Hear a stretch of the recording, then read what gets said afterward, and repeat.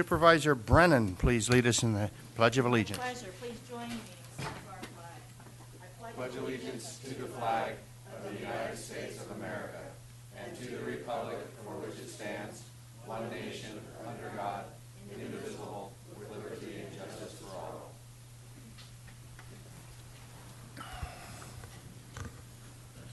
all. Okay, now is the time in the agenda for oral communications. We've got 15 minutes for the public to speak on any item not on the printed agenda. No action may be taken by the board. And there must have been an election recently. There was. Okay. I just want to give you an update. We released new numbers last night, although we still have about 1,300 provisional ballots, which we're starting to work on today, and about 600 vote-by-mail ballots that we hope to get finished through tonight. We're hoping to do our 1% early next week and actually certify before Thanksgiving so I could have fun with my family. The election went fairly smoothly. Tuolumne County can really pat themselves on the backs, all the citizens. I think we will actually come up with probably darn near close to an 85% turnout. We are going to smoke the state. So for all of those who voted, We're going to smoke what? The state. Yeah, there was a proposition about one of those two. So we should really be proud that our citizens really take the time and energy to vote and let their choices be heard. And this is a unique community, and I'm really proud that I'm a member of it. Thank you. Thank you. And that was Ms. Batista, our auditor, controller, elections, lady of all trades. Good morning, supervisors and those in attendance. My name is Matt Reed. I'm from Congressman Tom McClintock's office. Congratulations on the 85%. Very impressive. I'm just here today to offer potential federal assistance should anyone have a problem with a federal agency that you'd like help navigating, or any issues in public policy on the federal level that you'd like for me to pass along to Congressman McClintock for you. He'd be interested in knowing, and I'd be happy to meet with you at 10 a.m. this morning. Supervisor Rodfer has kindly offered his office to me for an hour and a half until 11:30 to meet with anyone who may be willing to discuss federal policy or seek assistance with the federal agency, and we appreciate the hospitality of the county and Supervisor Rodfer. Thank you, and please pass on to Congressman McClintock the county's congratulations on his reelection. I think we went 62% or so the last time I looked. Yep. Well, thank you. Appreciate it. Yep.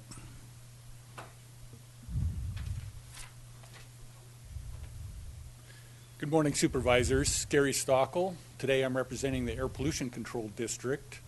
And although Debbie mentioned that we smoke the state, I want to make sure that we don't smoke Tuolumne County and ruin our air quality. Yesterday, CAL FIRE announced that fire season has ended, and so we're anticipating an increased level of both residential and prescribed burning as a result. And we do want to caution the public that burning is prohibited unless it's a called burn day by the Air Pollution Control District. Now, you can get that information from our burn line, which is 533-5598. We typically update that between 3 and 4 p.m. each day for the following day. Today is a burn day. But as fire season ends, we do see a big increase in the amount of residential burning and prescribed burning. And it's important to recognize that even if it is a burn day, you still have an obligation not to create a nuisance with your smoke. If you do have a nuisance for a neighbor, you need to be considerate and put your fire out. We do receive burn complaints both on burn days and non-burn days, and if there is a nuisance during a burn day, we'll be asking you to put your fires out. Now, we do recognize that due to our tree mortality issues that we have with a local declaration of emergency as well as a state declaration of emergency, that there's a lot more material on the ground out there this year than we might usually see. So the public should be aware that there's going to be an increased level of burning. We do recommend that the public take advantage of any alternatives to burning, whether that might be composting or going to a green waste recycling center. We have 3 in the county. But if you do need to burn, residential burning will be limited to burn days only. Now, recognizing that we do have a lot of material on the ground for our public land managers, both state and federal, there will be times that we're going to allow some burning in remote areas that are on marginal air quality days for those public managers only. Residential is going to be limited to the called burn days. And if there's any questions, I'd be happy to answer. So Gary, for the public's benefit, would you repeat the phone number, and is there a website that they can go to if they're looking for information? Yes, our burn line is 533-5598. Now, you also can go to mymotherlode.com. They always list, both for Tuolumne County and Calaveras County, whether there is a burn day called or not. So sometimes if our phone line is down, go to mymotherlode.com. If our phone line's down, we will notify mymotherlode.com, so they'll at least update their site. If you do have complaints or you need a permit, because we do require a permit for residential or prescribed burns that are greater than 2 acres, our complaint line would be 533-5693. So that's for air quality issues, complaints or burn permits, 533-5693. Thank you. You're welcome.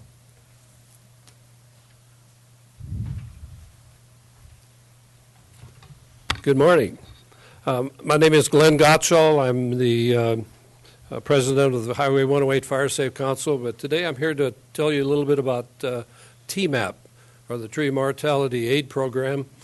With me is Rick Wybra, who's in charge of tree removal from the South County, and Tom Pinhalion. Tom is our fund gatherer, and right now he's Mr. Snowman.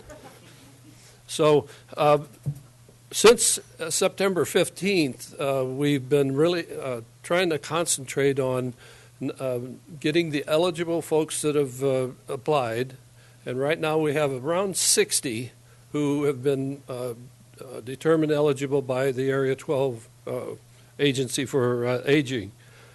As far as tree removal, what we really have to do is we have to get these folks enough information to know that PG&E or the county may not be or may be the ones that actually are going to take care of their trees.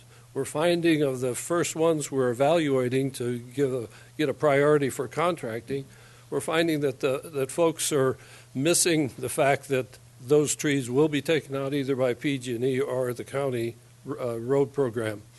Now, those other trees that will affect our homes, obviously, are the ones that we're interested in. Now, Gregory, since September 15th, Gregory Oliver has taken over the reins of our program. He's doing a great job.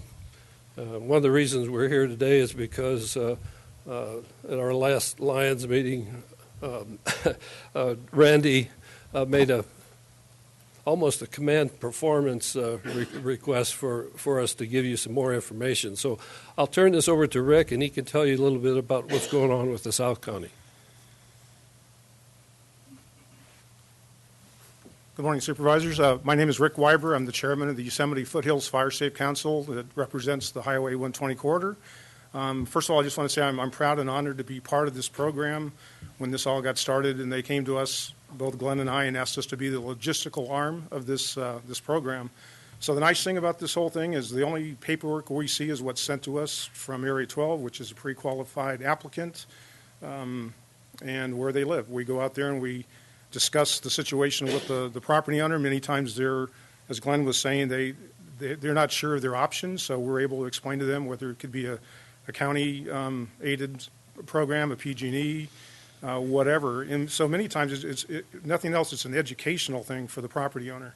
A gentleman I just went and saw yesterday inspected his property. He has 35 trees. Only 14 are really going to fall under our umbrella because the other balance aren't going to really hit any infrastructure, his or whatever. So the main thing is he's upset at first. We're not going to take all 35, but at the same time we're going to take the 14 that are going to be detrimental to his safety and and his structure. So again, it's a huge educational process. People are learning, and we just try to help them out in any way that we can. So thank you for inviting us today. Thank you for taking on the task. Thank you, yes. Good morning. I'm Tom Penhaligon, past district governor with Lions Club. Rick and Glenn brought this project up in our Lions meeting one day.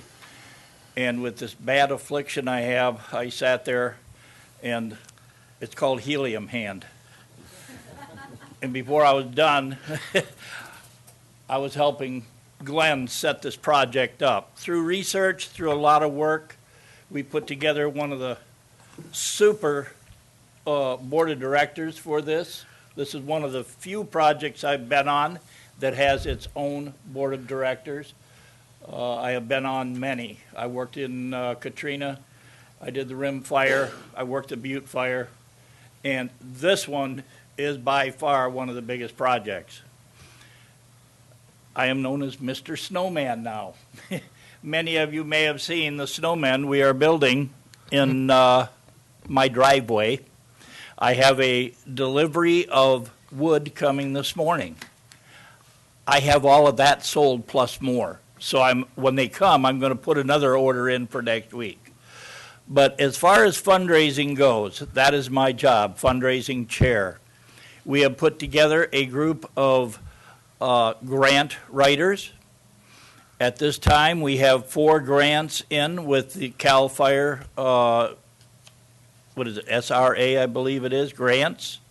And those are 4 $200,000 grants. I don't know how many of those we are going to get. We are hoping to get at least 2. That would set us up for a number of months. But this program looks like it's going to, we're estimating a $2 million need over the next year and a half to take down the trees that are out there that are going to be under our direction. So it's going to be a monumental project. We do have other projects going on at this time. The thrift stores in town are coming on board with TMAP Tuesday. And on Tuesdays, they are donating a percentage of their profits to TMAP. And once a month, they will send a check for those profits to Sonora Area Foundation. We also have a canister drive we are starting, and you will see canisters around at stores, different restaurants and that. Please donate. Thank you. Thank you. Yes. If someone wanted to send a donation, could they do that? Where would they send it to? Yes, a donation can be sent to the Sonora Area Foundation or go to their website, click on Donate Now, and follow the directions. Just make sure when you make that donation, in the memo column, you put TMAP, T-M-A-P. Okay, thank you. And I want the public to know, I've been watching this from the outside and how much work you've been doing on this fundraising effort. It's a tremendous, tremendous amount of money that needs to be raised, and my hat is off to you for all of the work the entire team is doing, and I know Ethan has been participating from the county in those meetings, so any assistance that we can provide, this is just, it's so needed, and can't thank you enough for the efforts you're putting in. Thank you. And Tom? Yes. Tom, if they want to buy one of your snowmen?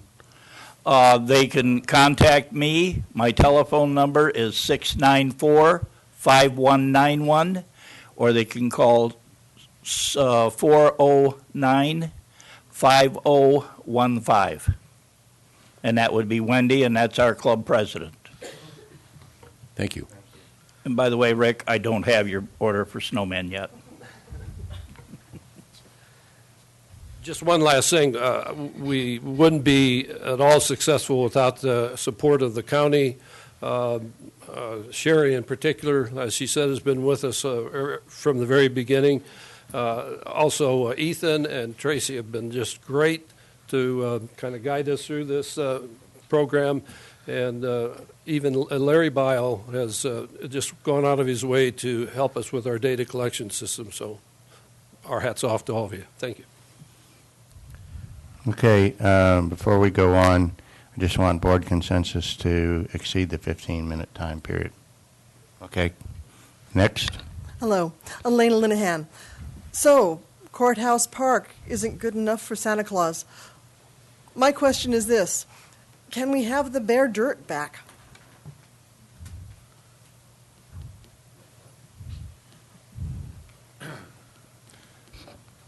Good morning, supervisors and members of the committee. My name is Randy Handvelt, citizen of Tuolumne County and patron of the Columbia College Community Chorus. This is your chance again this year to go and witness Sounds of the Season, which is presented by the Columbia College Community Chorus on Friday night, December 2nd at 7:30 p.m., Saturday night, December 3rd at 7:30 p.m., and Sunday afternoon at 3 p.m. at the Sonora Opera Hall.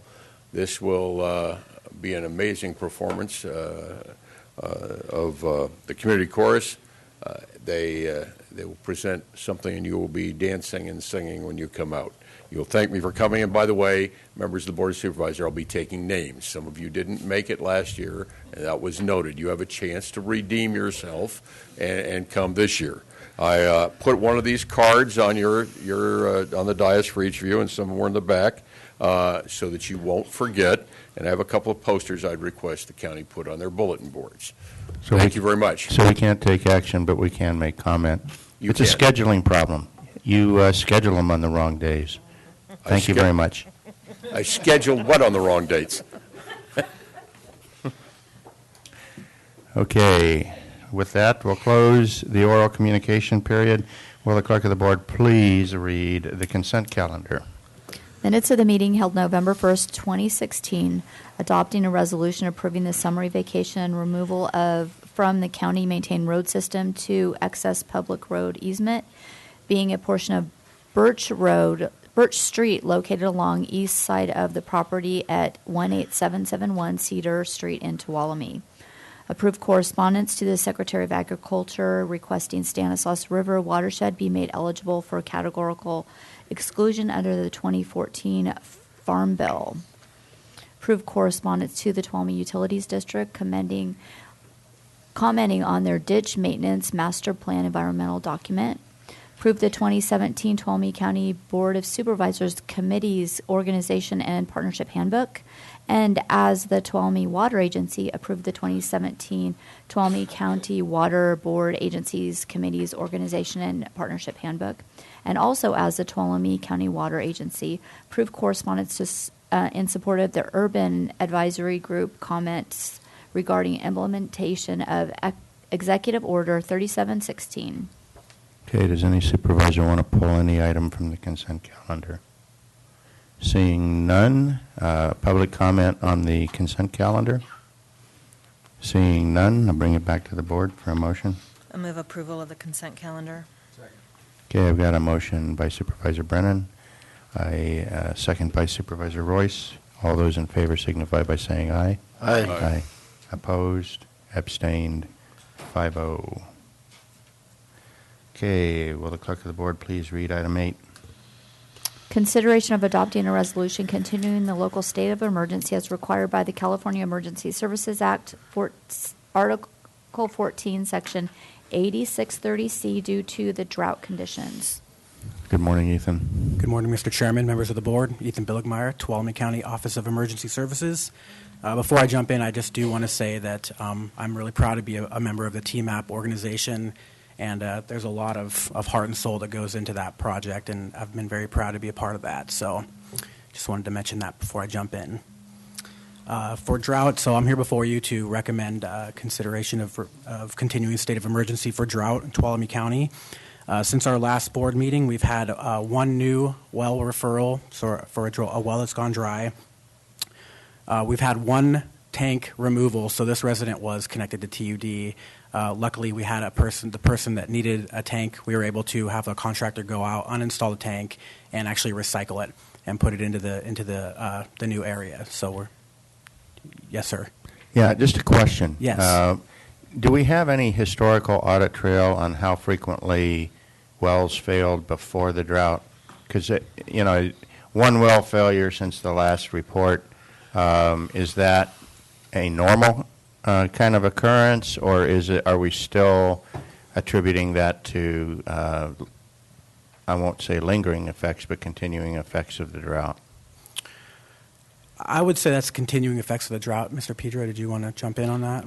I know, talking with Rob Kostlevy, we have some limited information on that, but it's not like a regular report. It can be pulled out, but this goes beyond anything when this all started. So this goes well beyond anything we've seen before. Okay. Yeah. It would be interesting to know at some point in the future what we would expect to look like if we were under ops normal, if you will. Just because when you say one well failure, the question comes to my mind, well, that could have happened anytime, right? Okay. And I believe we're in the process now of trying to establish a baseline and try. So in the future, if we end up in this situation again, we'll have some reliable data to use. Okay, good. The last thing is, so we're coming into winter, so ATCAR is sending out letters to residents letting them know that they need to make sure that there's safe ingress and egress for the water truck to get in and out of the property and to start winterizing their pipes so the pipes don't freeze to the water tank. And I'm here to answer any questions that the board may have. Okay, anybody have questions? Public comment? Bring it back to the board. Mr. Chairman, I move that we continue the local state of emergency due to the drought conditions. Okay. Do I have a second? Second. Okay. I have a motion by Supervisor Gray. I'll give the second to Supervisor Hanbelt since he was trying to make the motion as well. So all those, I did say public comment. All those in favor signify by saying aye. Aye. Aye. Opposed? Abstain? 5-0. You're still here. I'm still here. Okay.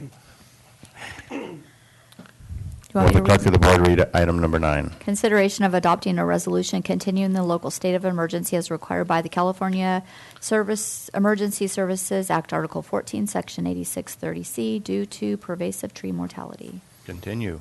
Good morning. Ethan Billigmeyer, Tuolumne County Office of Emergency Services. Tree mortality update. The old Highway 120 project that was being done by Nate's Tree Service was completed on 11/14/16. Mike Albrecht is currently in the process of going through that area and making sure that the work was done to the specifications of the scope of work in the contract. Once that's done, then we'll go ahead and sign a notice of completion, and that project will be complete. Work around the county-owned buildings in the Groveland area continues by Down to Earth Engineering. Right now, they've completed removing all the trees around the Merrill Roadhouse. Now they're just doing the cleanup, the chipping, and the brushing. And I believe they're almost done around the museum, and they're doing some cleanup around that area as well. Nate's Tree Service will start their project in Long Barn around county-owned and maintained buildings and work their way down to the Sonora area. That project will be starting on November 21st. The Miwok Village project, the pre-bid walkthrough was conducted by Mr. Albrecht on November 10th. There were 10 contractors in attendance for that, so we should get some very good bids out of that, and we will hopefully get that project started very soon. The bids are due on November 21st. We have staff released a invitation for bid yesterday for a project around the Bellevue School area. There's approximately 44 hazard trees around that area that are threatening the school playground and some of the road areas up there. So we put together that project. The right of entry permits have been signed. The arborists have gone out there and the foresters and marked those hazard trees. So we are expecting to get some good bids on that. And lastly, I did want to defer to Supervisor Hanvelt to find out if there was anything at the state task force meeting of note yesterday. Thank you, Ethan. You're welcome. Tracy Riggs and I went to the tree mortality task force meeting yesterday, and we first went to the county cooperators meeting, where real things happen, or at least you get real meaty discussions. The 5 priorities that top 5 priorities that we set last time continue to remain in effect. This phenomenon that's taking place in the Sierra is not well recognized by either the state or federal legislatures or the urban communities of California. In the terms, they don't understand the magnitude of this issue, nor how it impacts their urban populations. And the problem continues to grow. We keep mentioning private lands being an issue, and there's a lot happening here. But as you see from the TMAP presentation we got at public comment, a lot of private land is being dealt with by the public itself and not by government. The CDA match, that 25% match we get from the California Disaster Assistance Act, everyone is asking, including counties that are not officially involved in this yet, asking that match be reduced. We'd like it reduced to 0, but we know that the governor vetoed a legislative action on that earlier. So we've been asking that it be at least reduced to 10%, and we need to push that action with our legislators and others. RCRC and CSAC will both be doing that, I believe. The Caltrans people, I can't say enough about Caltrans. There was a presentation on Highway 168 when they went in last spring to look at removal of trees. They counted 2,000 trees. They went in and they did work this year, and they only got halfway through, and they took out 6,400 trees. Halfway through. They think there's 13,000 more on 168 that they need to take out. That's the magnitude of how the problem has grown. And by the way, Caltrans are working in the high country, coming down because they're expecting snow, and they expect to continue working, weather and conditions permitting, through the winter. And the number I heard was astounding. Caltrans is expanding, of course, going north into counties that are not considered part of the seriously affected 10 counties, and they expect to spend $100 million next year on this problem. That came out of the meeting. That's just an amazing number to me. But we're seeing that, and we can thank our own Caltrans crews for the amount of work that they've been doing. The other one is we brought up the insurance issue that we've talked about in this county, and I'm not sure that's well understood.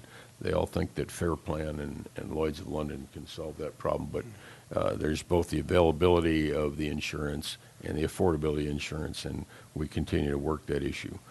So we added two things to the issue for the state task force. One of them is that that urgency remained because we know in our county, and Mayor Posa knows this, and the affected counties know it, but that these trees have a very short stump life, if you will, like shelf life, and they're coming down on their own, particularly in these winter storms that are going to come down. We've seen that happen in our county. The good news is we haven't had any serious property damage yet, but it's going to happen. We got to get these things on the ground. And winter is a tough time, and they become more and more dangerous with time. There's a point where you can't climb these trees and do things with them anymore. You got to just get them down, and it gets more expensive. And the other one we pointed out to the state was they've had a big changeover in personnel, and that we've changed out the top 2 leaders for CAL FIRE, and now they're changing out the one person who's been there longer than anybody else. The governor's office has changed out personnel, although we got to spend a lunch and a lot of time with him yesterday, and he's coming to speed very quickly. But there is a time like when you change personnel, and that's a problem for us. We're worried about losing momentum, and we can't do that. The final thing I want to mention is the last number you've all heard was 66 million dead trees. I want to put that in perspective for you. That is only the southern counties. It is not the entire state. The flyover they did in March did not include the whole state. They finished the flyover, and I believe they have finished the numbers.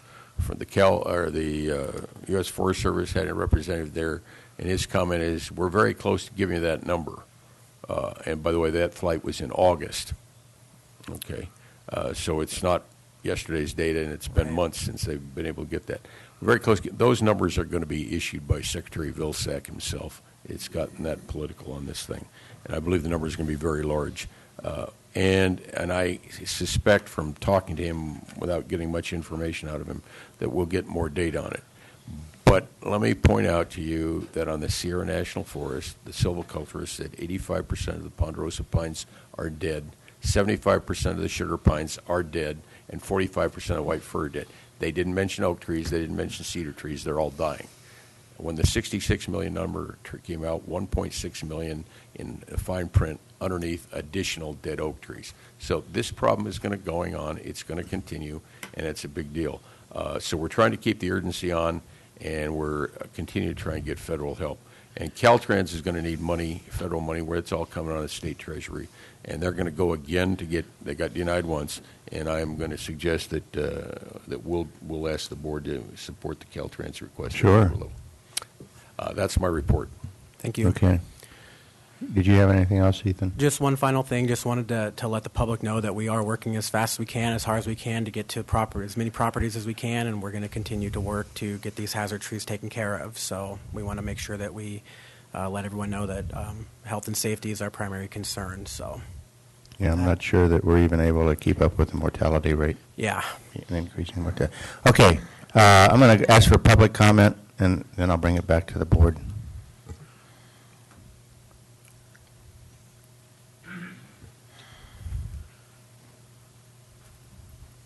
Duke York, Deputy Director in charge of Roads and Engineering. Supervisor Hanvelt mentioned a very important point. With the oak trees, the thing that we see, when you see a pine tree, you can see it's dead. But with the oak trees, it's this pervasive root problem that they're seeing.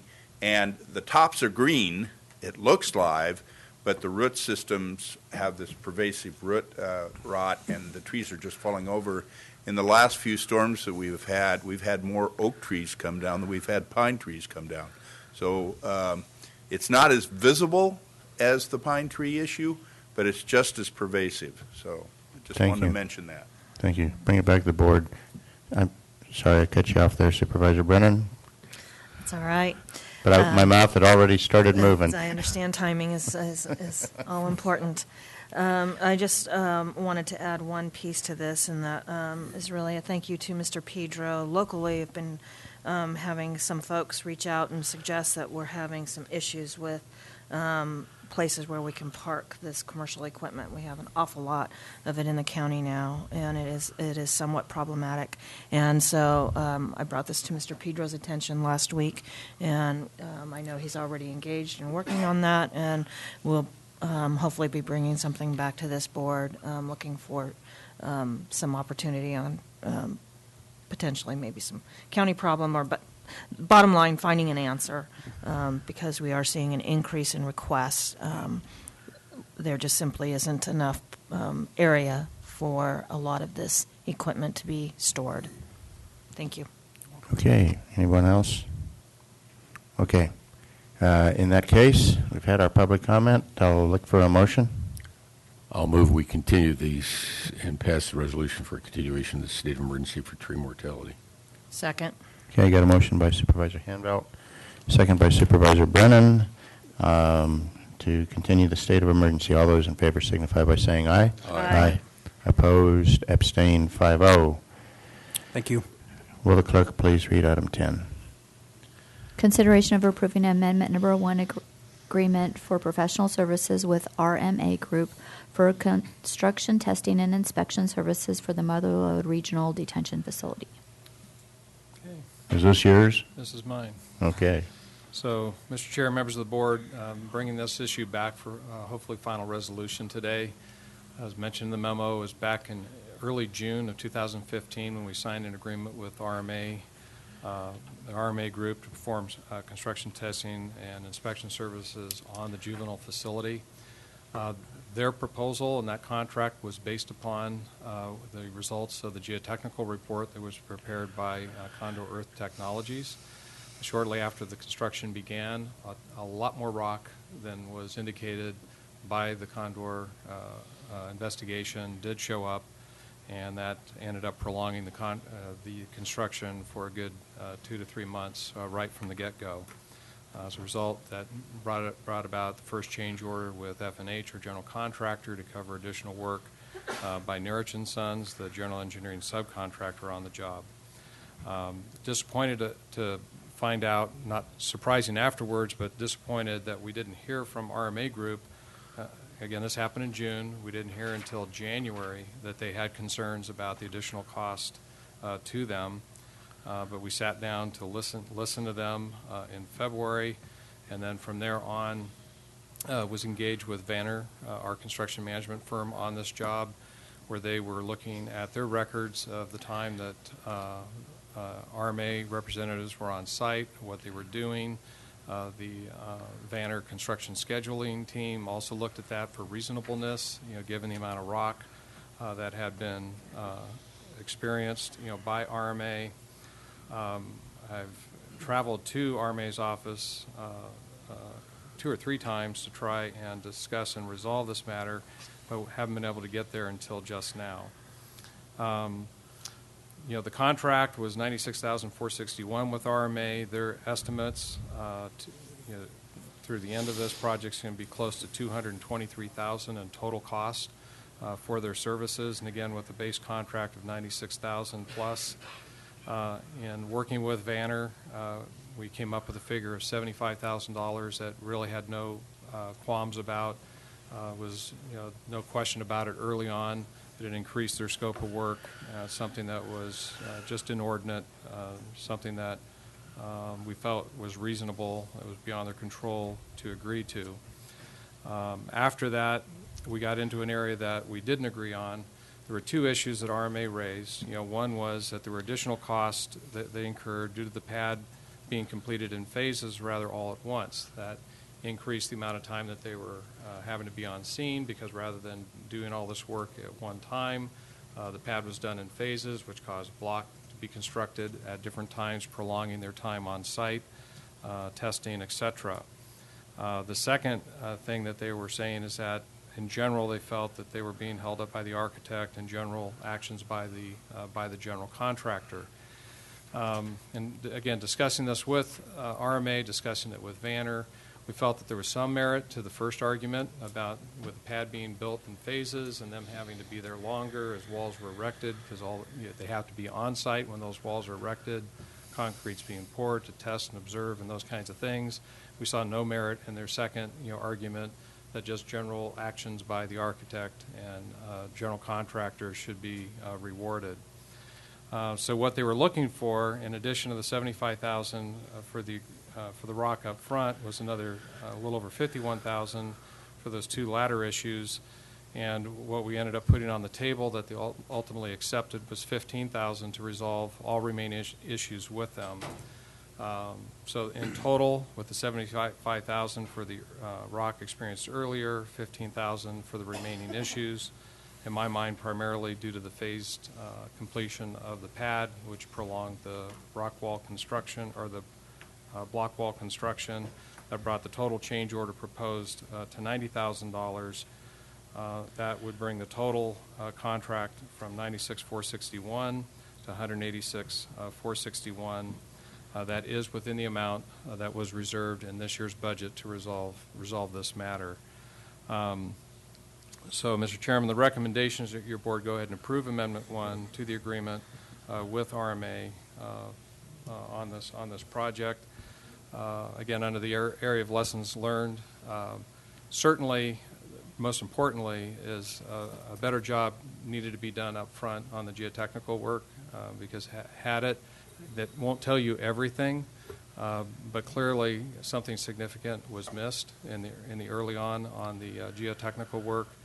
Also, just in monitoring this agreement, we needed to be on top of this much earlier with the special inspection firm, and we'll be looking for that in our future contracts, and also with the testing firm, but also with our construction management firm, and that has been done on all aspects on the new jail project.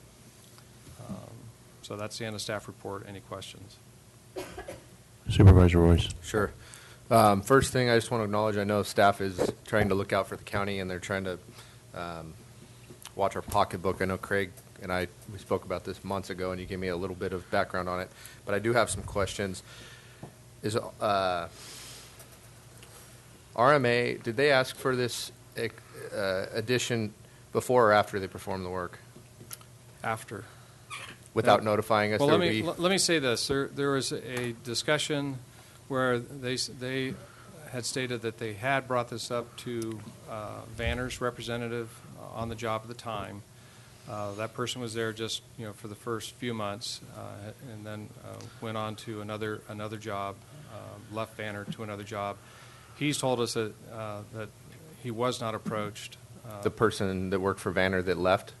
Yes, and so there's a statement that there was discussion, early on. I know there hadn't been when the next person came on from Vanner. It did not come onto the radar screen until the third and last Vanner rep, came on board. And again, nothing was given us in writing until January, and that's too late. Okay, so with that being the case. Just to be very clear about it, something doesn't smell right. So question for council, are we obligated to do this in any way? Well, Supervisor Royce, I would want to look at all of the information that Mr. Pedro has, because the only information I have is the high-level information that's in your report and just some very high-level discussions with him about it. So I don't feel that's accurate to, assess whether or not we're obligated. I know that the contract initially said not to exceed. Yeah. But I definitely want to look at that much more thoroughly. Is there any kind of pressing timeline associated with this? No, just trying to get the matter resolved. The primary issue was the scope. Was it appropriate to hold them to the scope, given the amount of rock that was discovered relative to the Condor report, which was the basis of the RFP and the basis of their proposal? Okay. I'll just say what I think we need to do, and then I'll let the rest of the board jump in. But I would say let's defer this for now. I would like a chance, maybe John and myself can look at it again with you, Craig, and have council look at it. I'm curious to actually look at some of the language in their original proposal and then do a little more background on the timeline and stuff. I know you've been working on this, but before we pay anything, I'd like to verify it a little bit deeper. Put it on to the next. Yeah, and I think a couple hours. If you could get copies of the materials to us, and then we could meet maybe for an hour, so we could probably figure it out. It would just the sections that apply to the scope of work, not the whole. Not the whole thing. The whole thing. Do we have I don't know how much material is there, and I know that we all have CSAC, so I want to ensure we have enough time. So I don't know if December 6th is the correct agenda to place it on, or December 20th. Okay, how about I look for a consensus of the board to do a couple of things. One is defer this until some future time, either the first or the second meeting in December, and I'll, if the board concurs, I'll appoint a little ad hoc committee of Supervisor Gray and Supervisor Royce to work with County Council and the CAO to look into the questionable aspects of the matter. I got head nods over here. Okay. Did you want to say something, Supervisor Hanvelt, before I Yeah, I just like to comment that, because I was going to make much of the same comments that Supervisor Royce made. There's a process issue here. Something went wrong with the Condor thing, and we missed that. We need to analyze what we could have done better in that process to make sure we didn't. So how shall I say, grossly miss a major issue there. And Condor needs to help us figure that out, because I think they have culpability here too. It's their reputation. As for RMA, there is a huge process issue there for me. They basically, if this settlement goes through the way it is, but nevertheless their claims came in that more than double the contract. and without writing down anything. I don't care whether they told somebody something or not. They didn't write it down. That is absolutely inexcusable. They did not get a carte blanche to do this, and they did that, in my view, at their own risk. Now, I don't know what the contract language says. I'll let you deal with that. But that's not the kind of company I want to do business with going forward, who just thinks they can spend my money. It's the public's money, and so we need to be. And so I appreciate this action, and I appreciate the offer by Supervisors Royce and Gray to go after this. Okay. Before I officially table this, do we have any public comment? Okay. In that case, we'll table it till either the first or the second meeting in December, and I'll leave that up to the CAO's discretion based on scheduling and all of that. Okay. So will the clerk of the board please read item number 11? Consideration of approving an agreement for professional services with John S. Mills for water consultation services. Good morning. Good morning. Liz Peterson, County Administrator's Office. Okay, so in September, your board authorized staff to obtain water consultation services by negotiating an agreement with John S. Mills. There was discussion about whether it would be best to issue an RFP or to just go ahead with a compatibility requirement and sole sourcing that with Mr. Mills. It was determined that by your board that because of Mr. Mills' extensive knowledge and experience, specifically with the Tuolumne County and surrounding area watersheds, that it would be beneficial to just go ahead with the sole source. So I am here today for your consideration of awarding the agreement with Mr. Mills. I do want to mention that originally when this had been discussed in September, we had talked about the agreement being in the fashion of task order format. So as tasks come up, we would issue the task order with a not-to-exceed amount for that specific task, and then Mr. Mills would go ahead with the work. Well, after discussion with staff, council, supervisors, Rotifer and Hanvelt, and Mr. Mills, it was determined that the task order format is not the most beneficial and effective way to utilize Mr. Mills as a consultant for the county. And so your agreement today is actually for before you today is actually for a not-to-exceed amount of for November 1st through June 30th of 2017 for an amount of $59,802.47. If you see in the agreement that's attached to the agenda packet, in the scope of work, it's broken down into 3 tasks. Tasks 1 and 2 are shared with Mr. Mills' other 2 clients, and so we, fortunately, as his third client, get to share the cost of those tasks. So he's working on behalf, primarily in a legislative capacity, or rather helping to influence the legislation for tasks 1 and 2. And then task 3 is exclusively for Tuolumne County. It's various tasks that we determined would be helpful, and that also has a not-to-exceed amount. I also want to also mention that he will provide a monthly report to staff on the tasks that he has completed and anticipated tasks for the county exclusively. For all 3 tasks, but it will go exclusively to the county, the report will. And then he'll also come before your board on an annual basis and discuss emerging water issues and where he sees the state and specifically the county water issues going in the future. So I'm requesting that you award the agreement with Mr. Mills. Okay, are there any questions? I just have one specific question, and I believe it's probably for Mr. Mills, is that we are in a partnership. I want to make sure that the people that we're in partners with are in agreement that we can be a partner. Yes, they are. I mean, yeah, I'll hear it from Mr. Mills. Yeah, come on up, John. Oh, I'm sorry, John. Sorry about that. He was hiding in the corner back there. addressing the other item, I had to get some emails out. Things are moving fast. My name is John Mills. Happy to be here today, Mr. Chairman, members of the board. With regards to my other clients, they are all senior water rights holders in upstream areas on the Sierra Nevadas, West Slope. There's actually 3.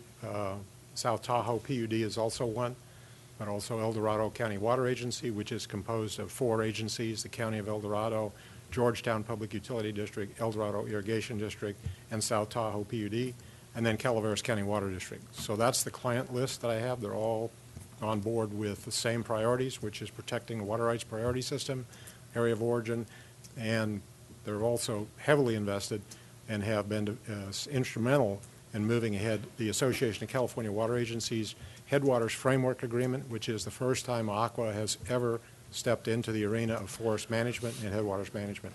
So that's why I thought when I heard that the county was interested that there was a way to leverage funds here. I approached my other clients first and said, would this be a conflict? They said, no, we don't see a conflict. So I think it would work for everyone, and it's a way to leverage funding. I don't make any more money out of doing that. I just divide my bill by 3 instead of 2.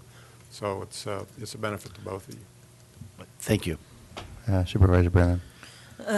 So not really a question, but more a comment. In reading these 3 tasks, they are all very important.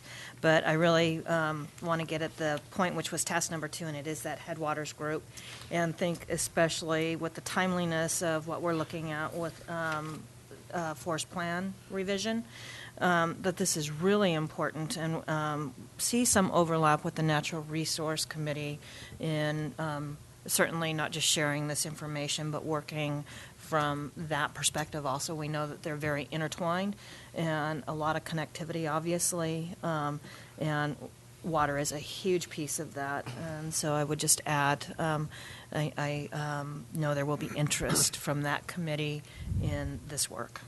Sure. Okay. Any other questions? Comment? Let me get public comment first, and then we'll come back. Public comment? Okay, come back to the board for comments. Supervisor Royce. Sure. First thing, I just want to say I think John is the perfect person for this job. So I'm excited to see us moving forward with him. And then just to spark enthusiasm, I'm really excited about the prospects for our future in Tuolumne County related to water. I think that this board, the TUD board, and just the general political climate poses a really good opportunity for us to secure water, potentially storage or rights. And John, I just really want to tell you we have a lot of faith in you and looking to you to help us. And actually, I'd like to spend a little time probably on the side talking with you personally. But I think this is really, really important for the future of our county. So I'm excited about what we can do. Evan, if I could speak to that real briefly. I've never seen, in my 30-plus years experience in water, I've never seen the number of activities that are taking place in a constrained time frame. The Department of Water Resources and the State Water Resource Control Board are about to release a framework document for the governor, and it will basically restructure water regulations in the state of California down to individual water budgets for homeowners. We'll have 10 days to review that and get comments back. Then it goes to the governor, and that's part of the emailing I was doing in the back. We're coordinating already Aqua Region 3, which represents all of this upstream area in the Sierras, wants to be in the front on any development of any legislation, and we were putting our names down as, yes, we want to be part of that, and we're trying to get Aqua to move on the legislation right now. So this will be coming just like that. And so I want you to know we're basically starting off on typically things in water move glacially, not right now. Absolutely. Yes, I think that thankfully the chairman's flown an F-16, so he'll know what it feels like. Mm-hmm. That's okay. That's an opportunity. Supervisor Hanvelt, did you have something? Yeah, I did want to say something. First of all, I think this is an important move for the county. Actually, I think we're a little late moving here to this point. We're new to the water game, and late to the water game, I might add, and your knowledge and experience will be a great asset to us. So I fully support this. This is the right move for us. Thank you. Yeah. And finally, I just want to say that there's not going to be much of a learning curve working with Mr. Mills. John has been helping us just as a citizen from Tuolumne County in terms of getting information to us. So in some respects, this formalizes a relationship that we have had thanks to John really caring about Tuolumne County and the water issues in Tuolumne County. And he is absolutely the right person, and I'm looking forward to working with you. Thank you all. Thank you. So with that, I'm looking for a motion. I'll move approval of the contract with Mr. Mills as our water consultant. Okay. Okay, I've got a motion by Supervisor Hanvelt, second by Supervisor Royce, and with that, all those in favor signify by saying aye. Aye. Aye. Opposed, abstained, 5-0. Will the clerk of the board please read item number 12? Presentation on the progress of current technology projects on the Information Technologies Steering Board list.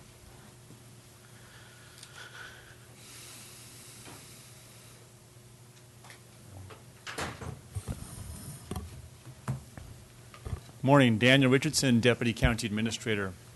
At the beginning of each fiscal year, your board adopts the Information Technologies Steering Board project list, a list of IT projects that we undertake, and we begin work. Some of them are carryover projects, and we owe you an update as to the progress we're making on this list. And so I have IT Manager Bob Chapman here, who's going to go through a summary of our progress to date. Thank you, Daniel. Good morning, members of the board.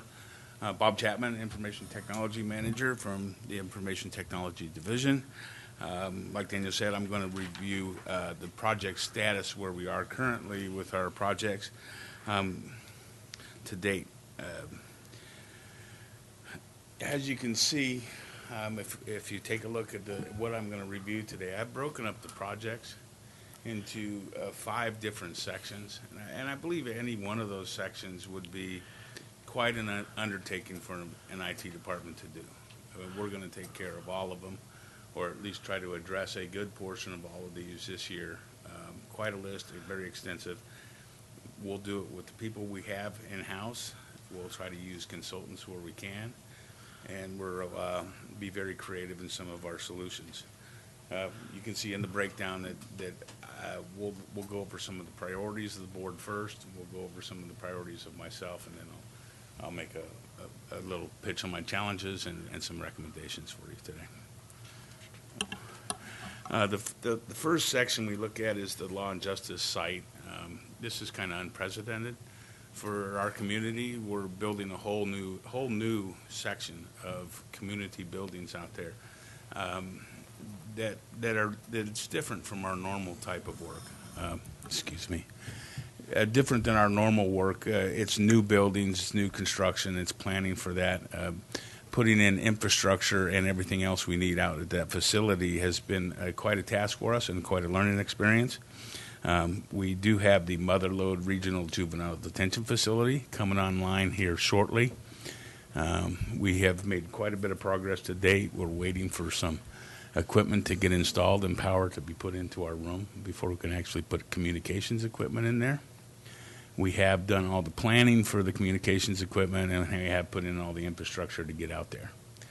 Additionally, we've planned that building and that room in that building to be able to support other entities that come online in the future. We have another facility coming up in the very near future, the transit facility.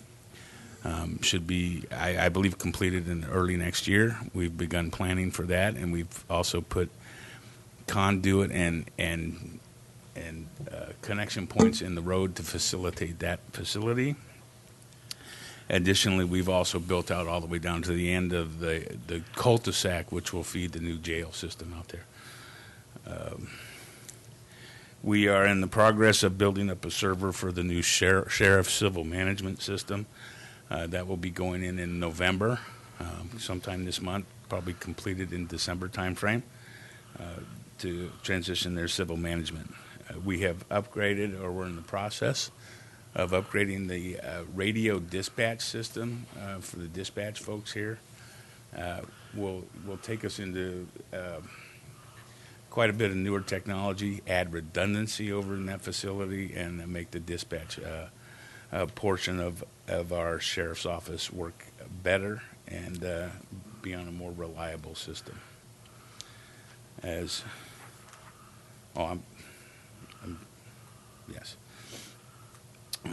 We also are working on the mobile data terminals for the sheriff's office.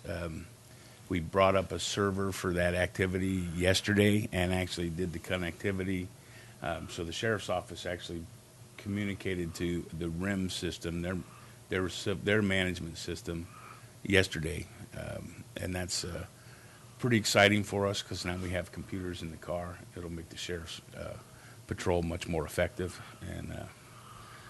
and allow for them to do a lot of activities there. The probation case management system for the new juvenile detention center will not only support managing the clientele out there as far as door access and movement in the facility, but it'll also change over their current Automon system to a newer technology integrated system with their management.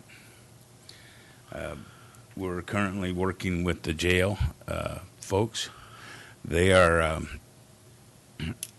working to upgrade their management system. It's critical that we get the right requirements for that, so we're doing the business requirements study so that we can put in a jail management system before we go live in our new jail, because you don't want to introduce too many new things at one time.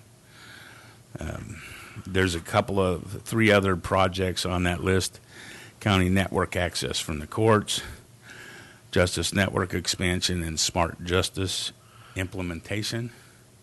Those are all connectivity options that will make us more efficient and effective, and we're hoping that we can address that through our telecommunications plan that I'll be showing you here shortly. So we'll be upgrading our whole network infrastructure as well as our telecommunications, which will allow us to support these activities in an integrated fashion without having to have separate tasks to do it.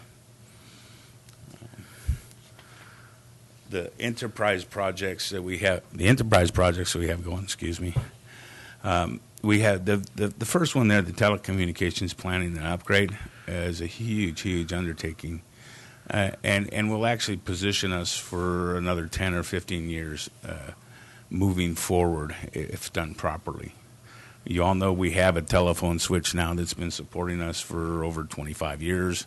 It's getting old, aged, and it's not performing as we would like, and it's not giving us the services we want. We're going to upgrade that. The byproduct here, though, I think is even more amazing, because the phone solution that we're going to choose is an internet protocol, voice over IP, which uses the network or shares the network resources with the phones. So as part of this project, we will be upgrading all of our LAN connectivity and all of our WAN connectivity. LAN connectivity is the local area network and how you get around from computer to computer, talk to the servers. And then the WAN is the wide area networking folks that'll get benefits from the telephone switch as it goes on. So really great project. We will receive just tremendous benefits from it. We also have the property tax system replacement. Our CREST system has been in operation for quite a number of years. It is our main revenue stream, or one of our main revenue streams, and it needs to be upgraded. We have chosen a product, and we have moved along considerably. We've transferred our data over there, and the go-live date for at least the assessor's portion of this project is in January, with the tax collector and the auditor's office coming online in the months following that as part of the project plan. That project's been going along very well. All the servers are built, our data's been added, and making quite a bit of progress on that. the ERP resource and planning system. Our PeopleSoft does all of our financials, our HR management, and our budgeting. Our system's been in since was actually put in, I think, as a result of Y2K. It's served us well over the last 15 or so years, 16 years. It's aging out and needs to be addressed. It's costs a lot of resources for us to maintain it, and we're looking for simplicity, yet getting a good product to support not only the auditor's office but HR and the budget. Just to comment on the ERP system replacement, we acknowledge now that, as Debbie announced, that the election is just about concluded, we need to move quickly on the ERP system while she has time available in the auditor's office to make this happen. So that would be next year. Well, this next calendar year, this fiscal year, though, we're going to make a decision here pretty soon. We're meeting tomorrow with this group, the ERP group, to move the process along. Okay. So we're making some progress there. The next three projects, Active Directory is really the security brain of our network. The Exchange server upgrade is our Outlook or your email connectivity. And then the storage area network is what we use to store all of our data on the network. All three of those projects are stewardship issues. We must complete these projects and have to find time to work on them, and it's difficult with the high number of projects we have. I have a question. Is there any thought to getting off of servers and going into the cloud for data storage? You know, we have looked into the cloud services for applications. In the past, it's always been difficult for us to look at it from a storage perspective because of the limited connectivity that we had into the county. Over the last couple of years, that connectivity has changed, and we are getting much better performance, much better service, and most importantly, more redundant service. So that is one thing we are looking into, our cloud opportunities for storage. Thank you. Next, we have a number of departmental projects. You can see we're all over the board. We're out at the library helping them with their connection. Most of this CVIN scenic connection, which was a consortium that connected libraries and schools throughout, I believe it was 11 counties. That work has mostly been completed. Now we're trying to connect them up to the back end so that we can utilize and take advantage of some of those services for us also. That's another byproduct that came out of actually putting fiber from the Morningstar, network fiber from Morningstar out to the new Law and Justice facility to support the juvenile detention facility. We were able to go right past the library at the same time. So their speed increase is going to go up substantially here in the near term. We just recently did a HAL file upgrade and completed it in October for the recorder's office. A very successful project that worked on for our department.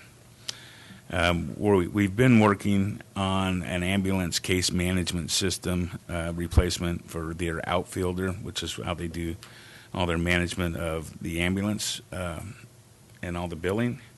It's scheduled to go live in January of 2017. The RTL First is a program, software program that's utilized by our tax department to take in the tax payments, process them, and get them into the system and get payment from our constituents. That's going to go upgrade and is scheduled to go coincide with the megabyte upgrade. We're working to do an upgrade of the pro law system for the county council and the public defender. We've done some the contract review, and we're ready to sign the contract and move forward with that project. We're just trying to find time available from our resources in the office. RPCS, or CUBS interface, that's taking data from the courts or from the probation office to ORR so that they can process payments for those. We're working on interfaces for that office currently, and that'll be ongoing until we complete them all. ArcGIS 10.3 upgrade, that's to support the GIS system that Larry Bile puts out. Mapping has become a big deal for us. I know that they use it extensively for the trees and managing some of the drought issues, and we need to do an upgrade so Larry can share his data more easily with the network world. We're working on a system for air pollution and inspection. We did have some starts on that last year, but failed to get it completed, and we need to restart that activity. And then we're going to work on an RFP release in January for a new case management system for APS and Public Guardian for the Human Services Agency. Now that's a lot of work that's going on. Then we get to what I consider information technology projects, ones that are not as visible, but certainly as important to everything, because you need a solid, good, constructed infrastructure to support what you need to do out there. WAN upgrades at remote sites. I don't know if you guys know it, but if Gary Stockel was still here, he'd tell you that if it was raining today, his network would not be working tomorrow. It's pretty consistent throughout the winter that the airport and ag department have failures in their network because of the copper infrastructure that goes out to those areas out there. We're going to upgrade those sites to support the new telephone switch, but the ultimate benefit to them was they'll get increased performance and better speed out to all those locations.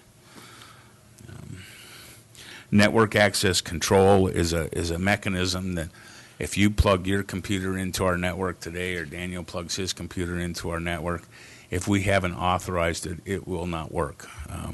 We have a product that does that for us. It's aged out and it's failing. We need to make that right, because we need to make sure our network is secure and people cannot just plug right into it. Velocity is the system that we use to monitor and access and open our doors and access the different buildings out there. Our badge control system needs to be upgraded, and we're working on that. We have not found time for either of those three projects yet, but we're working to really find a way to fold them into our work. The annual server refresh, we have bought new virtual servers. As we virtualize our network, we reduce the number of our servers here on site.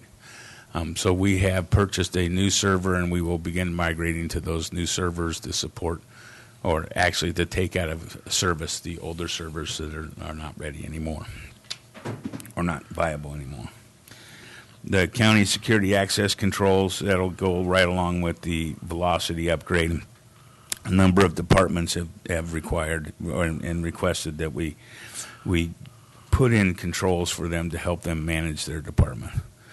And when we have more and more incidences where there are shootings or other actions in other counties, our requests go up considerably, and we want to have an environment that supports that. The service desk software replacement, it's a project that's near and dear to my heart, because that's how we manage our workload. We work on a product that was purchased quite a number of years ago and is now non-supported, so we have to get that on a list and get activity on that. Document management, county has wanted document management for a number of years. We've never been able to get a good sponsor as well as a good implementation plan, and that's going to be a task that I'm going to have to do, is get that worked out with, find a sponsor and get that project going. County wireless upgrades, you have nice wireless up here on the 4th floor. It bleeds over to some of the other floors, but there are other buildings that are challenged. As building permits go online and those kind of things happen, more and more requests come in for wireless activity or connectivity. So we have quite a bit of demand for wireless technologies. I'm not sure where we have funding to get some of that done. So that's a project that's going to be a challenge. So challenges, it's a big project list. We have a lot to do. Maintenance and operations become a hard task for us to do because we're working so actively on projects. Maintenance and operations keep our operations going, though, so it's critical for us to get it done. I'm going to try to balance our workload a little bit better to make sure we can do that. Construction, we've learned a lot as we've gone forward. We have process improvements. As the new buildings come online, we're getting smarter, we're getting better. We're assigning the proper resources to get that done. Unplanned projects, who knows what comes up this winter. We have a bad storms. We have something else that happens. A building has a flood. We have a number of unplanned projects every year. We need to make sure that we're able to address those when they come up. So with that, we do use consultants, and we do use in-house resources. When we go out to manage or get consultants, it's a win-win for us, but it's also a win-lose. It takes a while to get consultants online and up to speed, so it's not a free resource, but we use them as best we can. As far as recommendations, Daniel is going to do a presentation right after this to request a reorganization of my group. I would encourage you to approve that request. I am also kind of showing you today where we're at. I'd like you to understand that we're doing a lot of work. My team is doing fantastic. We're here to do it for you, and we're going to get it done. So I think it's a good thing. And then as we move forward, I appreciate you guys putting me into this position. We'll have to see if I can make an effect or a change on the organization, as well as moving some of the resources around, which we're going to talk about here in a minute, will also help us get the workflow in IT at a little better pace and meet the needs of your board. So that's kind of the presentation of our current project status. I'm ready for questions. It seems overwhelming when you see it all down on sheets of paper. You know, it's a monumental task, and I know the board has set priorities, and I see that you're following the priorities that we set to try to get some of the law and justice and the tax and the auditor controller stuff going. So,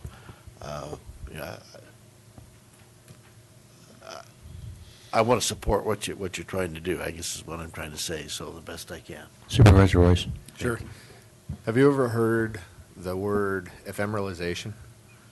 Pardon me? Ephemeralization. Have you ever heard of that? No, I have not. That is a term that was coined by an architect named Buckminster Fuller, who invented the geodesic dome. And that word is one of my favorite words. It's kind of a weird word, but what it means basically is it's a phenomenon of our ability to do more with less through the use of technology. And I'm a strong believer in that, and I think it relates to everything, but specifically in what we do here, it's really important. So what you guys do is actually, it's critical to the mission of every single department, everything that we do. And it's the future and our ability as an organization to evolve and to progress is dependent upon our success with what you guys do. So it's extremely important to me, is really the point I'm trying to make here. I really appreciate everything that you guys do, and I just want you to know personally that both myself and I believe our whole board supports what you do. And if you need anything, I want you to know that that you can ask for it, that it's critical to our mission across the board. And like I said, your efforts are greatly appreciated. I know it's an enormous task, as Supervisor Gray pointed out. So, I just hope thank that you. I appreciate that encourages recognition, you. because it is true. It is, as people downsize, they look to us for optimization efforts, and we like to be there to support that. So thank you for. Have you ever heard the term the primal scream? Several times in the last year, yes, I have. Okay. I think I coined that term. Okay. I'll just echo what both my colleagues have just said, but I really want to put an exclamation point on how important the work that you do is, and not just what you do, but how you do it and how timely you do it. Okay?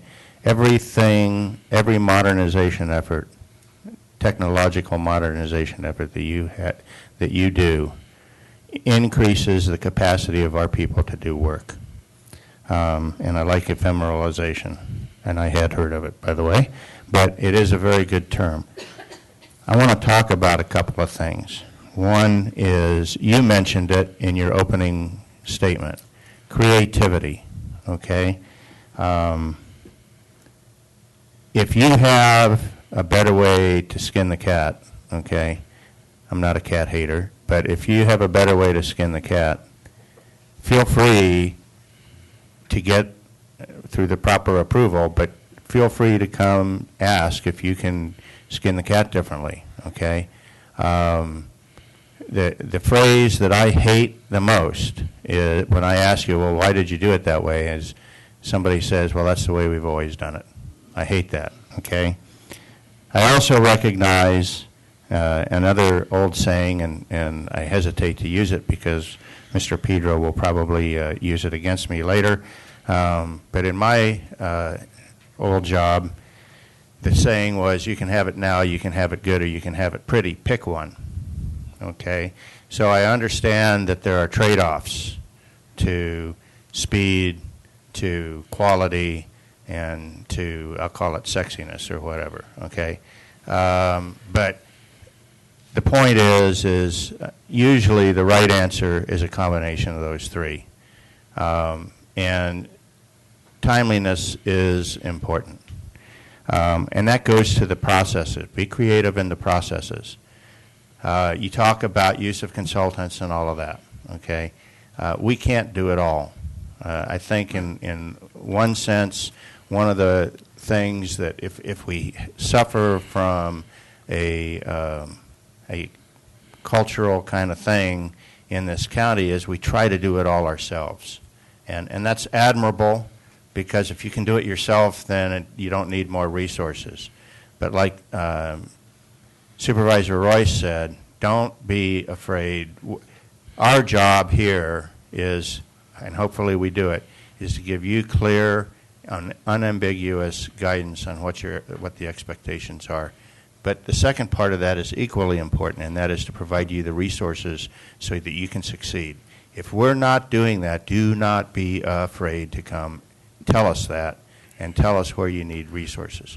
But be creative in your solution so you don't ask for more than you need. But do not be afraid to, and I guess Daniel's going to talk to us a little bit about how you want to reorganize and all that stuff.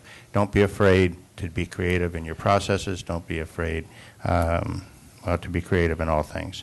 Very, very important. And again, everything you do impacts the way that every other person in this county works. And I want you to remember that every day. The last thing I want to talk about is communication, okay? To the extent that I have seen more people, and this is a helpful suggestion, I have seen more people in my life fail because they failed to communicate than anything else. Most people try their hearts out, but if they're not communicating what their needs are, what they're doing, okay, we hear complaints all the time, okay?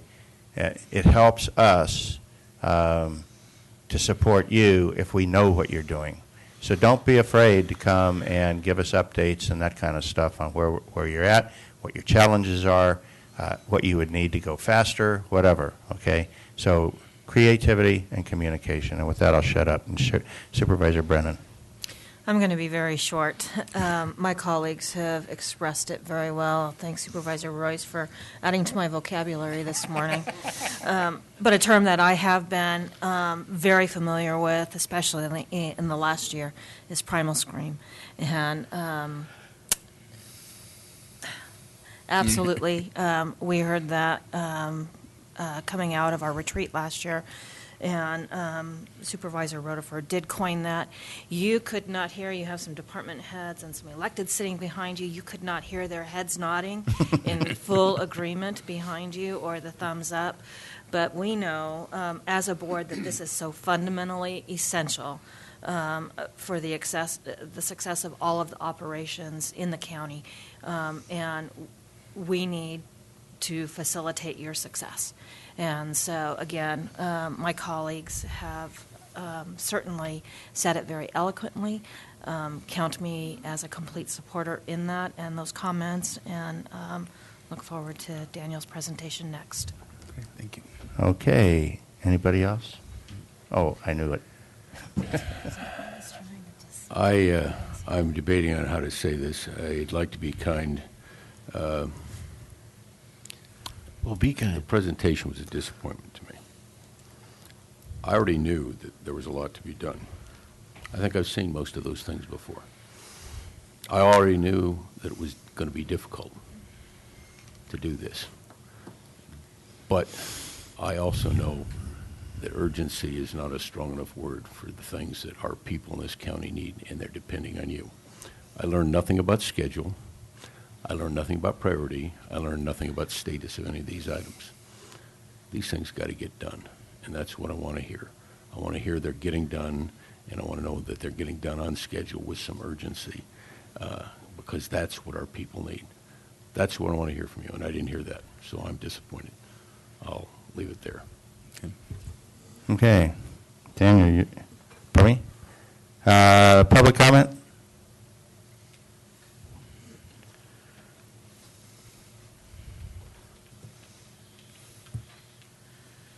Good morning, Kanan Whitman, Assessor Recorder. I just wanted to come up here and really say thank you to the IT. They've done a terrific job with their office in the past couple of months. They've upgraded our Archive Manager. They worked very well with the program developer for Archive Manager. They also did the HAL file upgrade, which also involved upgrading our server as well. And they did a great job working with the vendor. The vendor actually had a couple of hiccups, and Colleen, our analyst, has really been kind of hammering it out with them on billing. She's been kind of a bulldog. And so she's been great to work with on that, and I just wanted to say thanks for that. And then the megabyte update, or not update, but conversion is going very well. I just got off the phone with Megabyte today. We'll be moving into data verification for all the assessors' data here within the next 2 weeks or so. And then we'll be going ahead and sending over all our final reports to them in the middle of December.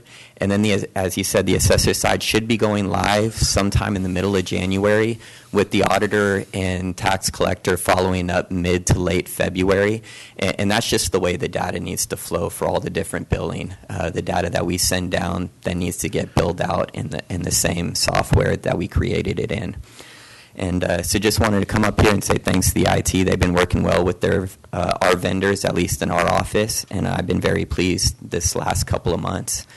We've gotten a lot done, I'd say, since August. Okay. Thank you. Quick comment. Supervisor Royce. I just want to commend Kanan.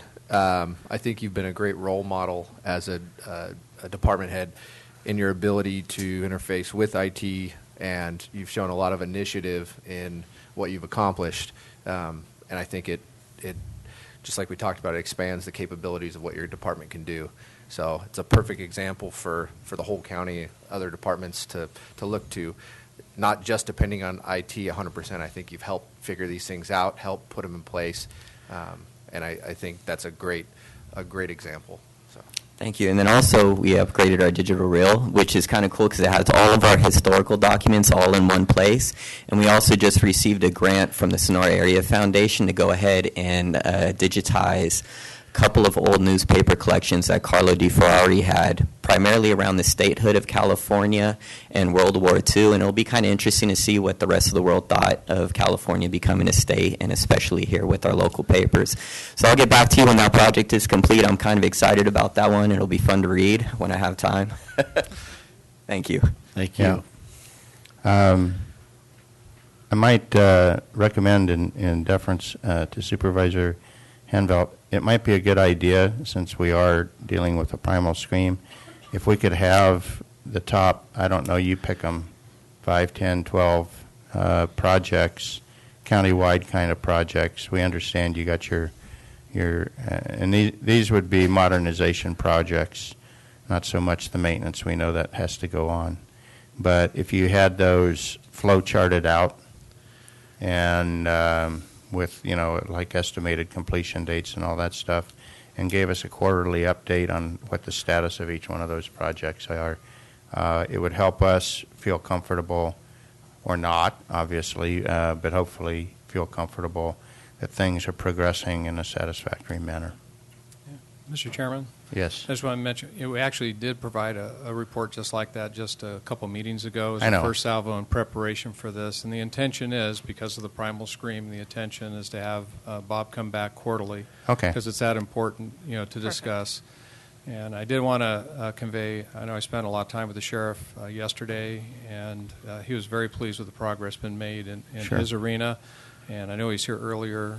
Too bad he couldn't stay, because it'd be much better to hear that directly, from him. But I just want to thank Bob personally.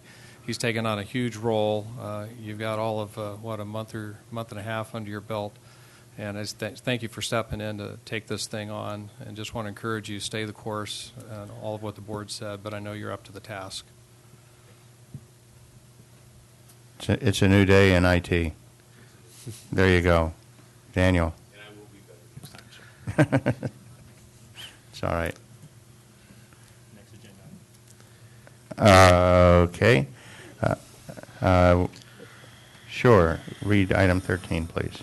Consideration of approving reorganization of the County Information Technology Division, eliminating the IT project manager and network administrator classifications, and creating new job classifications for IT supervisor with an annual cost of $86,416 at range 465, step E, with assignments to the management bargaining unit. Okay, Daniel. Great. Daniel Richardson, Deputy County Administrator. So as the need for technology changes, so does the organization that provides these critical services. And although the county's Information Technology Division shrunk over 30% during the recession, the number of software applications actually increased during the same period of time. So the question is, how do we accomplish this? The word ephemeralization occurred, obviously, in order to make that happen. It literally did, and it was exciting during this period of time. I was able to serve as the IT manager to list the many projects that we instituted internally to allow the work of the county to move forward with less resources internally. It has happened. And I can go through those, but I won't take the time to do that. We've also brought in consultants to get our work accomplished judiciously, because they are expensive and take time as well. So during this past budget cycle, your board obviously was generous in granting the reinstitution of the IT manager position. And we went through it was vacant for 7 years, so we went through an extensive recruitment, and I'm pleased to announce the hiring of Bob Chapman. I haven't formally introduced him to you, but this is Bob. So Bob has worked for the county's IT as a project manager for 6.5 years, and he came to us from actually a rocket science firm where he directed their technology operations prior to coming here. And we look forward to seeing his future leadership. So go Bob. So the question is, how do we maximize the use of IT resources given our current organization of IT? Well, we are proposing a reorganization. We have 4 goals as a part of this. We want to make IT more flexible. We hope to evenly distribute the IT workload, the supervision workload. It dedicates key IT personnel to support the construction efforts that were described earlier of the new Law and Justice Center building and the potential resilience center that's coming up. 2, to guide major IT projects such as the replacement of the current phone system and the upgrade of the county data network. And finally, succession planning and growth opportunities for the existing employees. We need to look to the future. So what exactly are we proposing today? We propose to create a 3rd work group that evenly distributes the workload. It provides better leadership, especially with a large number of enterprise projects and construction projects that the county is undertaking. We haven't done this during my 20 years here, where we've been engaged in so many large projects simultaneously. So we propose to add a flexible classification called an Information Technology Supervisor with assignments over analysts, networks, and projects. So we'd have internal recruitments for these IT supervisor positions. And these 3 supervisors, the system supervisor, the project supervisor, and the network supervisor, will supervise 4, and 3 employees respectively. Thereby, we've balanced out the supervision workload, and by doing so, Did you lose your slides? No, we don't have any slides for this. Okay. No. Can you tell me what those 3 areas are? Yes. So the IT systems supervisor, the IT project supervisor, and the IT networks supervisor. So it's a flexibly staffed classification assigned to one of those 3 units. Okay. Say. So right now we have 2 units. One has 7 employees and one has, what, 5 employees. So we're doing 4, 4, and 3, and more evenly distributing the workload. Acknowledging by moving them into 3, we have an extraordinary time right now with so many large projects that we're undertaking that we don't normally do. Which one's got the 3? That would be the networks. It's on the. You have the information there. The networks does. My system's upgrading, unfortunately. So the IT manager will have 5 employees to supervise directly, just in comparison. So eliminated under this reorganization is the current network supervisor and IT project manager classifications. Looking at this from a fiscal perspective, in the current fiscal year, it would actually result in a savings of over $76,000. Next fiscal year, we're estimating an increase of almost $18,000 by adding 1 supervisor position. Eliminated would be 1 analyst position. So there's no new net FTEs. It's a 0 net FTEs as a result of this organization. So where are we planning to go with this? Lost my piece of paper. As we, there we go. You know, we recognize who we serve. It's the Board of Supervisors, it's the county departments, and ultimately the citizens of Tuolumne County. You are the ones that IT serves. And we remind the employees of this. We have amazing employees in IT. They are creative minds, they're unique individuals, and they're suited and they're up to the task. They go through a hiring process like none other in this county. It is unique, and if you want me to describe it to you later, I can. But they have to earn the ability to come in, to have this. We have to identify them as being creative, not just with their hands, but with their mind. So we are here to answer any questions on this proposal, acknowledging that there will be a number of internal movements that would take place in this, and it will probably end up with 1 external recruitment after all is said and done through the reorganization. Any questions?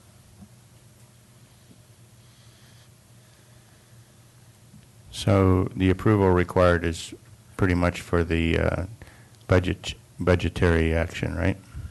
Yes, it's eliminates the IT project manager and network administrator classifications and creating the new classification. Sure. And allowing for this classification in a specific range and step of 465 step E with assignment to the management bargaining unit.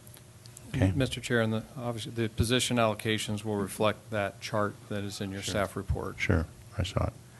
Okay, any public comment? Bring it back to the board. Mr. Chairman, I'd move on staff recommendations. Second. Okay, I've got a motion by Supervisor Gray and a second by Supervisor Brennan. I'll just make one final comment. I'm looking forward to this new organization working out for you. Okay? I already did. So, any other comments? All those in favor signify by saying aye. Aye. Opposed? Abstain? 5-0. We're going to take a break. Let's plan on coming back at 5-0, and we'll try and get one more in before our 11 o'clock.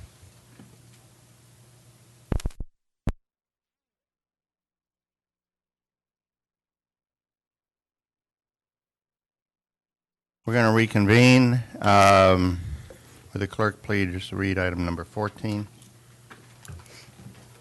Consideration of approving an amendment to the fiscal year 2016-17 budget for road maintenance by recognizing $230,000 in the other governmental Government Miwok Tribe Revenue Account and increasing appropriation for expenditures by $25,200 in the surface treatment account and $204,800 in the contingency account to crack seal 6.97 miles of Tuolumne Road and make repairs to the intersection of Tuolumne Road and Mono Way.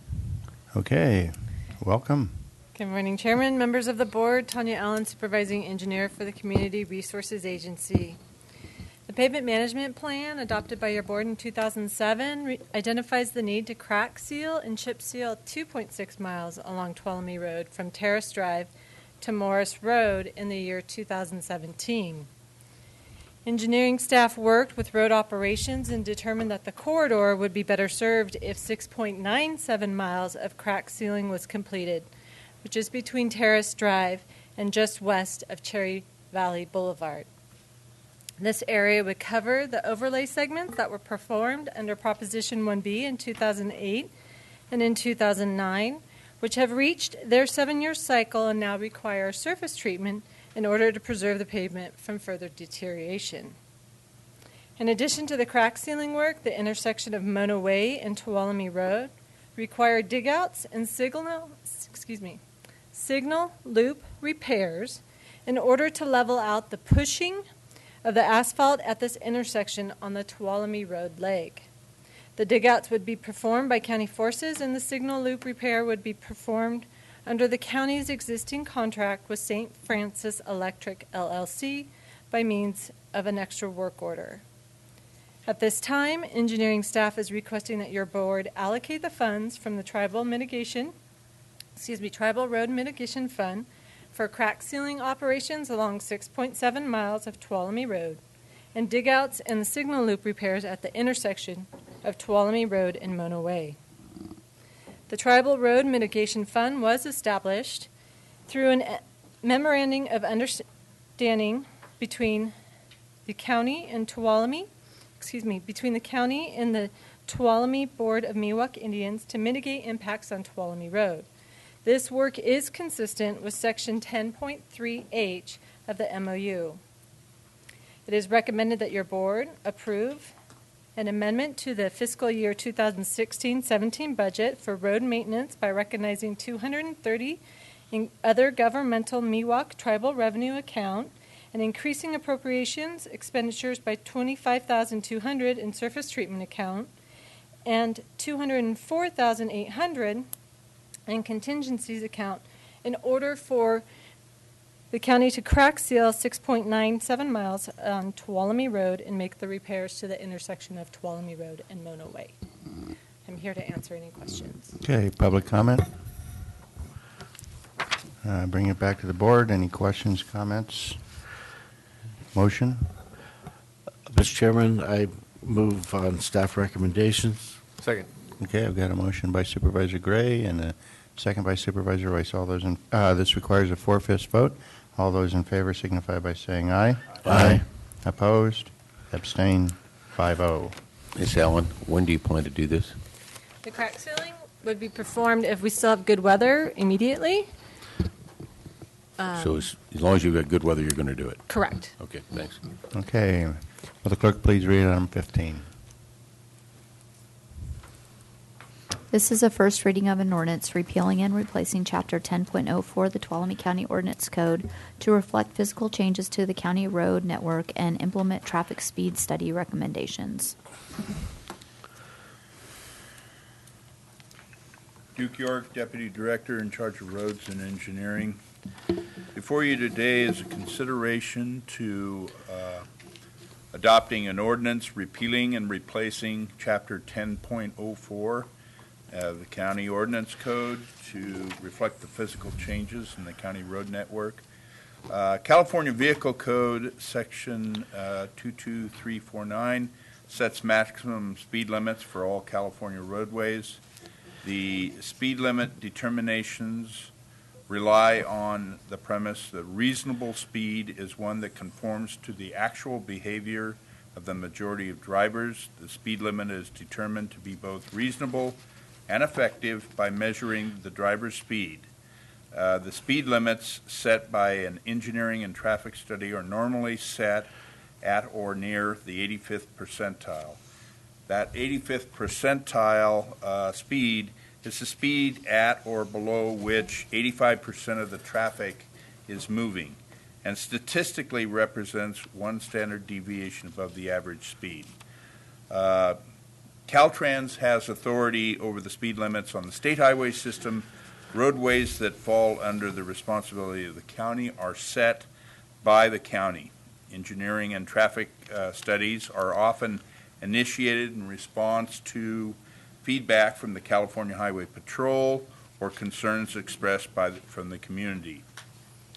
The county has a duty to conduct an engineering and traffic study when change in the road conditions such as geometry, additional lanes, and or road width occurs.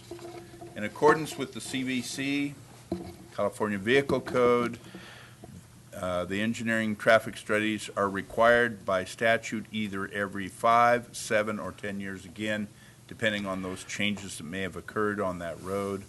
The county has established and adopted speed limits on various roadways by means of Chapter 10.04, the last revision of which occurred in 2009. The realignment of Tuolumne Road North in the vicinity of the Black Oak Casino and the relinquishment of a portion of Mona Way are examples of roads that have changed and added to the system and have to be considered for these traffic studies. In 2015, Katie Anderson and Associates performed engineering and traffic surveys on the following 19 roads. Those 19 roads, they came back with a recommendation for changes on 12 of those roads, and after further consideration and a review by staff, that got whittled down to 10 segments on 8 different roads in the county system. The roads that are proposed for changes in speed limits are Campo Seco Road, Mona Way in 2 segments, Parrots Ferry, Rawhide Road, Tuolumne Road, Twainhard Drive in 2 locations, Tuolumne Road North, and Ferretti Road. In the packet that you have, there are exhibit maps that show where those speed changes would occur on these various roads. The above proposed changes will not override the regulatory requirements such as school speed zones or areas where there are curve and other roadway hazards. So this doesn't change those facts. The recommended changes of the proposed ordinance also includes corrections to grammatical and formatting errors in the text of the existing 1004, some archaic road names. The staff, Dave Ruby, did a wonderful job of going through this document. There were some really old names in that ordinance, and he cleaned it up, and it was very a big project. So, copies of the Katie Anderson and Engineering and Traffic Studies for the individual roads are on file with the CRA Engineering Office and will be disseminated to the court and the CHP for their files once the proposed ordinance has been adopted and in force. The recommendation by the staff is that this is to waive the first reading of the ordinance, to repeal and replace Chapter 10.04 of the Tuolumne County Ordinance Code, to reflect the physical changes to the county road network, and implement the traffic speed study recommendations scheduled for adoption of the ordinance for your meeting on December 6th. Okay. Any public comment? Bring it back to the board. Mr. Chairman, Supervisor Gray. As staff knows, we've had considerable discussion concerning the raising of the speed limit on a portion of Ferretti Road. I want to acknowledge I've had no less than 15 complaints about this. Staff had done some work to relook at Ferretti Road, and a section of it is not going to be increased, and I think that really makes a lot of sense. So for the understanding of the public, that the reason that we have to accept a traffic study like this is so that the highway patrol can write tickets on those roads at the posted speed limit. If we do not accept that, then tickets cannot be written. Is that correct? The tickets have to do with the use of the radar. So yes, in order for them to use the radar, these speed limits reflected by this study have to be adopted. That is correct. All right. Just so for the benefit of the public, it doesn't seem logical. It seems like, a lady gave me an analogy of saying, okay, you're drunk at 0.08. How about let's raise it up to 0.09 and we'll be safer. It's just it really doesn't make sense, but I know we have to accept it. Thank you. Okay. Any other board comments? Supervisor Brennan? So if I understand this correctly, and I know we've talked about the Shaw's Flat Jamestown Road area, we've met on a few occasions, and that was not part of this traffic study looking at speed limits. I know there was some language that was just kind of cleaned up by staff. At what point do you determine what areas would be included in the next study? There is a list, a master list. Like I said, these studies are done about every 10 years, depending on changes on the road, the roads. We do have a list of the next batch of studies that are going to be needed. A good example that I would give of a road that's really going to get analyzed in the future and is going to be changed is the next segment of Mona Way, that segment between Standard Road and the end of the bypass. We're going to be doing a project there that's going to make improvements and widen the road. So Jamestown Road in particular, I know that Tanya's been doing some work on that one, and we've been looking in that, and it is, I don't know if it's one of the ones scheduled. Do you know? It's scheduled for 2019. It's scheduled for 2019. Thank you. Yeah. Excuse me, 2019. Let me ask a very simple question. When was the last time that you did a speed study on, say, 10 or more roads and had more than one, the limit go down?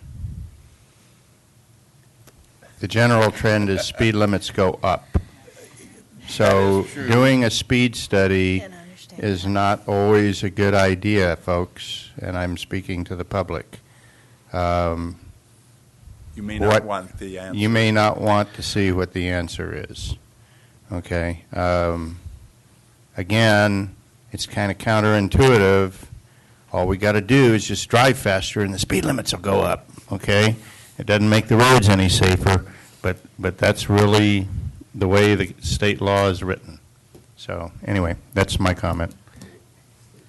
Anybody else? I might add that part of the thing driving those speeds may be technology itself. As these cars become safer and they make improvements in the systems of the cars. Yeah, but they're not making the pedestrians any safer, but that's okay. Okay, so I'm looking for a motion, since we've already had public comment. Got a motion? Okay, I've got a motion on recommendation. Second. Okay, motion by Supervisor Royce, second by Supervisor Brennan. All those in favor signify by saying aye. Aye. Opposed? Abstained? 5-0. Okay, will the clerk of the board please read our 11 o'clock appointment? This is a presentation by Public Health on the Community Health Needs Assessment.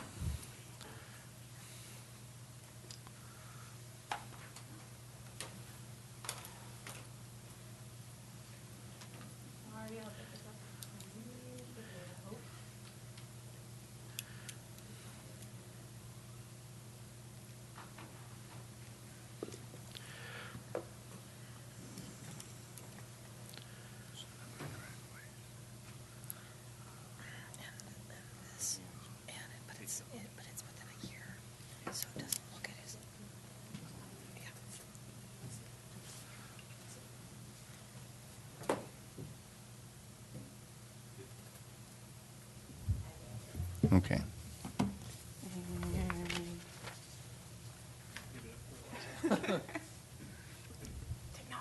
This is all coming out of your time allotment. That's okay. I can talk really fast.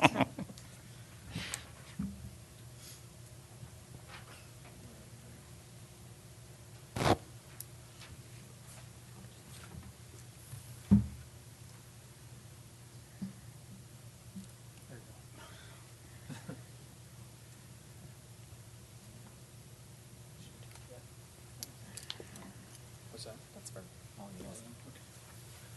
There. There should be one for all of you and Alicia. And then they're in the back, obviously. Yes. Oh, these are the PowerPoint slides. This is the health assessment, all 64 pages is online. So, while that warms up, really all you'll be seeing is a picture of the cover of the health assessment. And forgive me, I say health assessment and health needs assessment, and I use them interchangeably. They basically mean the same thing. What was included in your agenda packet was 64 pages of data on the health of Tuolumne County, and where possible, comparing us to the state and to our neighboring counties. It's the best data we have available and the best understanding we have of general health as broadly as we typically define it. The 5 chapters for us are comparable to the 6 chapters for the state public health strategic plan. We combined chapters 4 and 5 and turned it into 1 because it's pretty short.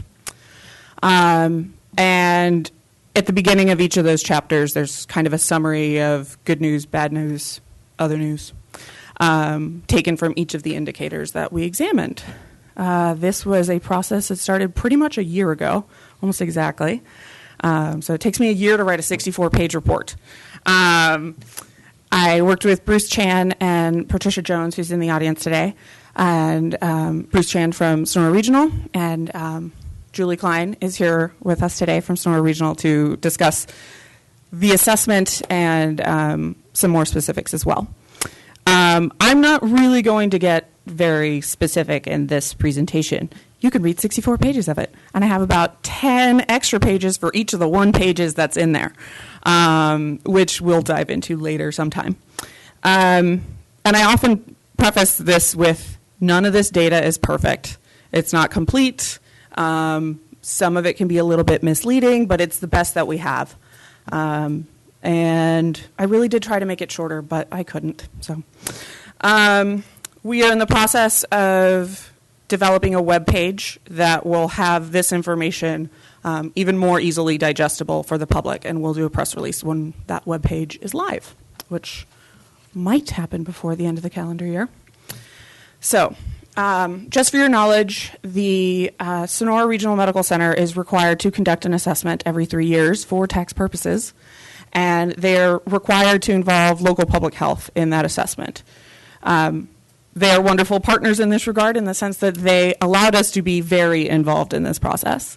Public health is encouraged to do a large-scale assessment like this, but we're not required by any fiscal guidelines.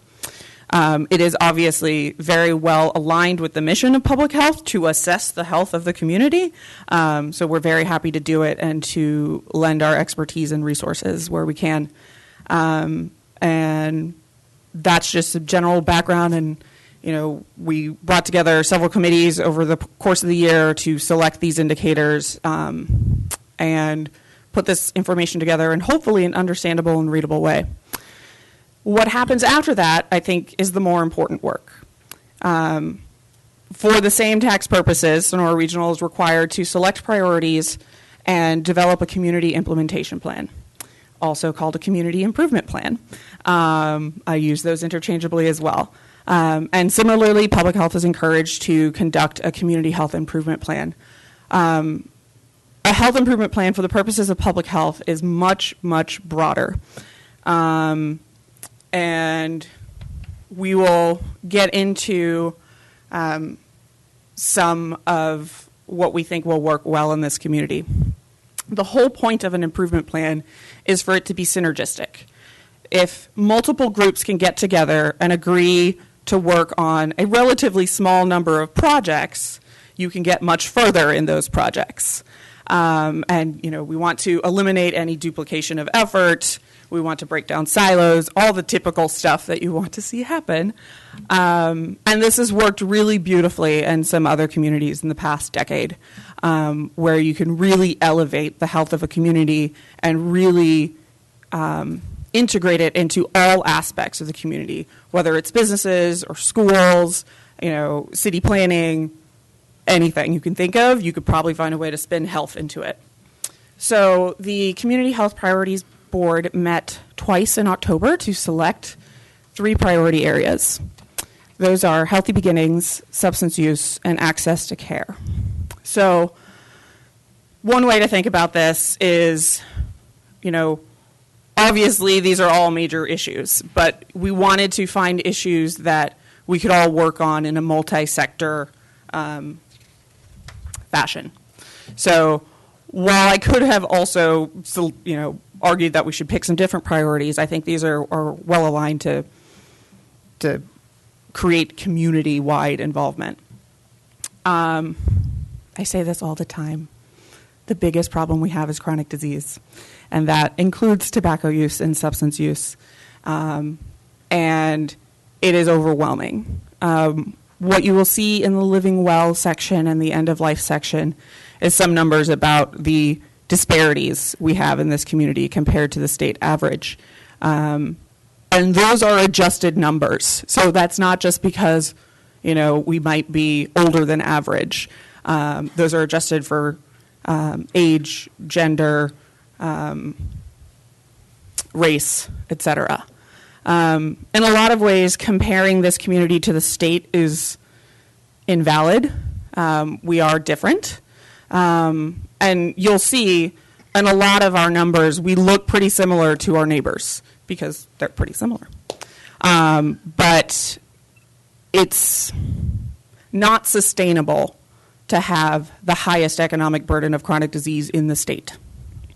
And hopefully we will find that by addressing these 3 priority areas well, that we can make an impact on this. So healthy beginnings sometimes I think is the easiest one because you can get so many people to understand that, an ounce of prevention is worth a pound of cure, that working with children before they develop other problems is more bang for your buck. I like to tell people about one of my friend's programs that he developed in med school, which is 5 + 1 = 20. And there's 2 different spins on that title. One of them is there are 5 chronic diseases which in one person can lead to a decrease in their life expectancy of about 20 years. The other one is you teach one child in middle school or high school, and they're going to go out and eventually reach 20 people. And so we'll talk a little bit about some of the success we've seen in similar programs here that we think we can build on through some good partnership and hopefully some synergy. One of the other issues that made it to the top 3 priorities was substance use. I do include tobacco in this when I speak of substance use, but we all know that alcohol and other drugs can be completely devastating to children, families, and the community as a whole. And it's a very, very big problem in our community, which we have less resources to deal with. So I think it's really important that we efficiently use those resources so we can maximize what help we can deliver. The last one on here is access to care, which I always like to say, think of it more on a broader, more community level, not just recruiting physicians, although we need to recruit some physicians. Because as you see the overwhelming impact of chronic disease and aging on a small community that has one hospital that's an hour away from a trauma center or, sometimes a cardiac cath, access to care is vitally important if you're going to offer any opportunity for improving health. So we wanted to tell you a little bit about some success that we saw when we made this assessment. In the Healthy Beginnings chapter, we talk a little bit about the fitness standards that all schools test.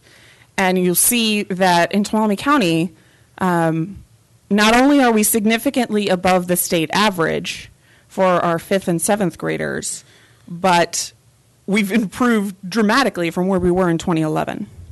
And we attribute a lot of that to a program called Fit for the Future. So I'll let Julie talk a bit more specifically about that program, but I think it's a wonderful example of what a community health improvement plan really could foster and grow and expand and create more change for more people across all ages. Hi. I think this is one of the more exciting partnerships, and I think it is an indicator of what we can do with additional things in this community to respond to our community's needs. The hospital, I call this Joe Silva's project. I don't know if you guys know it as that, but Joe Silva came to us and said, we need to do something, and I have a passion that Tuolumne County can be the county that doesn't have obesity in the schools. And he presented that to us, and we partnered with him in regards to helping them get a nurse into the school system to help them with this project. It started off with a program for 3rd graders called Family Fit and moved on to a program for 5th and 7th graders. This is about nutrition and exercise and making it fun. It's not lecturing people about obesity. It's introducing kids to new foods and helping them understand and including their families on how to be more healthy and more fit. And I believe that the data shows that there's been a tremendous response to this program. The hospital still sponsors and supports entirely the Family Fit program for the 3rd graders, and then Fit for the Future is a school system-based program. Right now, we are in every single elementary school except Groveland. And we are not in any of the private schools, but we have this wonderful, rich program that I do not want to see drift because I think it's shown and proven itself with results. I also think that it is a wonderful example of the hospital realizing that it can't silo itself. It has to be integrated into the community, and we have to get involved in the issues of our community in order to succeed. We don't have more resources. You guys know that. We know that. And we need to be smarter about how we partner together for grants and for programs that facilitate wellness in our community. I think that the collaboration that we've had around this year's survey, I think, has led us to believe that we need to break down some barriers and open up communication, not just with public health, but with the other social and health entities in our county, so that we're not double doing each other's work and that we're sharing information across the continuum. If the number one readmission diagnosis to Sonora Regional is COPD, and our smoking statistics indicate that we're a significant outlier with cigarette smoking, then it behooves us to come together as a group and try and reduce cigarette smoking in the schools so that we are not looking at COPD being the number one chronic disease that we have to address as a readmission in the hospital. Also, this year, we have seen a sharp rise in the amount of chemically dependent pregnant women delivering in our birth center. Totally unacceptable. We have had 33 deliveries this year in our small birth center that has done about 500 deliveries through October of addicted, impaired mothers whose babies we needed to see through withdrawal after they were delivered. This is a community problem that we have to address, and we will be partnering with public health and with other entities to try and do that. I think this is just the beginning. We have to be creative, outside the box, absolutely be a steward of our dollars, and figure out how we can meet the needs of our community. And I really appreciate the collaboration that we've had so far, and our top 3 priorities, I think, are extremely meaningful for our community. So what happens next, or what we expect to happen next, is a community health improvement plan will require a significant amount of public input. So after the holidays, because no one's going to come to any meeting between Thanksgiving and Christmas, we will be seeking public input about the public's experience with these problems, with other problems that we may have missed, what they feel needs to be addressed or how, what are their barriers, so that we can best develop, programs and plans that address those issues. So I'm happy to answer any questions. Supervisor Gray. Mike? A program in Groveland. How do we get one started in Groveland? What do we need to do? Okay. If you let them know it's available, whoever's in charge of the Groveland Elementary School just needs to say, I want you to come up, we'll come up. Okay. Cool. Thank you so much. Supervisor Brennan. So, in your outreach, are you going to be doing this presentation, say, to some of our county committees like First 5, Area 12? I can think of, in reading through this over the weekend, I did look at a number of your stats, and I think that those are both committees that I'm on that I think they would benefit from hearing from you. Yeah, so both of those committees and many others had members who were involved in selecting indicators for this. So they have access to this document already because as of today, it's a public document. And yeah, I fully expect I'm going to be talking a lot about this. Great. So. Sherry interrupted me and I didn't get to finish my question. Oh, go ahead. Sorry. All right.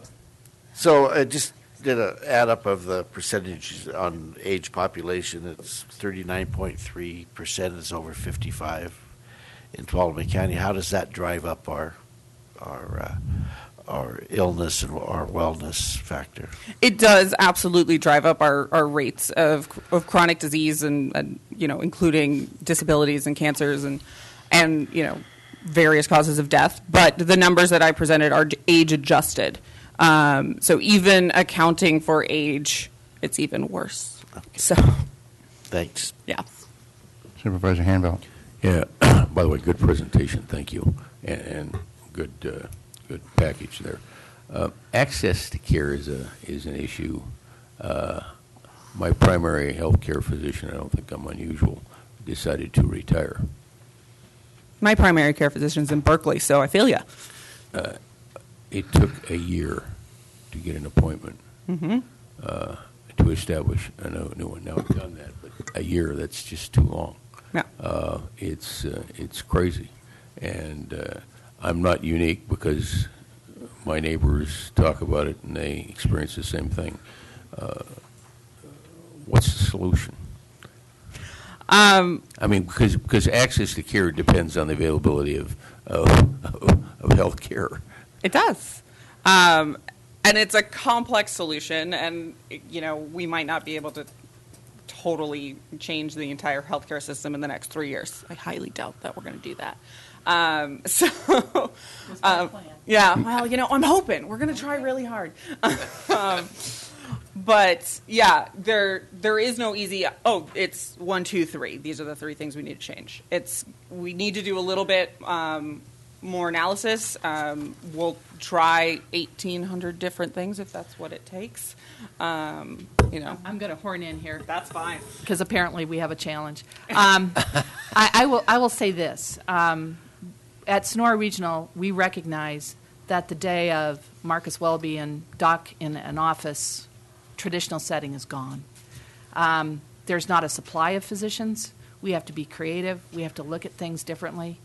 We tried a trial this last year, which we think works really well, which is partnering a physician with 2 mid-levels in an office to meet a larger volume of patient and create more access.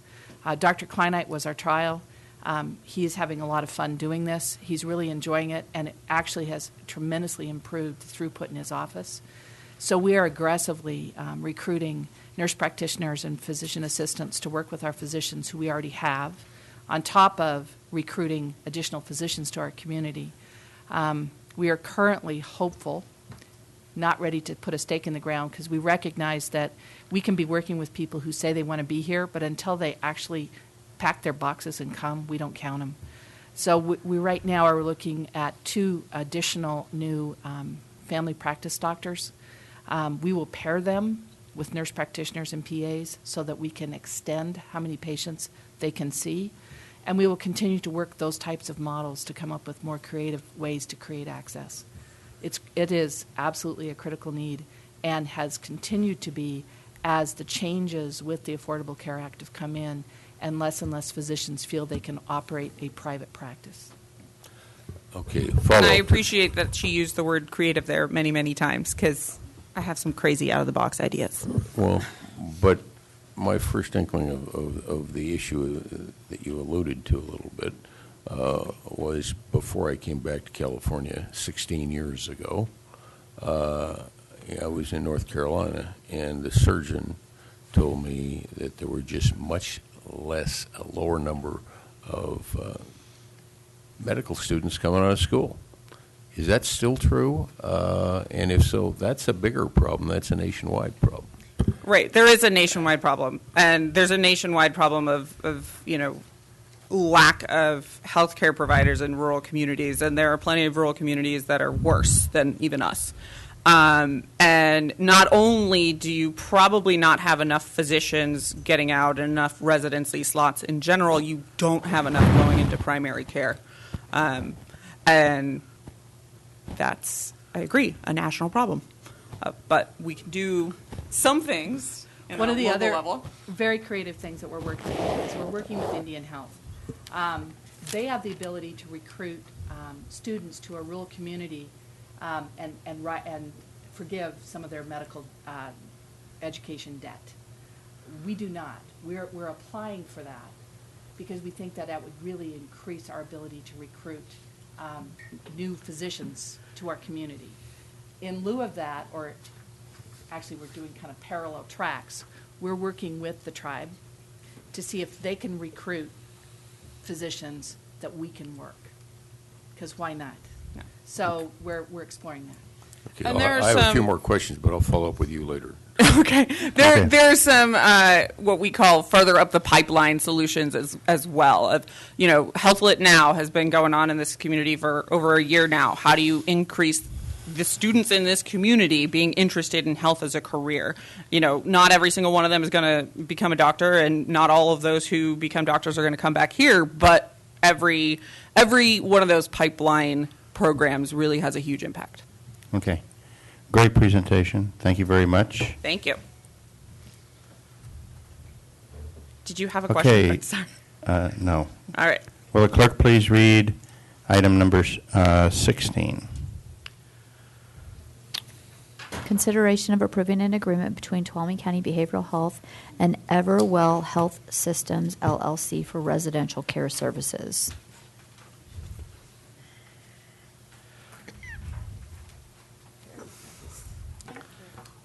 Good morning. Good morning. Rita Austin, Director of Behavioral Health Department. The Behavioral Health Department is responsible for the placement of residential services for persons who are under conservatorship due to the severity of their mental illness. Tuolumne County Behavioral Health Department seeks to find not only the least restrictive placements, but also the best treatment match for the persons that we are serving, and also keeping in mind the fiscal responsibility that we have to this community to assure that we are able to bring services and maintain services in the community. Recently, we have had some changes and impacts within the population of persons who are on conservatorship. As you just heard from our previous presentation, our community is aging. So too are our populations of severely mentally ill persons. That means that they start developing other complex medical conditions that may require additional levels of care, intervention, and strategies. Therefore, it's harder and harder to target appropriate residential facilities. We had the circumstance this past year of one of our conservatees who was in an intensive care unit hospital without the medical need to be at that restrictive level of care because the severity of her illness physically and her mental illness placed a restriction on her ability to be placed in either a physical health care long-term facility or a mental health long-term facility. We were very fortunate ultimately to find a relatively new facility that was expanding its services and interested in engaging with Tuolumne County. And so we were able to initiate a relationship with Everwell Healthcare Systems. That original placement was intended to be a one-time individual that was well within the ability to provide for and sign outside of the Board of Supervisors as we were able to maintain a lower cost contract. The circumstances over the ensuing months is that we had a second person who came up with very similar circumstances, and our relationship and experience with Everwell was extremely good, and therefore we had a second person that we needed to move out of an inpatient unit and into a community type of investment.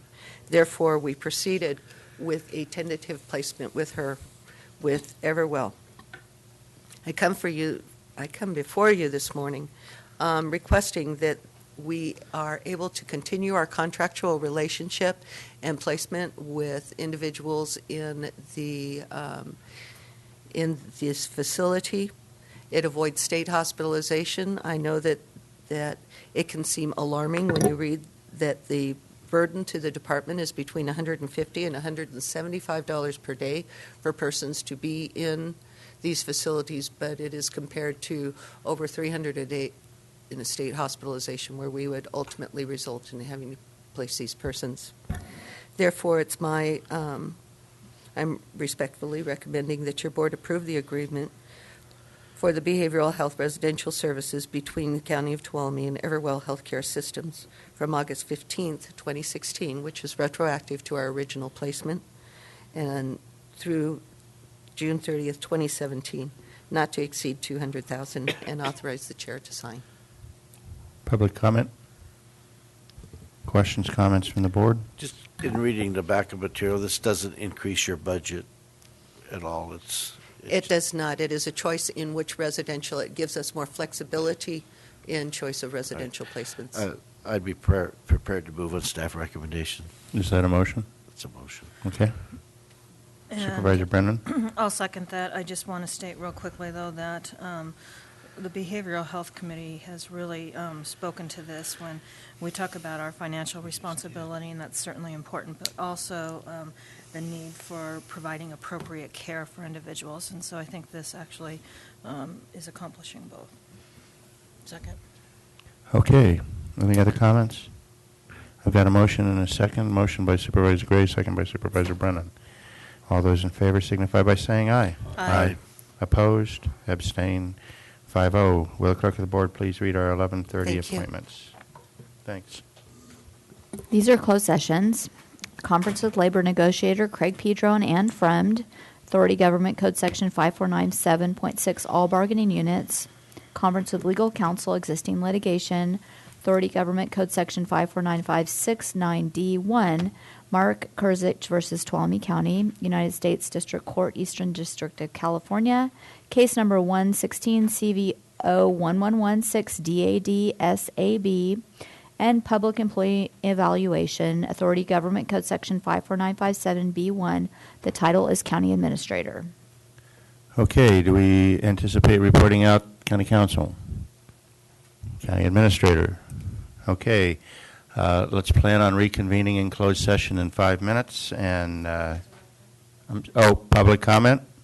Here we go. No public comment. Let's plan on reconvening at 4:00. Thank you.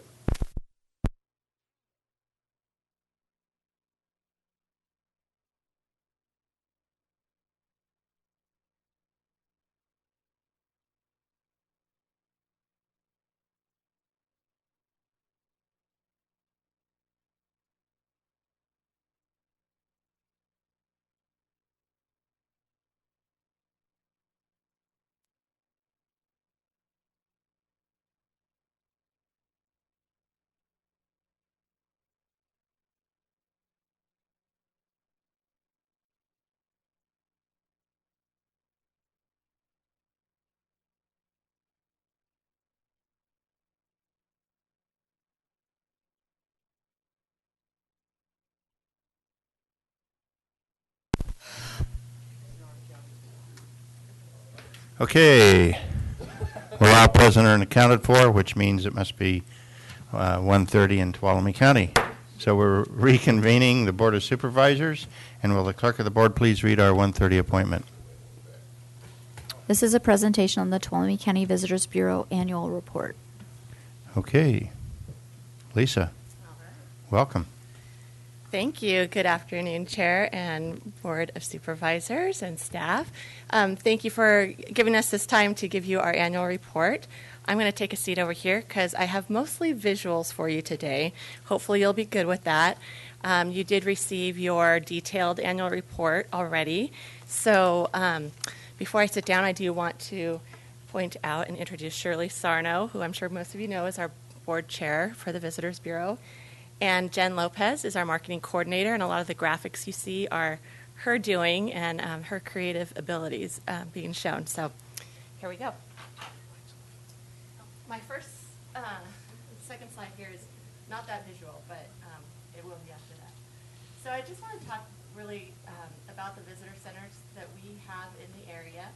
You know that we have the Chinese Camp Visitor Center, and the amount of visitors we saw in 2015 was 18,573 in that one visitor center on Highway 120. In Sonora, in comparison, we saw 2,235 visitors for the year.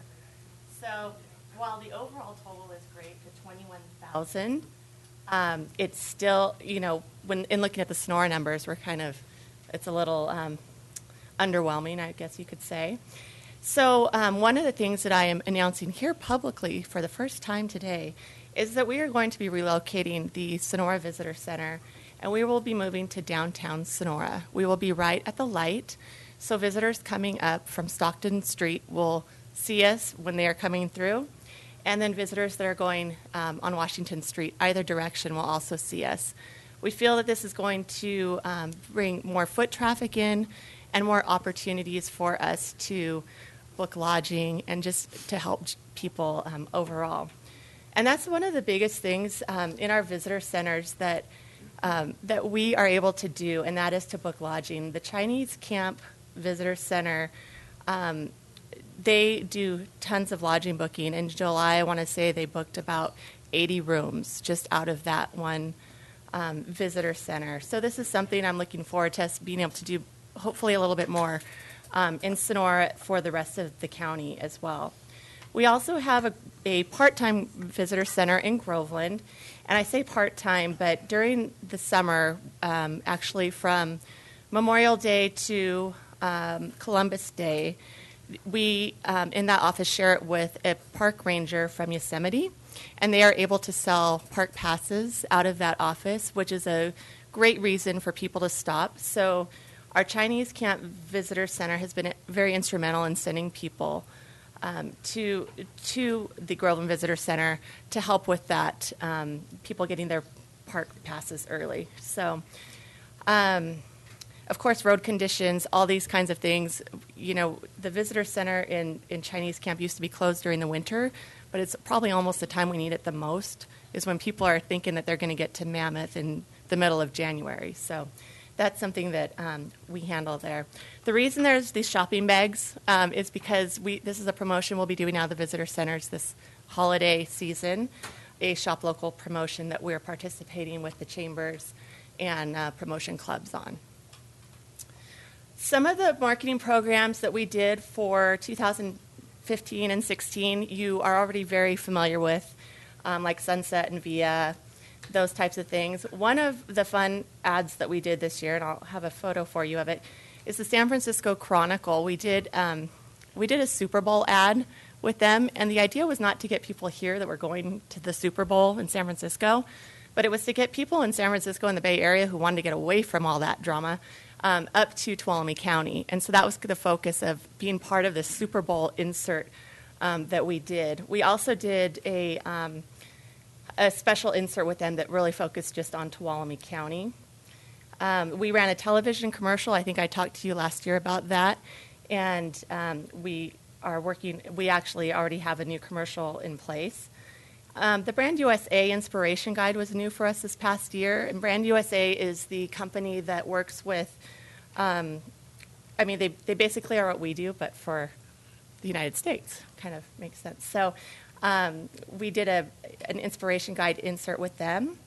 And we also did a passport to treasures for kids, and that's for fourth graders in particular, who are already participating with the National Park Foundation's Every Kid in a Park. So this is a way we wanted to get those people to come to Tuolumne County, spend a little more time here. The passport gave kids different prizes when they would stop in certain places, and then also gave discounts on hotels. And so it was just a way to get people to see our other parks. You know, of course, we have Yosemite, but we've got all these other great places to go. We also, again, of course, did the California State Fair. And I have a gold ribbon here that I would love to present to you. So, Mr. Chair. Again, there you go. Surprise. That's sort of like every year, isn't it? Yes. I know. Yeah, no pressure. No pressure. Thank you very much. Okay. So, moving on, these are just some of the images for you to see of the passport to treasures. The red dot there was a link on our website for people to go in there and download that. The large picture on the bottom in the center, that was the insert that we did for the San Francisco Chronicle for Super Bowl. And then on the right there is the Eat, Drink, Play insert that we did with the Bay Area Newspaper Group. And this was fantastic. This piece was all about Tuolumne County, and it generated phone calls for us. And it's kind of rare in this day and age to get phone calls off of ads. It's more people going to your website. But in the first week, we had about 45 phone calls, so that was exciting to see that. We are really focusing on the great outdoors. And so these ads that you see here really drive that message home. And these are ads that we have done for Adventure Outdoors Magazine and Adventure Sports Journal. Adventure Sports Journal is out of Santa Cruz, and it's kind of a more regional publication, but they do some great stories. They also pick up, whenever we send them stuff, they pick up our press releases. These are some more examples. The top ad and the one on the right are ones that we have, these are banner ads that we have done with sunset.com, sanfranciscotravel.com. And then below is a Sunset Magazine ad, and the reason we have this in there is because we've never done a half-page ad in Sunset before. And while Sunset is a really traditional advertising outlet for us, we continue to get reader response leads out of that like nobody's business. And so it's important for us to have that presence, and we wanted to focus on a fall campaign and getting people here kind of during the more off-season. Last year I talked to you about the Digital Nomad campaign that we were doing with National Geographic, and this was really great. Robert Reed is the little guy in the square there, and what we did was we brought him to Tuolumne County. He works for National Geographic. We hired Bald Eagle Aviation, and the first thing we did was put him up in an airplane to get the lay of the land of Tuolumne County and to point out places where he would be going on his adventures for the next 9 days in our area. So it was a really fantastic campaign. You have a lot of the numbers in your detailed annual report, but one of the things I really wanted to share with you is a video that was done here as part of this campaign.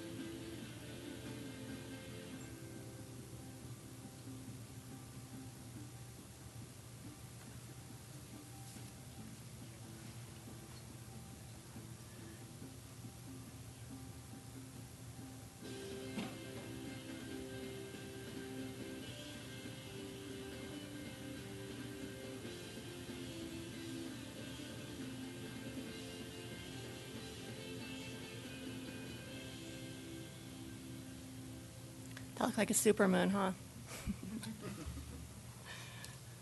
So that was the video that they shot when they were here, and obviously when they went up into, in the plane and all that. And it's all over National Geographic, their websites.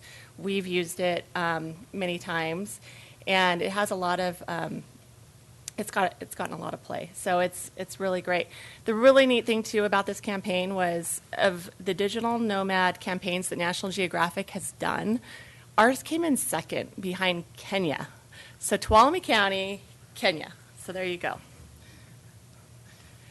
Some of the media highlights from last year, we did host the Bay Area Travel Writers Conference and had them in the county for 3 days. And some of them had opportunities to stay afterwards or come early and experience different parts of the county that we didn't do as a group.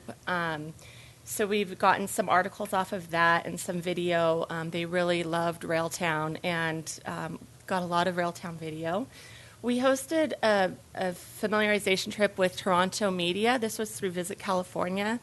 And sometimes we don't always talk about the other things that we get out of media. And these photos here on the right are both photos that we got out of the media there. And there's several others that came out of this particular group that we're using throughout different messaging that we have.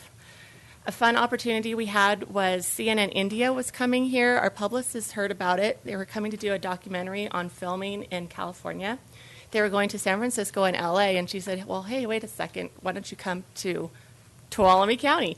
So they did, and it was fantastic. I spent the day with the host of the show, and we went to Columbia and to Railtown, and they did some really, it was fun watching them film. I have not seen the result of it yet. We're waiting for that to come through, so hopefully I'll have that to show you next year.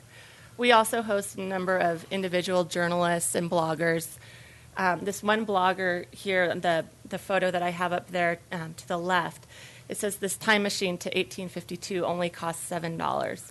And this was a blogger who came through. She's from Australia with her family.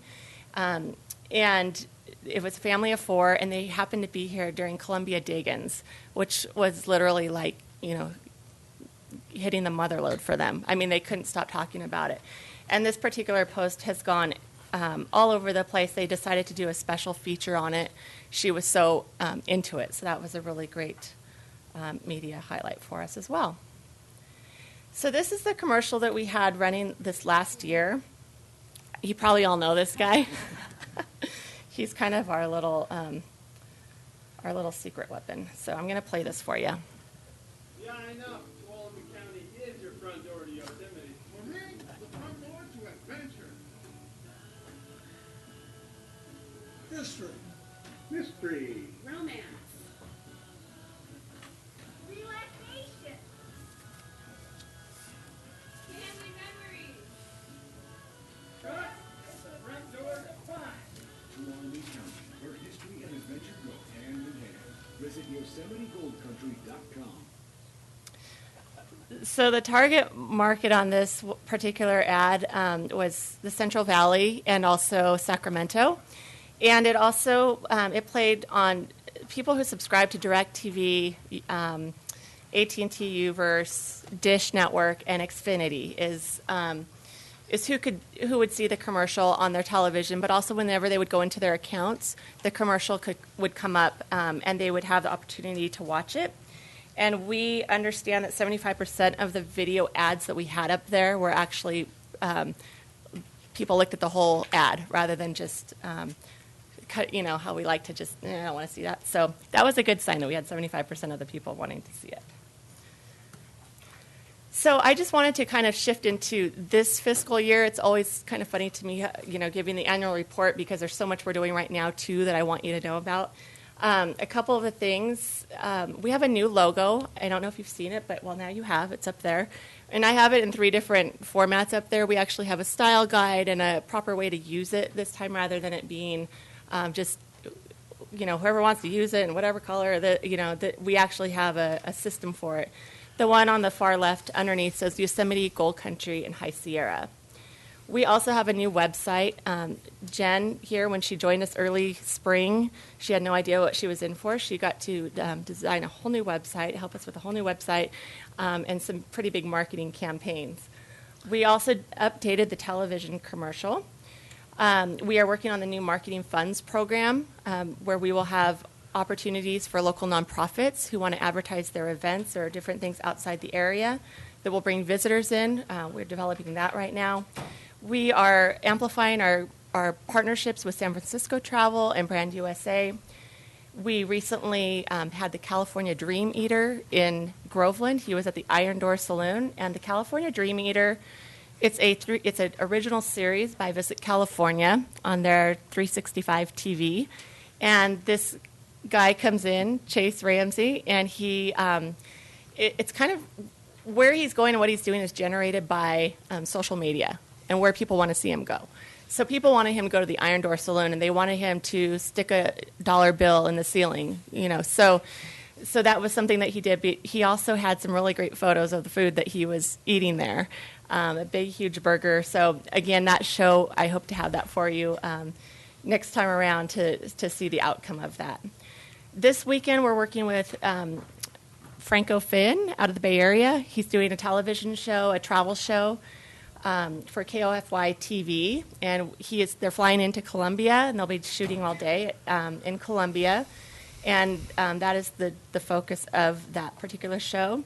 We have a Chinese familiarization tour coming in. This will be our third one, this year. And in case you were wondering what Tuolumne looked like in Mandarin, there you go. And it's translated to mean journey, happy, and enchanted. So this group will be here over Thanksgiving. I'll be meeting with them next Wednesday. And we actually have had we did our movie press release. We had it translated into Mandarin, and we're looking to do a lot more of those. But movies are something that the Chinese are really into. We have new campaigns going on as well. The Bay Area newspaper group that I talked about before, where we got all the phone calls, we're doing that in February. And that's to get that hopefully it's not end of winter, but that winter messaging in and getting people up here for the last winter push. The Shop Local campaign, and we have a bucket list blogger coming in December who has 600,000 followers. So we have a lot going on as we speak. And I want to show you our new commercial as well. Tuolumne County, one destination, 3 incredible vacations. Step back in time in California's authentic Gold Country and state historic parks. Get outside and enjoy year-round High Sierra adventures. Immerse yourself in Highway 120's Yosemite explorations. Tuolumne County. Visit tctoday.com for details. And so this one, with the growth in our funding, we were able to expand this commercial to the Tri-Valley area as well. So San Ramon, Livermore, those places will actually see this in addition to the previous market of the Central Valley and Sacramento. And this commercial we put on our Facebook page just last week, and it has over 1,000 shares on it, over 87,000 views, and we're getting really good feedback. A lot of people saying, "Hey, this is motivating," and that's exactly, of course, what we want to hear. And all of these commercials and these videos are available to the county, to the city, to our partners, to anyone who wants to use them on their websites to promote the area as well.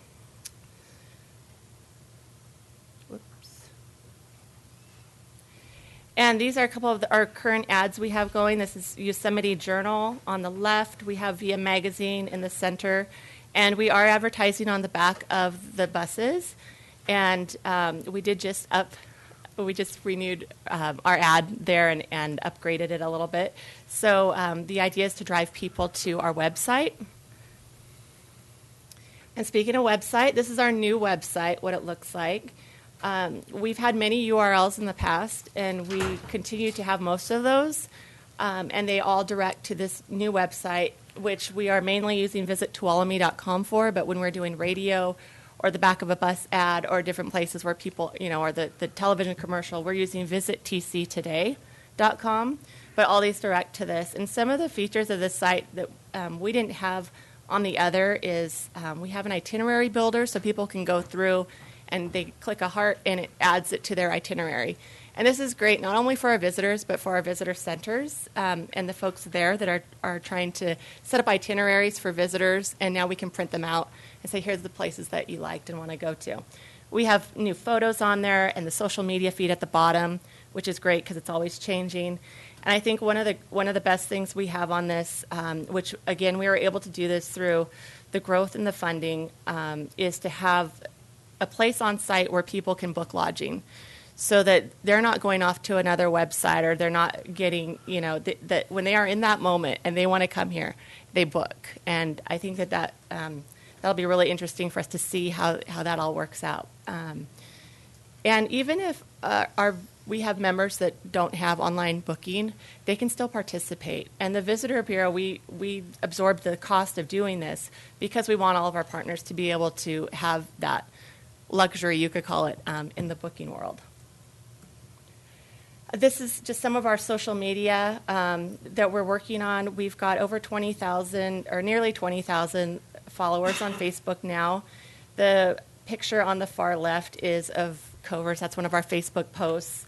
And then the other set of photos is our Instagram. And that we just have just over 1,000 or so followers on there, but getting more all the time. Strategic partnerships, again, you have a lot of the information, so I won't get into all the details about Brand USA and San Francisco Travel, but I did want to point out a couple things. The pictures that you see here are from San Francisco Travel's 106th annual luncheon with their partners. They had over 1,000 of their partners at the Moscone Center for this luncheon, and we were a gold sponsor of it. So that picture there on the left, you see our previous logo up there, Tuolumne County, and it's right there in the company of the Golden State Warriors, San Francisco Airport, Virgin America. So I think we were in some pretty good company that day. And to be able to have that and walk into a room and see this on 10 different screens was pretty incredible. We were also able to feature Indigene, and they used that as the dessert for the event. They were Indigene floats that they poured for you tableside.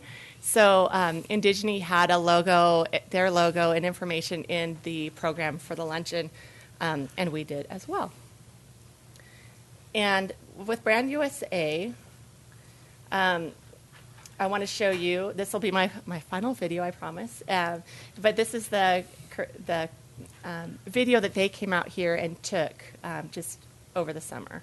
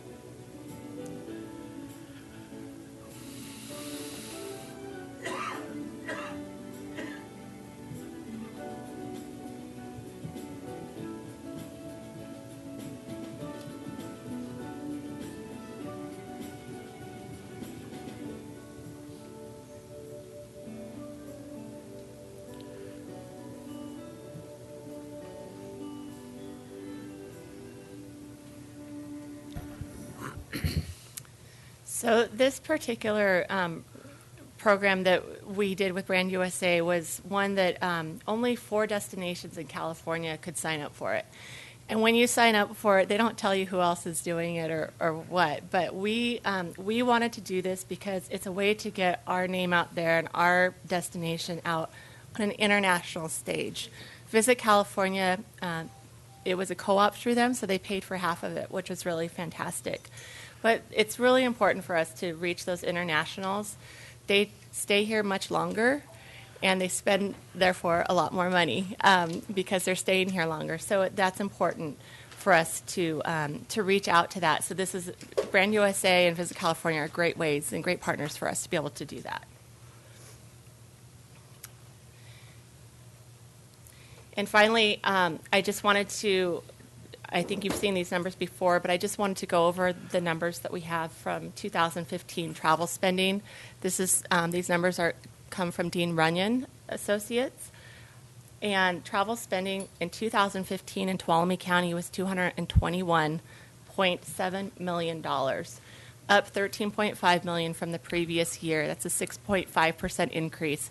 The average for all of California in the same year was 3.4%. So the tourism industry in Tuolumne County is very much alive and doing very well. Hotel taxes increased in both the county and city. And so this is, before we had the new property that opened this last year with Rush Creek and before Airbnb and all this. So this is a really great positive sign for us. And we're really looking forward to see what happens with the numbers in 2016. So with that, I'll end my presentation if anyone has questions. I don't have any questions, just have some comments. You guys have done a fantastic job in reaching out and getting those videos and all of that Facebook stuff all out there is fantastic. I know when I look at my Facebook, almost every day there's something about Tuolumne County. And if you do have a Facebook page and you are in Tuolumne County, make sure you share that because it just gets more people out. But just want to commend you guys on what a great job that you've done. Thank you for the Groveland office. I was there yesterday, and I passed out brochures for Sonora, for Railtown, and for Columbia. The people were coming out of Yosemite and they were actually lost, so I sent them this way. Those are always the best ones to get when they're anyway, lost. so I just want to make that comment. Thank you. Okay. I'm going to open up for public comment on this item. Seeing none, board comment, Supervisor Hanvelt. Yeah, thank you. Great job. I am putting you on the spot, and I shouldn't do this. What do you think the trends are for 2016? What do I think the trends are? I think the trends will definitely. I think the numbers will definitely keep increasing. Besides having the new property and that, we're really getting out there, and people are here. We're not going by Yosemite Gold Country anymore. We're Tuolumne County, and I think that is really working for us because people are going, well, that's something new, and so. We're hosting a lot of different groups. We have, I think the Chinese market, we'll start to see more and more Chinese here, which is really great. They have all the international markets spend the most, and not that I'm just all about the spending, but kind of that's important. So, we want them here. But I think we're going to see some really great things. Good job. I know you get a lot of support from the hotel and lodging people, and so I want to say thank you for a good job. My personal thanks too. Thank you.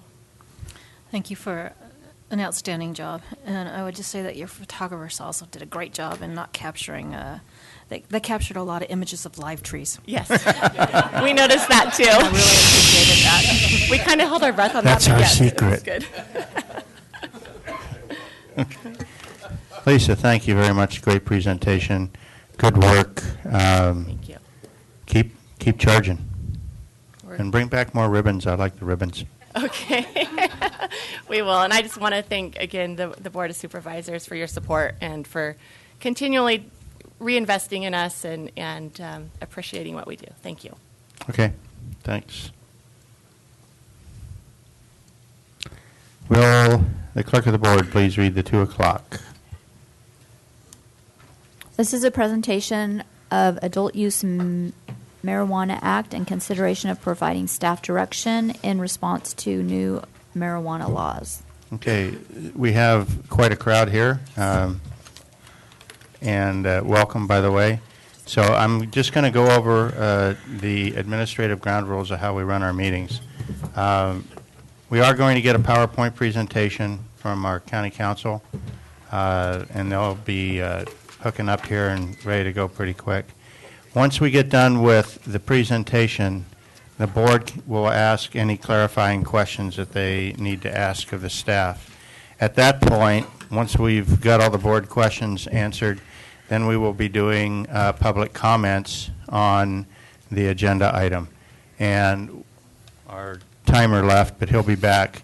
With the size of this crowd and the time of day, I'm going to limit everybody to 2 minutes, and we're going to be pretty strict about that. So when you come up, try to think about what you're going to say and try and keep it as concise as possible. Make your points. We want to hear what you have to say, but we also can't be here till midnight tonight. So please help us with that. And then once we do that, we will bring it back to we'll close the public comment period, and then we will bring it back to the board, and we will deliberate. Back on the public comments. Once you've spoken, even if you only spoke for a minute or a minute and a half, when you leave the podium, you're done. Okay, you can't come back up. So make sure you make all the points you want to make while you're up here. But anyway, after the public comments, we'll bring it back for the board deliberation through the decision points that the county council is going to present, and we'll try and decide what it is that we want to direct county council to do. And we do have an ad hoc committee, so some of the direction will have to do with how we proceed in the future through the ad hoc committee. So with that, county council, let's see, yeah, county council, are you ready to go? One moment.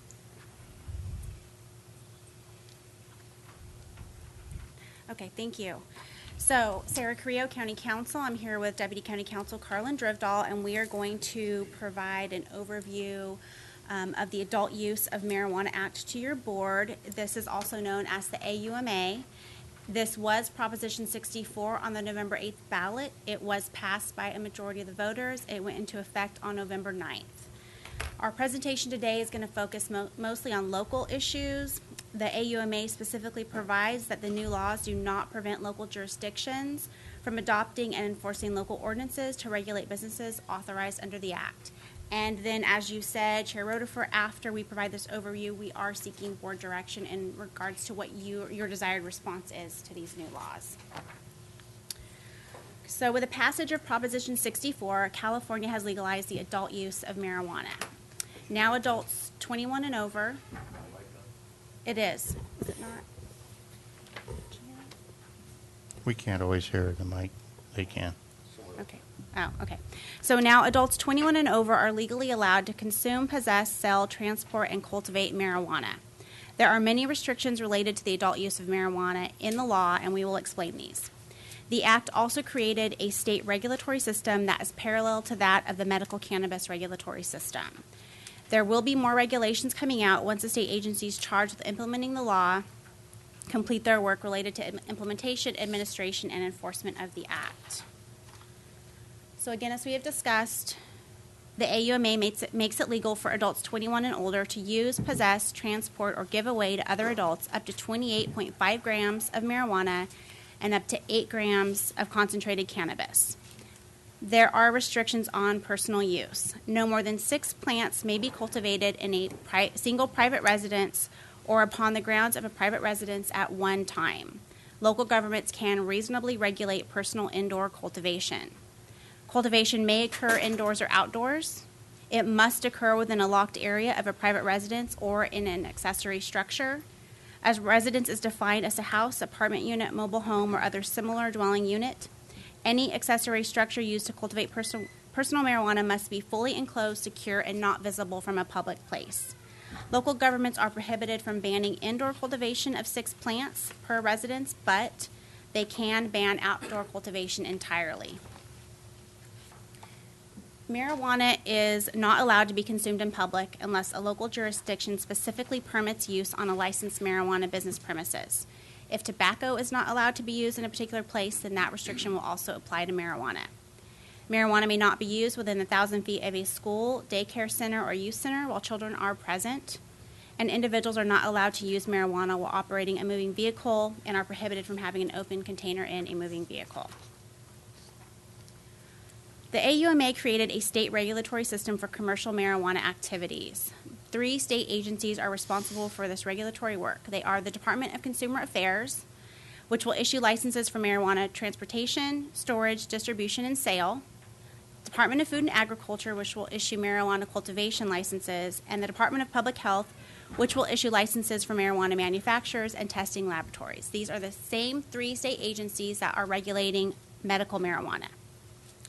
The Act provides that these state agencies will begin issuing licenses by January 1st of 2018. There are currently 19 different types of state licenses for various activities, including commercial cultivation, manufacturing, testing, retailer, distributor, and microbusiness. Licenses will only be issued to those individuals that can demonstrate continuous California residency from on or before January 1st of 2015. This applies to entities as well, and it will cease to be in effect on December 31st, 2019, unless the legislature reenacts that provision. The AUMA prohibits licenses being issued to retailers of alcohol or tobacco products. It prohibits licenses being issued to facilities within 600 feet of a school, daycare center, or youth center, and prevents individuals convicted of certain violent felonies from being issued licenses. The AUMA does not create a dual licensing scheme like that of the Medical Cannabis Regulation and Safety Act. Thus, applicants for state licenses do not need to provide any documentation to the state evidencing proof that the local jurisdiction has authorized the marijuana activity. Rather, the onus will be on the state agencies to know if issuing a state license will violate local law. Because if a local jurisdiction has not permitted a specific marijuana activity, the state will be prohibited from issuing a license. Local jurisdictions cannot prohibit the transportation of marijuana on local roads by licensed transporters. The AUMA requires transporters to be licensed, bonded, and insured. And should your board wish to consider commercial marijuana activities, we can provide you a much more in-depth overview of what those provisions are at a future presentation. The AUMA provides that existing state and local sales tax will apply to marijuana products, but it imposes a new excise tax, which will be effective January 1st of 2018. An excise tax of 15% will be imposed upon purchasers of marijuana or marijuana products. The Act also imposes a cultivation tax on all harvested marijuana that enters the commercial market upon all persons required to be licensed to cultivate. The tax for marijuana flowers will be $9.25 per dry weight ounce, and the tax for marijuana leaves will be $2.75 per dry weight ounce. Medical marijuana is exempt from the current sales and use tax, but the new excise taxes will apply. However, marijuana cultivated for personal use will be exempt from the cultivation tax. In regards to the allocation of tax revenue, Mr. Avdal and I prepared a detailed breakdown of the tax allocation scheme that has been provided to your board today. It's also available for the public at the back table in the boardroom. So in order to keep it brief, I'm just going to simply note that the revenues from the taxes will be deposited into the California Marijuana Tax Fund. The state agencies responsible for regulating marijuana will first be reimbursed for their costs of the regulation and implementation of the Act that are not covered by the license fees. Then there are several different entities that will each receive a slice of the pie. Those include grants to universities for research and development, to the Governor's Office of Business and Economic Development, and then 60% for youth programs, substance abuse education, prevention, and treatment, 20% for environmental cleanup and remediation, and 20% for state and local programs that reduce DUIs, and grant programs designed to reduce negative health impacts resulting from marijuana legalization. As we noted in our staff memo, the Board of State and Community Corrections is one of the state agencies that will receive a portion of the tax allocation and use those funds to administer grant programs for local law enforcement to assist with the implementation of the Act. The AUMA prohibits the Board of State and Community Corrections from providing such funds to local governments that have completely banned cultivation, including personal cultivation or the retail sale of marijuana and marijuana products. Under the AUMA, local jurisdictions retain their taxing authority. This means local jurisdictions can impose taxes on the privilege of cultivating, manufacturing, producing, processing, preparing, storing, providing, donating, selling, and distributing marijuana. So a Board of Supervisors may impose a general or a special tax, and standard tax law applies, which requires a vote of the people. A general tax may be imposed by a majority vote. A special tax may be imposed by 2/3 vote. There are also restrictions regarding labeling and advertising of marijuana. It must be placed in a child-resistant packaging and not made attractive to children. It must not be easily confused with candy or other foods. Marijuana must include a government warning label. Additionally, marijuana products must be produced and sold with a standardized dosage not to exceed 10 milligrams of THC.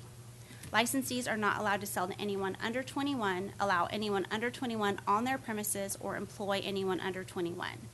They are not allowed to advertise to anyone under 21 or within 1,000 feet of a daycare center, school, playground, or youth center. The AUMA charges the Department of Food and Ag, in consultation with the Bureau of Marijuana Control and the State Board of Equalization, to expand the track and trace program created by the Medical Cannabis Regulation and Safety Act. This program is intended to capture, via reporting requirements, the movements of marijuana and marijuana products throughout the distribution chain. So it directs the state to create a tracking system with data points for different stages of commercial activity, including but not limited to cultivation, harvest, processing, distribution, inventory, and sale. The AUMA also eliminates or substantially reduces most criminal penalties for marijuana offenses. One of the purposes and intents of the law includes a statement that courts should have the authority to re-sentence persons who are currently serving a sentence for offenses for which the penalty has now been reduced by Prop 64, as long as those individuals do not pose a risk to public safety. However, it also allows law enforcement the ability to charge more serious marijuana-related crimes as felonies, including but not limited to providing marijuana to minors, manufacturing marijuana with a volatile substance without a license, or attempting to smuggle marijuana across state lines.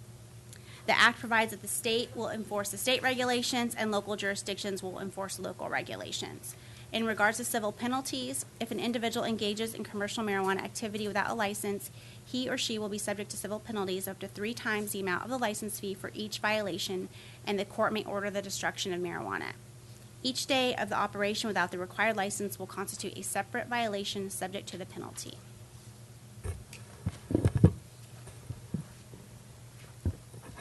Can everybody hear me? Okay.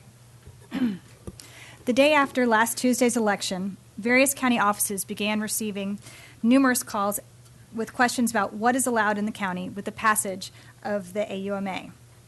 The AUMA authorizes the county to adopt reasonable regulations. Last February, your board adopted Chapter 17.67, implementing regulations for the personal cultivation of medical marijuana. It is staff's recommendation that your board consider, at a minimum, harmonizing the mandatory provisions of the AUMA with Chapter 17.67. Harmonization will give the public, county staff, and state agencies a clear understanding of Tuolumne County's marijuana regulations. This will assist county residents in lawfully cultivating personal medical and non-medical marijuana and streamline and simplify enforcement if necessary. Over the next few slides, we will compare the provisions of the AUMA and the county's medical marijuana regulations. As laid out in the staff memo, we have developed decision points to assist your board in implementing the AUMA in Tuolumne County. I'd like to fully go through the comparison first, then address any questions your board may have. At that point, we recommend your board open for public comment, and then circle back through the decision points as your board goes through your deliberations.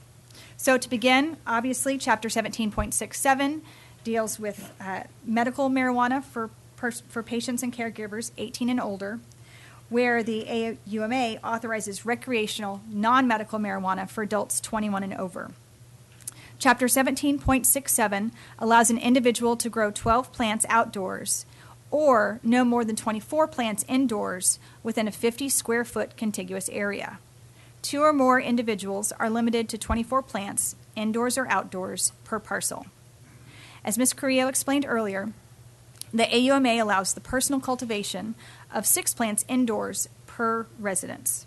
The county cannot ban indoor cultivation, but unless and until marijuana is lawful under federal law, outdoor cultivation of non-medical marijuana can be prohibited.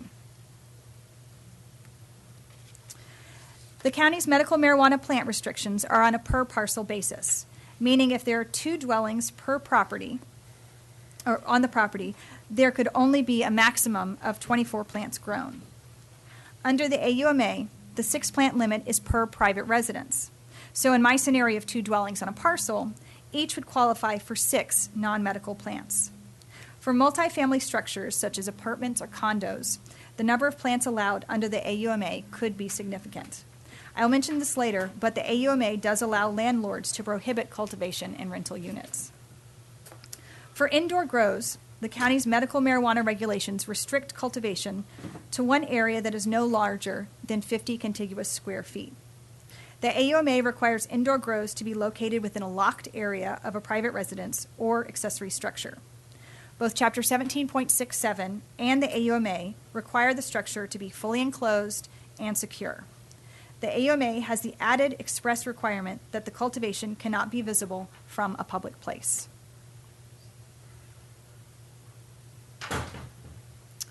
Chapter 17.67 requires outdoor cultivation of medical marijuana to be fully enclosed by an opaque 6-foot fence that provides adequate security to prevent unauthorized access. The cultivation must be set back at least 25 feet from all property lines. The county's medical marijuana regulations provide buffer zones based on parcel size for sensitive receptors defined as schools, school evacuation sites, places of worship, public parks, licensed family daycare home or daycare centers, or youth-oriented facilities. The AUMA mandates that personal outdoor cultivation cannot be visible from a public place. As discussed earlier, the AUMA does allow local jurisdictions to completely prohibit personal outdoor cultivation of non-medical marijuana. The county's medical marijuana regulations require a notarized letter from the landlord consenting to marijuana cultivation. The AUMA expressly affirms a landlord's ability to prohibit or restrict marijuana cultivation in rental units, but does not require or prohibit affirmative consent. Both the county's Chapter 17.67 and the AUMA require cultivators to live on the premises. Vacant lots cannot be used for personal cultivation of either medical or non-medical marijuana. Commercial cultivation of medical marijuana is prohibited under Chapter 17.67. Commercial distribution of medical marijuana is prohibited in Tuolumne County under the principles of permissive zoning. If you'll indulge me for a minute as I geek out as your land use attorney, the principles of permissive zoning is a legal interpretation of zoning codes, which in essence states if a use isn't expressly stated, it's not allowed. The Medical Cannabis Regulation and Safety Act expressly identifies the principles of permissive zoning as a pathway for local regulation and control. The AUMA does not similarly call out the principles of permissive zoning. The AUMA allows the county to prohibit the establishment or operation of one or more licenses. If your board does not wish to consider commercial cultivation and distribution at this time, we strongly recommend an express ban on activities requiring a state license. Such a ban would be in place until such time as your marijuana working group is convened and develops recommended regulations acceptable to your board. If the county adopts regulations allowing commercial marijuana activities, the county's regulations must be as strict or stricter than the state's regulations, but we do not anticipate knowing the extent of the state's regulations until sometime in 2018. So up on the screen, we have listed the basic decision points requiring board direction to implement the AUMA in Tuolumne County. We are happy to address any questions that your board may have. After your questions, we recommend your board open up for public comment. In addition to members of the public, representatives from several affected county departments are here to present their recommendations or address any specific concerns you may have. Upon conclusion of public comment, we can circle back through the decision points as your board begins your deliberations. Once we have clear direction from your board, we will prepare an ordinance amending Chapter 17.67 and hand this item over to CRA for review by the Planning Commission and any further action. And that concludes our presentation. Okay, so if I'm reading my cheat sheet right, it's time for board questions. I'll go right to left. Supervisor Hanvelt, you have any questions? Not at this point, sir. Okay, Supervisor Brennan? Not at this time. Supervisor Gray? Just one quick question. It has to do with enforcement. In light that marijuana is legal now to have, would our ordinance still be processed in the same way as far as violations as it's being done now? If we amend it, are you talking about? Yeah, if we amend it and the ordinance is in place, is enforcement the same? With code compliance enforcing? Correct. Code compliance could enforce it. Law enforcement could also enforce, not necessarily our ordinance, but state law. Okay, thank you. Would our ordinance be considered an extension of state law? No, it's going to be a local ordinance, so it's, Okay. yeah. But we're an extension of the state government. Right, but I guess I'd have to ask clarification, extension of state law. If you mean state law enforcement would be enforcing it, no, local law enforcement's going to be enforcing it. But local law enforcement could enforce our county ordinance. It would not have to be done by By the state? Pardon me? By the state? No, it would not have to be done by code compliance. It could be done by law enforcement. Well, it's a little complicated. I think it would apply the same way that we are currently working right now, where law enforcement comes out with code compliance to assist in cases. And if it's a violation of the state law, they could enforce that, and then code compliance would enforce our ordinance code. Okay. We can talk about it later. Any other questions? Okay, I'll remind the public, 2 minutes max. Please help us with that, or we're all going to be here well through dinner, which is, I guess, okay. But we need to get our timer going. Oh, you got it? Okay. To help you with your personal timing, Mr. Pedro will give you a thumbs up when you're about 30 seconds out, okay? Come on up. Hello, I am Kira of TCA, or Tuolumne Cannabis Advocates. I'd like to thank the board for their consideration of these issues, and I'd like to thank every advocate in the crowd today for showing up. What we intend, as we intended earlier this year, is for this to be a collaborative process towards the responsibly permitting of cannabis businesses. Since we last met on the issue, much has happened through our county, state, nation, and more than ever do the changes call us to work together. We have insights to share. Some may be oppositional. What we can agree on is to share the same intention of crafting cannabis policy that is tailored to our community. You do not have to be pro-cannabis to be pro-regulation. You do not have to be a farmer to allow permits to farm. You do not need to be a patient or recreational user to be for safe access. We can find common ground. This county has always been the way of personal rights, property rights, gun rights, etc., and we feel strongly about liberty, freedom, and independence. I see the majority of local votes in favor of Prop 64 in the same vein. People want their rights, but this county currently does not provide safe access for all because we cannot currently get permits. We have advocated for patients and farmers, but we need to bridge the gap for everyone else in need of safe access. The way we can do that is through regulatory structures outlined by the state, but tailored to our county and our ideals of sustainable local businesses. Thank you. We need permits for nurseries, small and medium farms, dispensaries, perhaps even non-flammable solvent manufacturers, local delivery services, distributors, testing facilities, tasting rooms on the scale of indigeny. We need a micro-industry owned by locals, worked by locals, for locals. We need permits. We need a functional spectrum of local permits to bridge the gaps between MCRSA, AMA, and Prop 215. We want locally owned, locally operated, for locals, by locals type of business that is consistent with state law. Okay, thank you very much.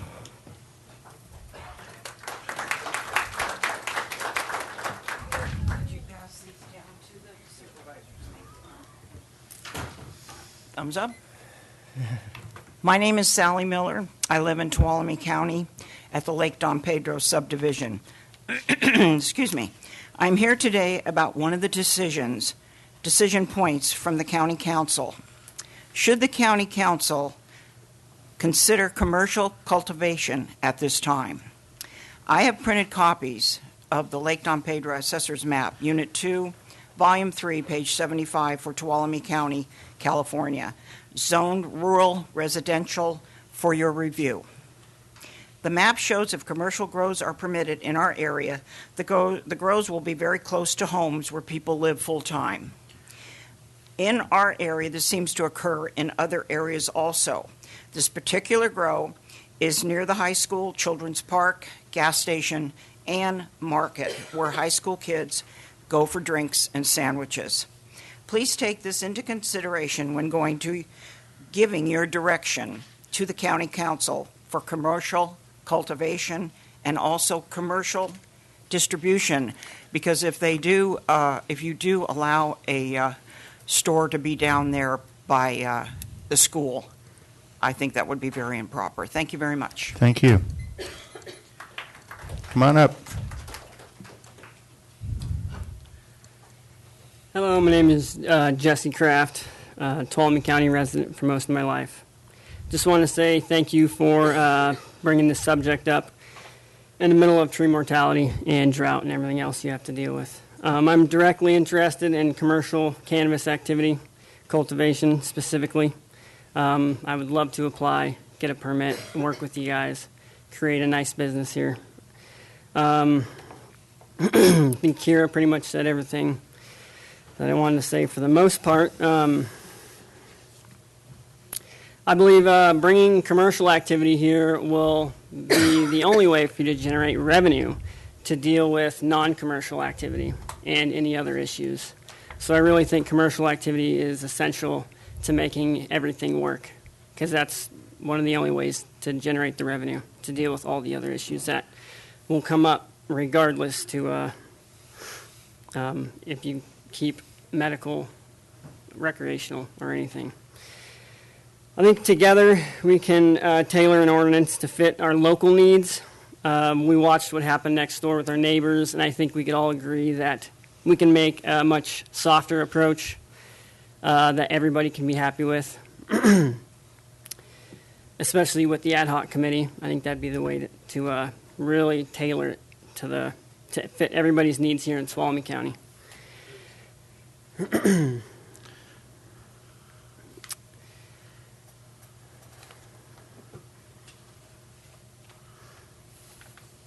Yeah, I think really that sums it up. I think we need it here, and if we all work together, we could put something together so those folks that don't necessarily want to see it, smell it, or hear about it don't have to, and it could still exist in its right way. Thank you. Thank you. Come on up. Good afternoon. My name is Matt Peller, and I'm a resident of the county. Two things I'd like the board and the attorneys to consider in their decision-making process. The first is that the federal administration has changed, and the current federal administration decided not to enforce the federal regulations concerning marijuana. The new administration, as they've stated, is going to enforce all federal laws. They haven't specifically mentioned marijuana, but they're looking at a broad spectrum of federal laws that are currently being ignored.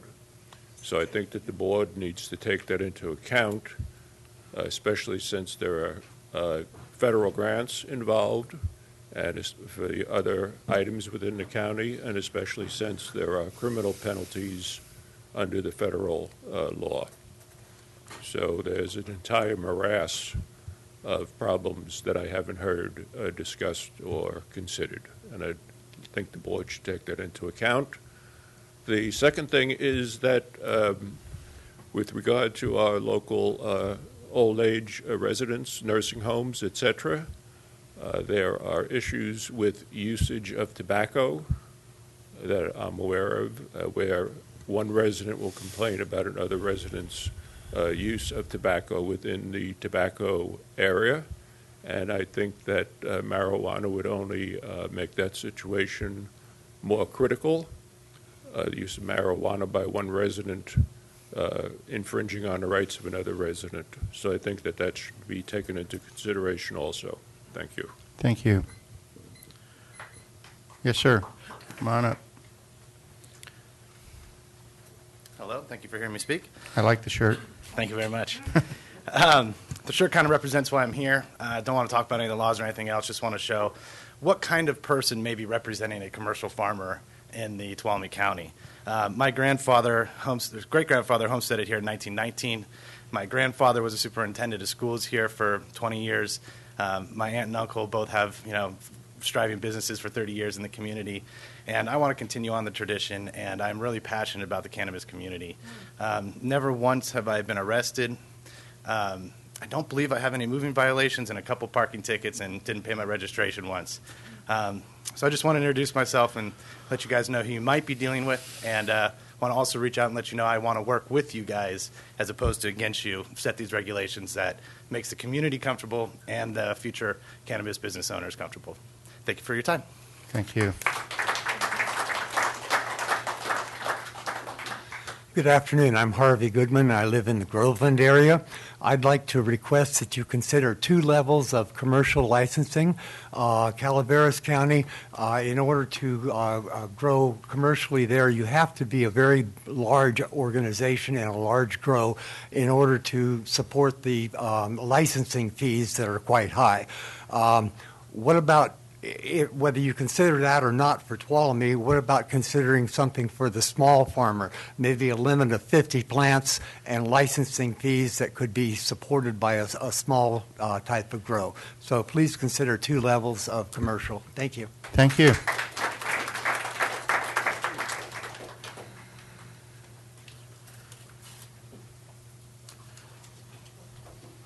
Good afternoon. My name is Bill McManus. I'm a member of a state organization called Citizens Against the Legalization of Marijuana, and I've been tasked with Calaveras County and Tuolumne County.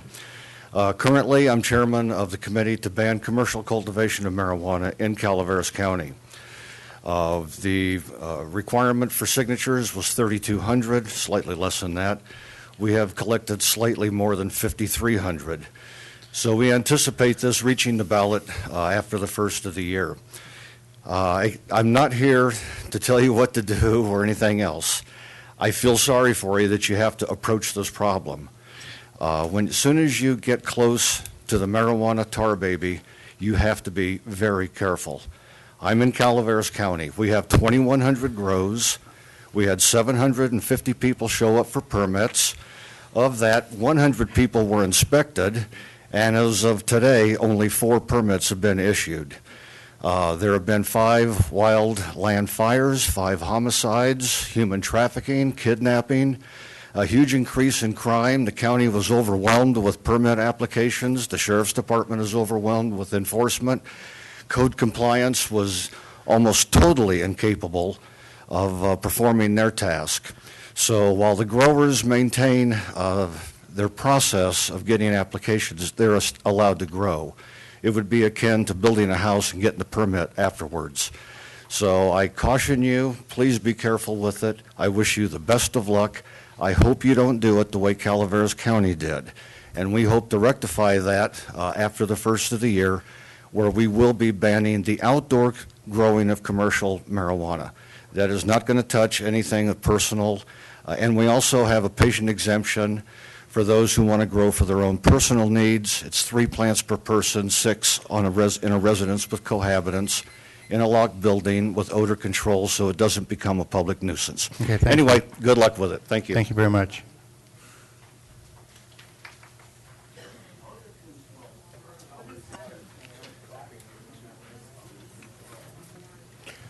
Mike Mechanic.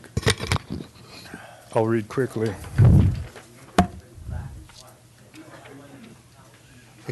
Can I have order, please? Thank you. Cannabis, marijuana, is a plant with multiple uses. Over the course of human history, various plant traits have been selected for various specific purposes. Thus, today, what we are considering has become, in effect, 3 different plants. The differences exist not only in chemical properties, but in the manner in which the plants are used. Medical cannabis varieties contain various proportions of psychoactive substances that treat various medical conditions, and usage is based upon medical need. Recreational cannabis varieties contain various proportions of psychoactive substances, and usage is based upon a desire to recreate.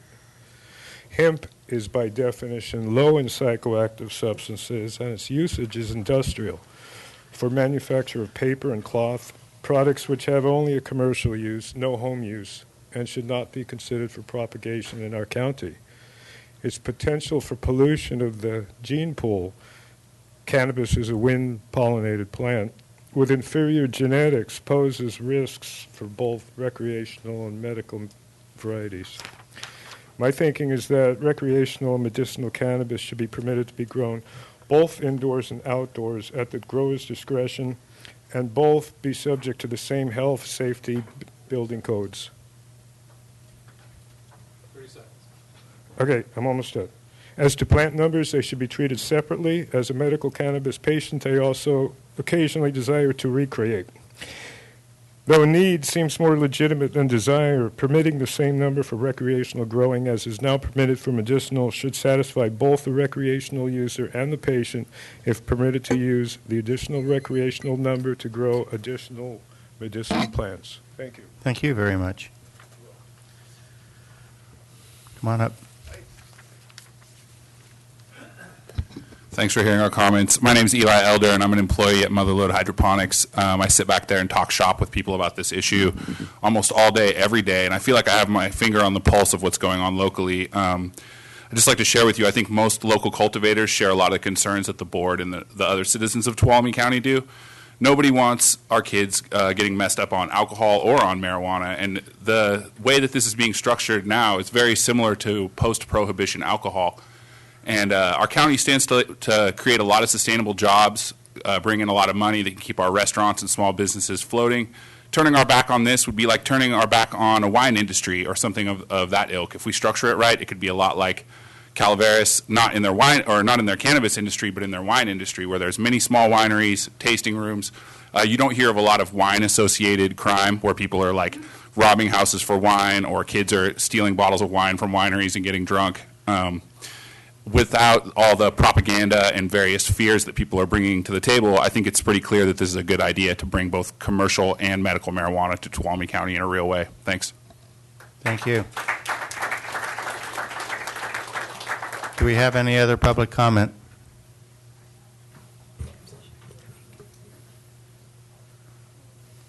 You want to go? No. Sometimes I'm considered public, sometimes I'm The sheriff's a real gentleman. My name's Brian. Hi, everyone. I'm here representing TCA partially, but also just myself. I want to see safe access in our county for any adult who wants to use cannabis, and especially for medical patients. I also want to see stringent control. I don't want to see this getting into the hands of children. I think that's a really important point, because if you decide on a ban, you're not eligible for the 60% taxes on cannabis for educating kids against using cannabis. So is that not true? I'm sorry. I thought I was mistaken. Okay. That's Colorado. Okay. I thought it said right there.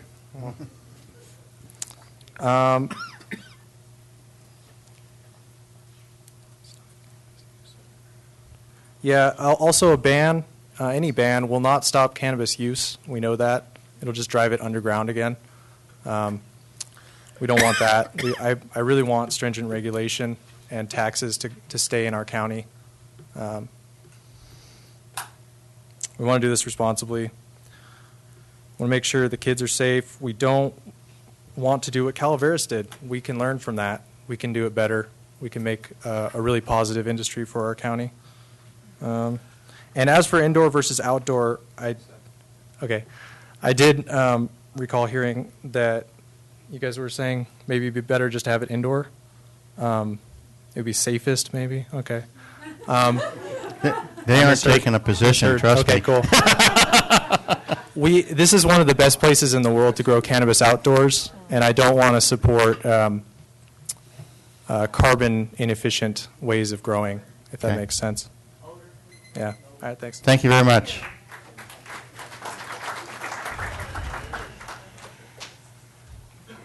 Nice of you. What's that? Nice of you to yield. It's nice of him to think that I was part of the public, so I appreciate that. You are part of the public right now. I appreciate that. Jim Mealy, Sheriff Coroner. So what I want to talk about is my stance is that we need to pump the brakes.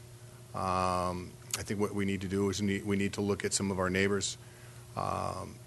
One of the speakers talked about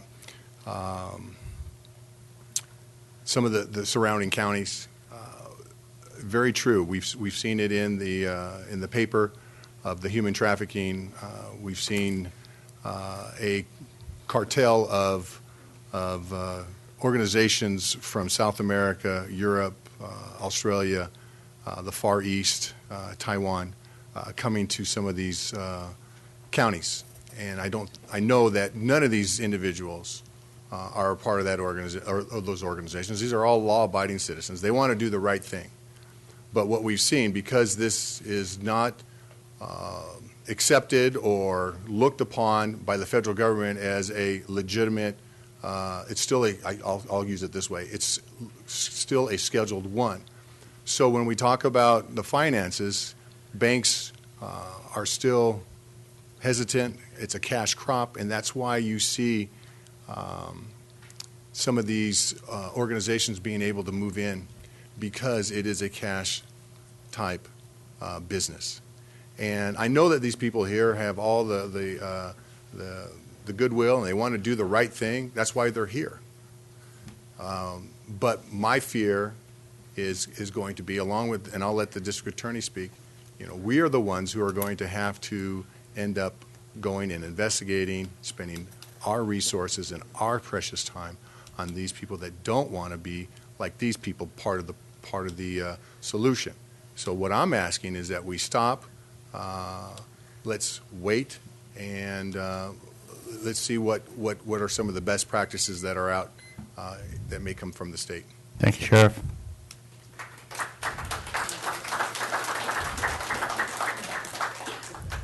Good afternoon, Laura Krieg, District Attorney. I want to echo what Sheriff Mealy stated and urge the board. I think that we have time to take a look at what to do here. Certainly in the area of commercial cultivation, those provisions and regulations and licensing from the state, as County Council advised you, really take effect January 1st of 2018. From a public safety standpoint, I'm very concerned with some of the aspects that commercialization and allowing commercialization in Tuolumne County bring with it. We've seen very real examples very close to our county, and I can tell you that the resources that law enforcement will have to spend to combat some of those issues will far exceed any revenue that's going into the law enforcement fund out of Prop 64. So I'm very concerned. Again, Prop 64 allows the personal use. That's not what we're really talking about when the sheriff and I get up and we voice our concerns. We're not concerned with the personal use of marijuana as allowed under 64. What I'm really concerned with is some of the potentials under the commercialization and allowing commercial practices in Tuolumne County for public safety reasons. And I want to share with you, and some of you may have seen this, but a member of the State Board of Equalization wrote a letter expressing his concerns, Mr. Jerome Horton, when 64 was pending. And what he also talked about was that the Board of Equalization is also concerned about potential loss of life and resources that this cash industry presents. And in fact, in anticipation of Prop 64 passing, they were increasing their staff and trying to increase security measures and how they were going to deal with collection of tax revenue at a state level. And if we allow commercialization here in Tuolumne County and then we decide and the board decides to tax that, we're going to also have to look at security measures and how you go about collecting taxes. So again, I echo with the sheriff. I am concerned with some of the public safety issues. Thank you. Thank you. Any other public comment? She beat you to it. Hi, I'll be quick. I'm Lauren Hurley, and I've been a resident here for about 17 years. I was a business owner. I am a business owner for the past 10 years. I am a upstanding member of the society here. I would like to say that I definitely have some concerns about how everything will roll out and be implemented. But my biggest concerns really are if we decide to put a ban and not discuss the commercial aspects of this business. I think that's a mistake. If there is a ban put in place, there's going to still be a lot of illegal cultivating going on here, the bad cultivating that we don't stand for. That's going to keep up. You're still going to have money to fight that. I'm not sure if you're considering that as well. It's an important thing to think about. Also, we are a tourist industry here. We need to look at that, the tasting room possibilities, opening up an industry here that it's an existing industry in the state now, and to say no could be detrimental to a lot of things. So I just want everyone to have an open mind and to be willing to discuss everything that comes up, and hopefully we can move forward well with this. Thank you. Thank you.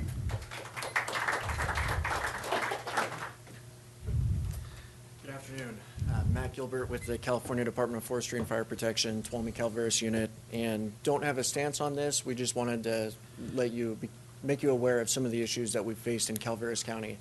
Of note, on the environmental side, as far as forest practice enforcement, we're charged with enforcing the forest and fire laws. We've had 27 violations that have ranged from timber operations without a timber harvest plan, LTOs, licensed timber operators doing the work without that proper license, environmental damage where we've had these operations impacting streams and water courses. So we've submitted 27 cases related to commercial marijuana grows in Calaveras County to the District Attorney's Office. We have 9 cases still pending that we're following up on, and that's just what we've been able to get to there. On the fire side, we've had 4 fires related to the cultivation of marijuana. The estimate is about $1.4 million at suppression costs that incurred. The largest was the Appaloosa fire in July, 310 acres. And just wanted you guys to be aware of some of the issues that we faced over there. And if you have any other questions or concerns, feel free to reach out to us. We appreciate that. Thank you. Can I get a point of clarification? Yeah, just a second. Can you come back? I just want to clarify, that's 27 cases in 2016? That's correct. Thank you. Okay, thank you. Good afternoon, Dr. Ortiz, Tuolumne County Public Health Officer. I wanted to give you guys a little bit of data that we have recently received from the 2015-2016 California Healthy Kids Survey. 31% of Tuolumne County 11th graders report that they have used marijuana. Among non-traditional high school students, 80% of students report that you've used marijuana. I spoke to you earlier today about the community health needs assessment and the priorities that we selected as problems in this county. And among that was substance use. We're already going to address all those things, but I just have to say, obviously, this is going to complicate the issue. The data, unfortunately, does not exist, partly because it remains a Schedule I drug and there are significant restrictions on research, and it is still early since other states have legalized this. So no one can accurately say that the full body of scientific evidence goes one way or the other. I'll leave it to the Ag Commissioner to speak about the environmental health concerns about commercial cultivation. But we know that exposure to marijuana before birth, in early childhood, and through the age of 25 has negative effects on the brain and the neurological system. And new studies are showing that there may be further negative effects on other body systems. We don't know a lot of things yet, and we have until 2018 before the state makes their regulations. As I recommended in February, I think it is wiser to wait until those regulations come through. And additionally, as many other health officers have expressed throughout the state, there's a significant concern that working groups, ad hoc groups, essentially people giving advice to the board may have significant financial conflicts of interest. So just putting that out there, that is a major concern. And unfortunately, the scientific data is still very weak. So. Thank you. Mr. Stockel. Yes, Gary Stockel, Agricultural Commissioner, Tuolumne County, also the sealer of weights and measures. I'm not here to talk about environmental concerns for the commercial cultivation at this time of cannabis. However, I do want to bring an issue to our citizens here of Tuolumne County about personal use and the ability to have personal grows for both medical cannabis and now recreational use, which is that there are very few products that are registered and legal to use to perform pest management. One of the things that you're going to encounter as you do your own cultural practices to grow your marijuana plants is that you're going to have problems with insects and disease, and if there's outdoor cultivation, possibly even with mammals, with wildlife and rodents. The Department of Pesticide Regulation is another state agency that's involved in the regulation of products that can legally be used on cannabis here in the state. They have a very short list of products that are legal for use on cannabis that can be used safely. I want to highlight the problems of contaminating your recreational or medical cannabis with products that have not been registered for that use. You may inadvertently ingest products that can cause problems. You don't want to do that. So DPR has a list of products on their website. They're at www.cdpr.ca.gov. At their search, just insert the word cannabis, and you will find a PDF that has both indoor and outdoor cultivation restrictions and what products are legal and safe to use. Thank you. Thank you.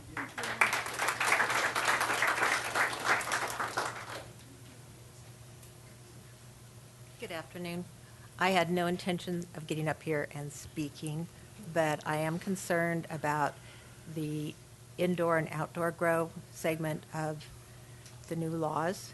And a lot of people don't have space to grow indoors, but they have 10 acres they can grow outdoors. And I think it's important that they be allowed to have their cannabis in the outdoors. And I have been arrested before, back in the 70s. And I've never in my life used any insecticides on my plants. Not my gardening, not my marijuana, nothing. So the thing with using insecticides is crazy. Yeah, I live where deer are. Deer don't like it. So, you know, I think that's kind of a non-issue. But please consider having outdoor grows for recreational. Okay. Thank you. Okay, one last call for public comment. Seeing none, I'm going to close the public comment period, and we're going to take a 10-minute break so that the board can stretch their legs, and then we'll come back and close this up.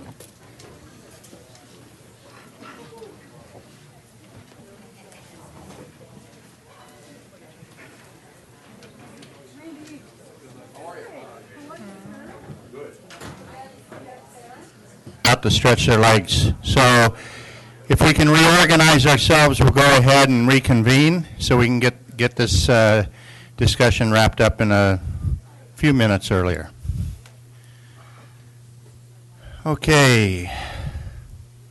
We're back in session here, and so the next item on my cheat sheet is bring it back to the board for board deliberations through the decision points. And I'm going to ask County Council to lead us through the decision points. Okay, sure. The first recommendation is... Can't hear you. Okay. Let's hold it for just a second. If everybody can stop their hallway conversations so we can hear each other think here, and then we'll get going. County Council, go ahead. Okay. Our first decision point is, should the county allow more than 6 non-medical plants? Okay. Anybody want to take that one? I don't see any reason why adult use marijuana ought to be more restrictive than medical marijuana. That's my thought. Okay. So I would look at... So... Go ahead.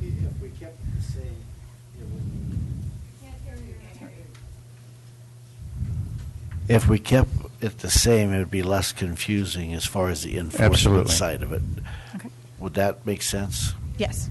All right. Yeah, keep it simple. Tell me if I don't make sense or not, all right? Oh, we will. Yeah, you're not bashful, are you?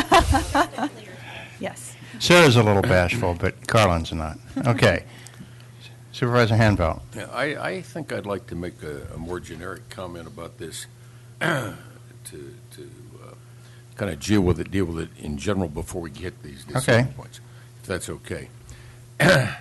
First of all, I want to thank the people who got up and talked and the people who are here. You obviously thought about this a lot. I have to admit I have too. I hate it when someone throws something on the table that, and I'm thinking the drafters of the proposition, and we got to deal with it. I remember in college, and I'm a math scientist kind of guy, and they would say something about things being intuitively obvious, and the exercise is left to the student, and I don't find this intuitively obvious how to deal with it. There are a lot of ramifications, and a lot of people mention our neighbor, the North, and how things haven't gone exactly well there. No one mentioned Colorado and the other states that have led this, and I've been paying attention to that, and I see that as showing problematic issues in terms of how they're dealing with it. So medical marijuana is not an issue. Here, we're not talking about medical marijuana. I thought some people were getting a little confused with that. We're talking about recreational use. And I agree with what Supervisor Rotifer said. We need to keep this as simple as possible and keep it as uniform as possible. But there is a difference between the ages and all that kind of stuff. November 8th changed the rules, but it didn't tell us what all the rules were, so that's why we're here. Okay? I pay a lot of attention to what goes on in the meetings at RCRC and CSAC, and this item has been deliberated and discussed, I might say cussed and discussed, some at the meetings in terms of what does this mean? What is it going to do to us? And it's not clear. I will tell you, and I'm saying this for those people who are actively interested in growing marijuana and using marijuana, and this happens across the board. Not everybody is a good citizen in how they apply these rules. That's a problem, a huge problem. Some of our sister counties up north and toward the coast, this is way out of hand. I want to read to you an email I got. Point out medical marijuana is okay in the county, and this was dated just a few days ago, and obviously deals with this situation in theory in Tuolumne County, and I'm going to leave the names off to protect the innocent. We would like to make a formal complaint about a pot grow. Our next door neighbors have a 16-foot by 16-foot plot where they grow pot. It's 1 foot from my property line. The plants grow above our 6-foot tall fence and are completely visible from our backyard. We are also not able to open our windows during the many weeks before harvest. The stench causes my wife to get instant headaches, and we cannot use our backyard for several weeks prior to harvest. I don't understand how you have to be 1,000 feet from any learning facility where children are present, but you can grow it next to someone's home with children present. I don't understand how a person can smoke 12 plants worth of pot in 1 year. Are they selling it? We are worried about the possible increase in crime in our neighborhood. We have grandchildren here often, and we don't want them exposed to that culture. What are our rights? We hope you will consider our concerns at your meeting on Tuesday. So there's both sides of the equation, and we have to look at that. Look, if you want to use marijuana recreationally, it's clearly legal in the state of California. Am I right? Yes. Okay. So it's not a question of use any longer. It's a question of how Tuolumne County is going to either allow grows or commercial use and how we're going to move forward on this. And I want to thank the sheriff and my district attorney, who I have a lot of confidence and faith in. And by the way, I don't know where she went. She's still here. Our physician, Dr. Ortiz. There she is back there. And one of my concerns is children, and she mentioned that. She's the only one that mentioned children. Access of this to children is not a good thing. I don't care what anybody says. I know it's not a good thing. In the formative years, it causes irreversible damage and brain development, and that's not what we want. So we need to go carefully. We need to go slow. My view of this is pretty simple. I don't want to be breaking trail here and breaking ground. I don't want to make mistakes that we got to do over again and over again. I think that's the wrong way to go cautiously. Use is not the issue. It's the other issues. And I don't want to get crosswise. I really don't want to get crosswise with the feds either. This is a crazy world we live in. And we're trying to walk some kind of a tightrope. And I'm not good at that. So I think we need to go slow. I think we need to do the minimum required here. And then as our ad hoc committee moves forward with and thinks through this, with the help of the citizens of the community, I think we slowly move into doing this. I don't think we can afford to make a mistake. I think we got to, unfortunately, I think we got to get it right the first time. And and that's kind of where I am on this. I don't want to be on either side of saying, no, I'm not a user. I don't really care about that. But I think we need to be consistent, but we need to be very cautious. So I'm reluctant to step out and put the county at risk. I'm reluctant to put our children at risk, and this is an important topic. Got to get it right. Thank you. Thank you. And I was remiss. I got all excited because I had a break. I meant to put this a little bit in context because although we're breaking new ground with adult use, we're not breaking new ground with marijuana. We've been dealing with medical marijuana for a long time, and like most of my colleagues, I've spent more time researching, and I mean really researching. I'm not talking about reading Facebook posts, but really researching marijuana and all the issues around it, some of the experiential information from other states, other counties.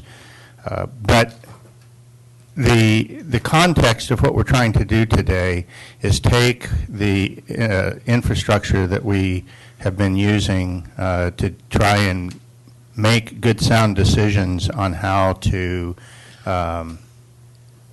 incorporate, if you will, medical marijuana into our county culture, if you will. I don't know, that's the wrong word, but into our county society, and do it wisely, okay?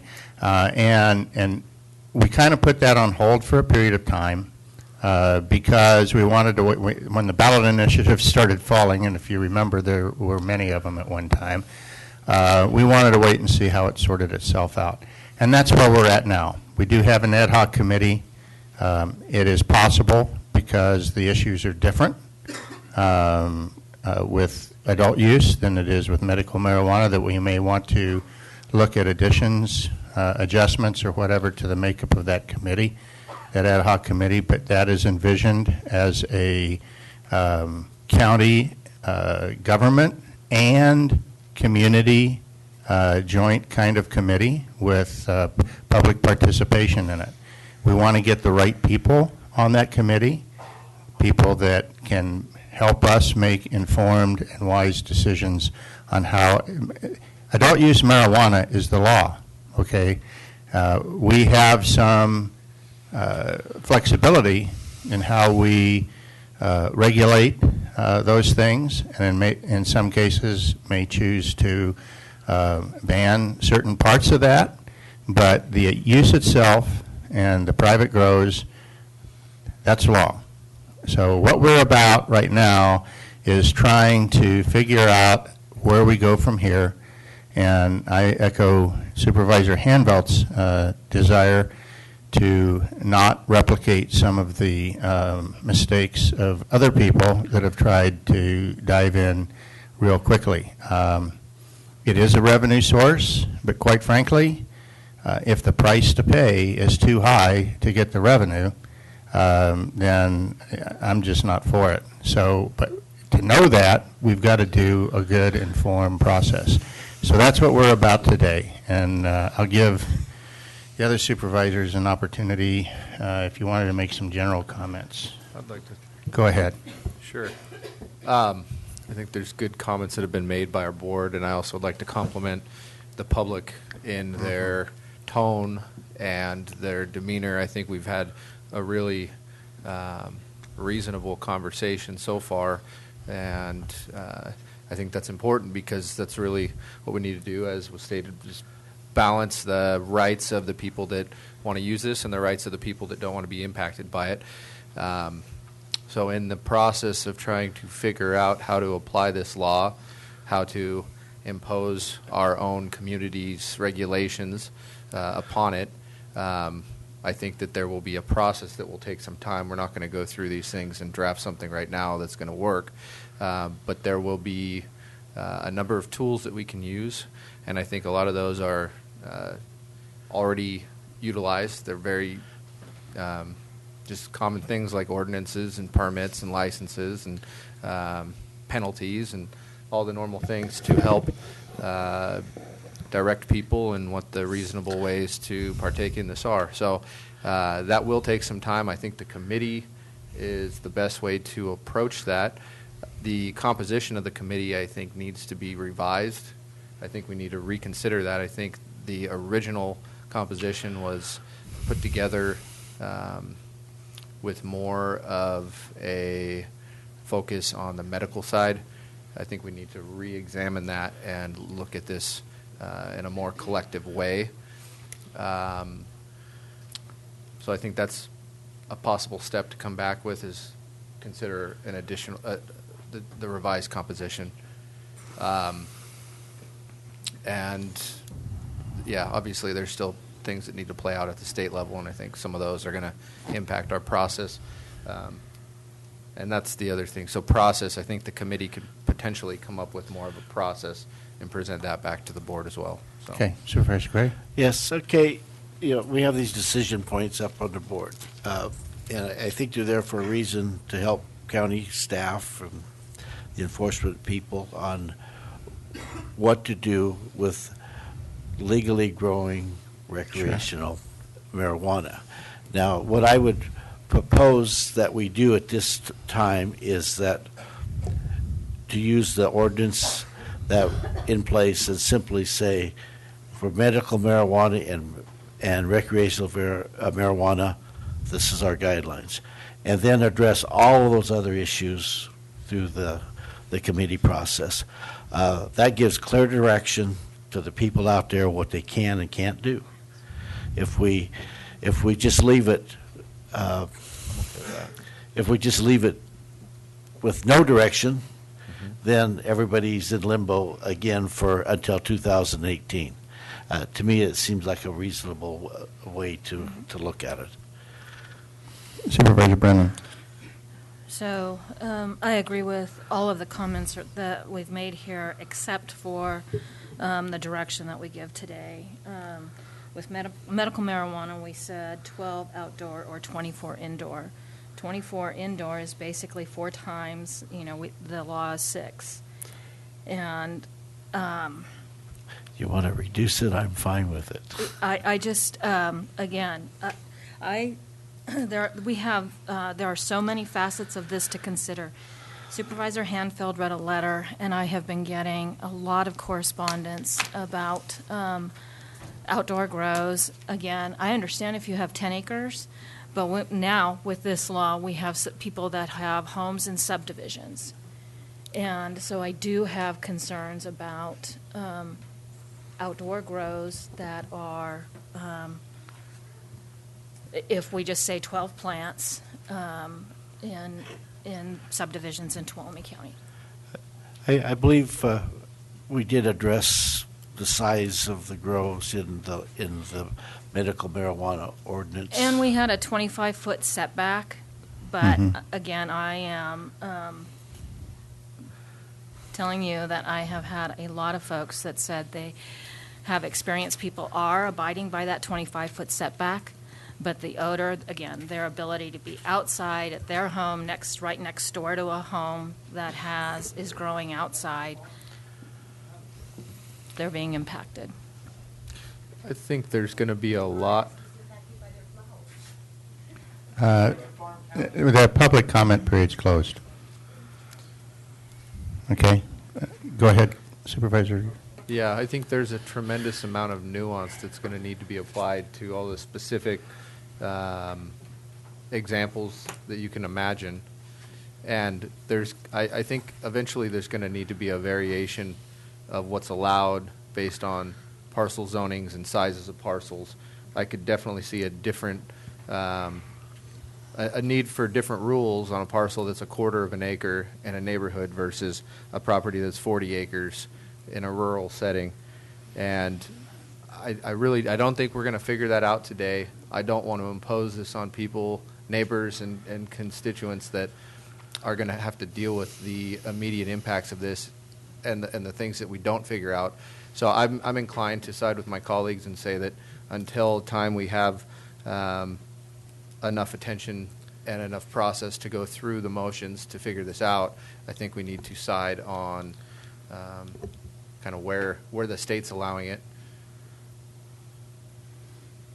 Okay, so you would not allow more than 6 plants outdoors? Is that what you're advocating for? Indoors. Well, no. So for are you actually going to have to draft an ordinance to pursue these decision points right now? Or if we're going to do that, I don't think we make the decision in this setting today. If you're just going to say, okay, we wait, and this is what goes into place because the state already adopted it, then that's different. I don't understand how that would. What our intention would be is to get direction from your board to draft an ordinance which would hopefully harmonize the medical marijuana ordinance and adult use and take that to the Planning Commission. Because without having something specific, especially when it comes to the commercial activities, you are leaving the door open to make it very unclear, not just for the citizens of this county, but for the state agencies that are going to be looking at our local ordinances to figure out what this county allows and what we don't allow. So, Sarah, there's 2 points, though, of harmonization, right? There's the commercial activity. That's one point. Right. Okay. I think I can speak for most of us up here. We want to go slow on that. Okay, so I think we would harmonize with the medical marijuana on that. Okay, so remember the medical marijuana uses principles of permissive zoning, and what we recommended, because that's not specifically set forth in the AUMA, is that have you an have ordinance. An express Okay, ban so on what you do not want permitted. Okay, so that. Right, at this time. And it can always be changed. Understand that. But in the interest of going slow and not making some of the mistakes that some other people have made, no names, then my proposal would be that we do an ordinance with an express ban on commercial activity, period. Okay? And then we refer that, whether we want to change that ordinance at some point in the future, we refer that to the committee, right? The other point of harmonization is how many plants in a personal grow. Do we really need to harmonize that necessarily with medical marijuana? Because we made a decision on medical marijuana based on one set of facts, that being that only people that had a medical permit, okay, it's not really it's a hall pass, okay, would be out there growing. Now we have the potential that, and I'm certain that not everybody is going to, but everybody could grow marijuana plants now in the county. So it's a different set of facts. Supervisor Hanveld. Yeah. One of my concerns is going to be here is there is an enforcement element to this thing. I want to make that as easy as possible for the enforcing agency. I got a marijuana cart and I'm doing, you can't, it's got to be simple. Otherwise, you get in a catch-22 and you can't do it. So I think, we need to make it consistent, make it simple. You can't do both. You do one or the other, so the number's the same. Right. Can and we hear that's what from we the were sheriff concerned maybe about. on that? And it might be good. He's probably going to get upset when I put him on the spot, but Doug Oliver also, because your That's why we're board paying the big bucks. because your board can reasonably regulate the personal indoor grows even of 6 plants, and so you can also limit it to that certain square footage that you have for the medical marijuana. So, and also when I was speaking with Mr. Oliver at the break, because you can grow in an accessory structure, there's going to be concerns about other types of things. So we wanted to make sure that when you're looking at indoors and outdoor grows, maybe you want to look at the same regulations that we did for the medical marijuana and make it consistent. So you don't have to do that, but yeah, that addresses your point, Supervisor Hamveld. Okay. That helps the enforcement. Yeah, I like the KISS principle. Sheriff? No. Oh, it's a tag team. Okay, who's Mutt? Who's Jeff? Okay. Mr. Oliver. Sir. Come forth, identify yourself, and speak. Doug Oliver, Code Compliance Officer and Chief Building Official. The specific question, I kind of got lost in the... Well, we're now talking about whether or not to harmonize from a... The specific question was from a code compliance or law enforcement, would we be more wise to harmonize the adult use growing criteria with the medical marijuana growing criteria? Well, going back for the last 5 years, the successes in our agency has been in streamlining, simplifying, and educating. Okay. So if we're not going to do that, we need to make sure that we have a very simple enforcement tool and an educational tool to be able to stop in and say, hey, to make you aware, this is what you have to do here. What I would say is, in order to simplify, you don't necessarily have to put a similar threshold, merely don't let them overlap, so that you don't have somebody growing 12 of these plants and 6 of these plants too and saying, I get them both. You may want to set a threshold for each and then make sure that they don't overlap in a way that is confusing to the person who's growing or to the enforcement agency. Okay, so remind us how many plants indoor and outdoor are permitted in medical marijuana right now? A single individual can grow 12 plants outdoors, or... We'll go back a couple slides. Okay. Because that will maybe make this a little bit easier. Yeah, because the slide didn't seem to say what I remembered, but that's all right. Heading away? Yeah, move your head. Thanks, Doug. Okay, so right here, and you'll notice under our ordinance code 17.67, it says how many plants. So a single individual, 12 outdoors, or no more than 24 indoors within a 50 square foot area. If there's 2 or more people, and this is per parcel, so this is a distinction with the AUMA, which allows per private residence. 24 outdoors or no more than 24 indoors within that 50-foot square area. Yeah, Supervisor Royce. The more I listen to this, I think it is important to keep the medical and the recreational numbers the same, and the distinction doesn't matter. I think for code compliance purposes, if they're called out to inspect, that eliminates a whole bunch of process and questions of having to dig to find out what the background is on it. They just see the plants. It has to do with the land use, period, not the intended purpose of it. I think that keeps it simple. It keeps it much more simple for the public to understand as well. They're not trying to find both. They're not trying to find loopholes and gray areas in between the two. So in conjunction, you would say that if I'm hearing you correctly, medical marijuana and recreational or non-medical total 12 outdoors or no more than 24 indoors within 50 square foot. So essentially, they would be combined. There would not be an additional 6 allowed. Correct. That's correct. Correct. And it doesn't matter what you're using it for. You can't do per parcel. Right. So private residence under the AUMA. If it is, can we write the ordinance such that it is either 6 plants per residence or 24 total, whichever is higher? Per parcel, you mean? Yes, 24 per parcel, whichever is higher. Because we can't limit it to less than 6 per, right? Okay, can we just say that on every property, it's only allowed in 1 residence per property? No. You can't with the AC. No, if you have multiple residences on a parcel, each residence could have We can't limit 6 it to plants 1. indoors. No. That is what the AUME allows. Now, what we do outdoors, we got a lot more. You have a lot more discretion in that, but per residence, it's 6 plants. And Sheriff's getting itchy feet. Sheriff is getting itchy. Come on up.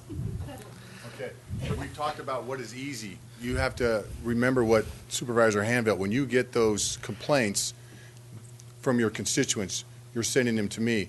That's taking people away from the regular investigations. So by saying we're going to open it up 12 plants or 6 plants outdoors, you're actually creating more work for me because now I have to go out and investigate it.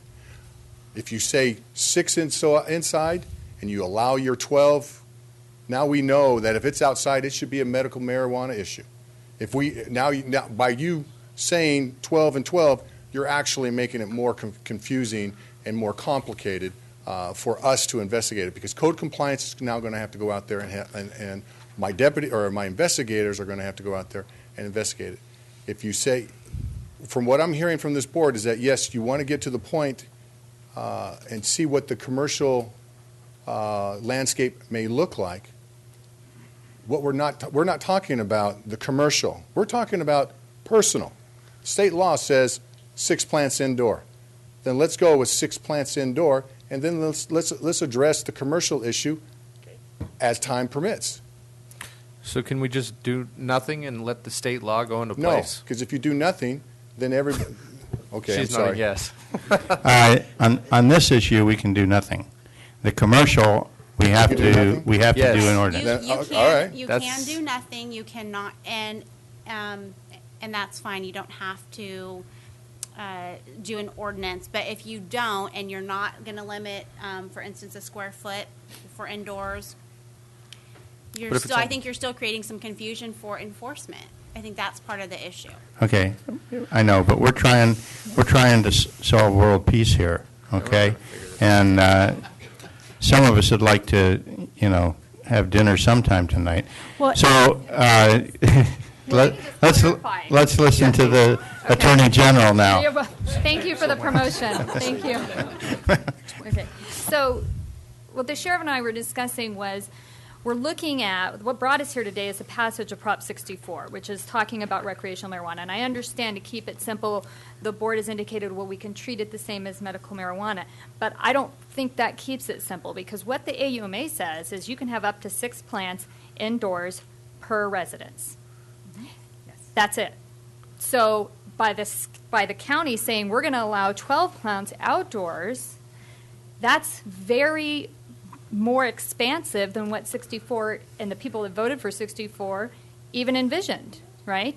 And not only that, I do echo Supervisor Brennan's concerns that if you're going to do 12 outdoor, now it's not just for medicinal marijuana, you're talking every residence allowing 12 marijuana plants outdoor. How does that affect subdivisions? How does that affect people that don't have 10 acres? That's a concern. So if you do nothing on this issue right now, all AUMA allows is the 6 plants and up to 6 plants indoor per residence. It's actually not just in indoors. That's all that AUMA mandates be allowed. But if you do nothing, it's 6 plants per residence. Where those plants are grown, indoors or outdoors, would then be up to the resident. Okay, so we would. But just to clarify that under AUMA, if you do it outdoors, it has to be in a locked facility, non-visible. So what some counties have done is said, we're going to pass an ordinance banning outdoor grows, but we'll allow you to do 6 plants in a greenhouse because it's locked and not visible. So other counties have gone in that direction. Can I? Yeah, Supervisor. Thank you. Okay, the more I sit here and listen to all of this, there's so many questions. I think we're not going to figure this out right now. We're not going to draft an ordinance. I don't think we're going to give staff clear direction. I think we need to come back in the interim. I think Sherry and I can meet and figure out more of a process. I don't think it's going to hurt us to have to wait a little bit and then come back with more of a clear direction, let the full board vet some of the ideas that we have, and then move forward with the remaining process with the committee and everything. So we can get together. Question, is there a time frame that we have to have something in place before the state takes over? No, there's no time frame in the Okay. AUMA, and the board has, as much time as it wants to consider. So- The only thing I would note is that your county departments are getting calls right now about what's allowed and what's not allowed. And so just, to make it clear at some point, it would be nice to have, sooner rather than later, some formalized direction from the board. Let me try this, okay, on for size.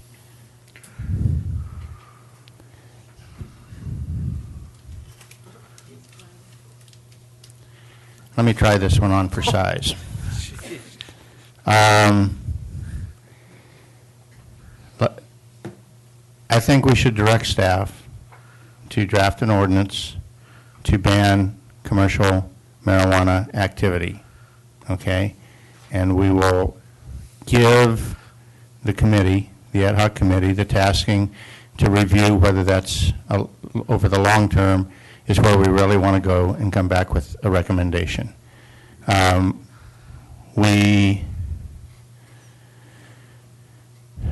kind of open on whether we allow the 6 plants outdoors or not. I could go either way. I'll look to my colleagues for that. But otherwise, whether we would ban adult use outdoor grows or not, or just leave it at 6 plants, the way the AUMA is written. But we refer all of that stuff to the committee. And so the only decision that I'm kind of waffling on is whether we do outdoor grows or not. And I'm looking for an idea from the rest of the board. So I'm going to suggest that I like Evan's suggestion, and that we get together and we reach out to the staff that is going to be key in this, and we can figure out in the very near term what that 6 plants means, indoor, outdoor, if we want to go with how the law is crafted right now. But then we know that this ad hoc committee, again, we've talked about, there are so many different facets to this, and we actually then come up with a timeline and a structure of what that committee would look like. And again, I think I heard 2018 is when we anticipate some real guidance from the state. And so we have, this coming year to get it right. We need to start that work now, but we have time to get this right. But we do need an ordinance on commercial. We do, and so I agree with your ordinance on no commercial grows at this time. And then if we're giving direction until we come back, then we would tell folks that are calling in that there is a law in place today, and that is 6 plants. I heard 6 plants indoors or outdoors if it is Secured. If it's secured.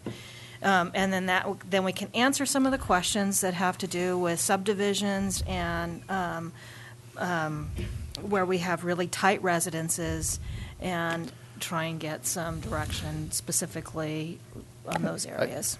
I think I'm okay with that. I was just going to propose one thing, is do a 1-year sunset, or do like a December 31st, 2017 sunset on that ordinance, with the recognition that the committee will put in place whatever permanent regulation will come after that. If you do that, we don't need a sunset anyway.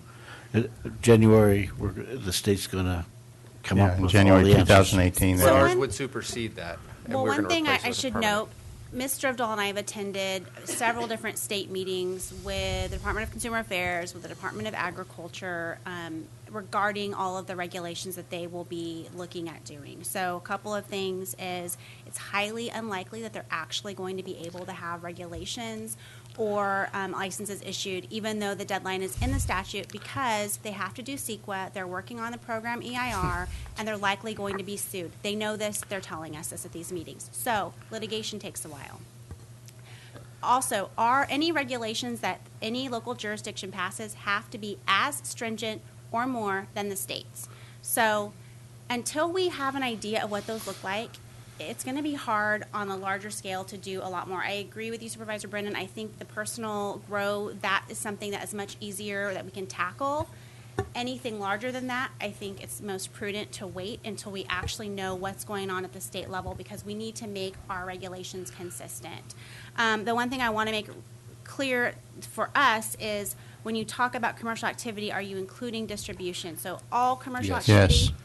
Okay, so all commercial activity, so we will bring back an ordinance that will ban commercial cultivation and any other distribution, retail sale, et cetera. Exactly. Now, I'm not okay with that. I'm sorry to interrupt. Okay. Can I just tell you why? Sure. People are still going to be selling it. The fact that we say no doesn't mean it's not going to happen. We've heard that. I know that. I'm not saying that it's okay, and I don't know what setting it would be. But I think before we just say no and we forget about it until the state deals with a lawsuit years down the road, I think we're lying to ourselves. I think we need to be more responsible than that. I think we need to spend some time thinking about this stuff. Well, I do too. But if we don't have an ordinance in place, then we're not controlling the situation. So I understand. I get that. Okay. I get that.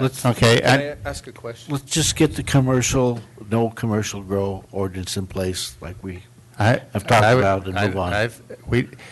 Here's the I'm problem. thinking of storefronts, right? I understand. That's what I'm concerned about. If somebody opens up a shop without being vetted, that doesn't comply with.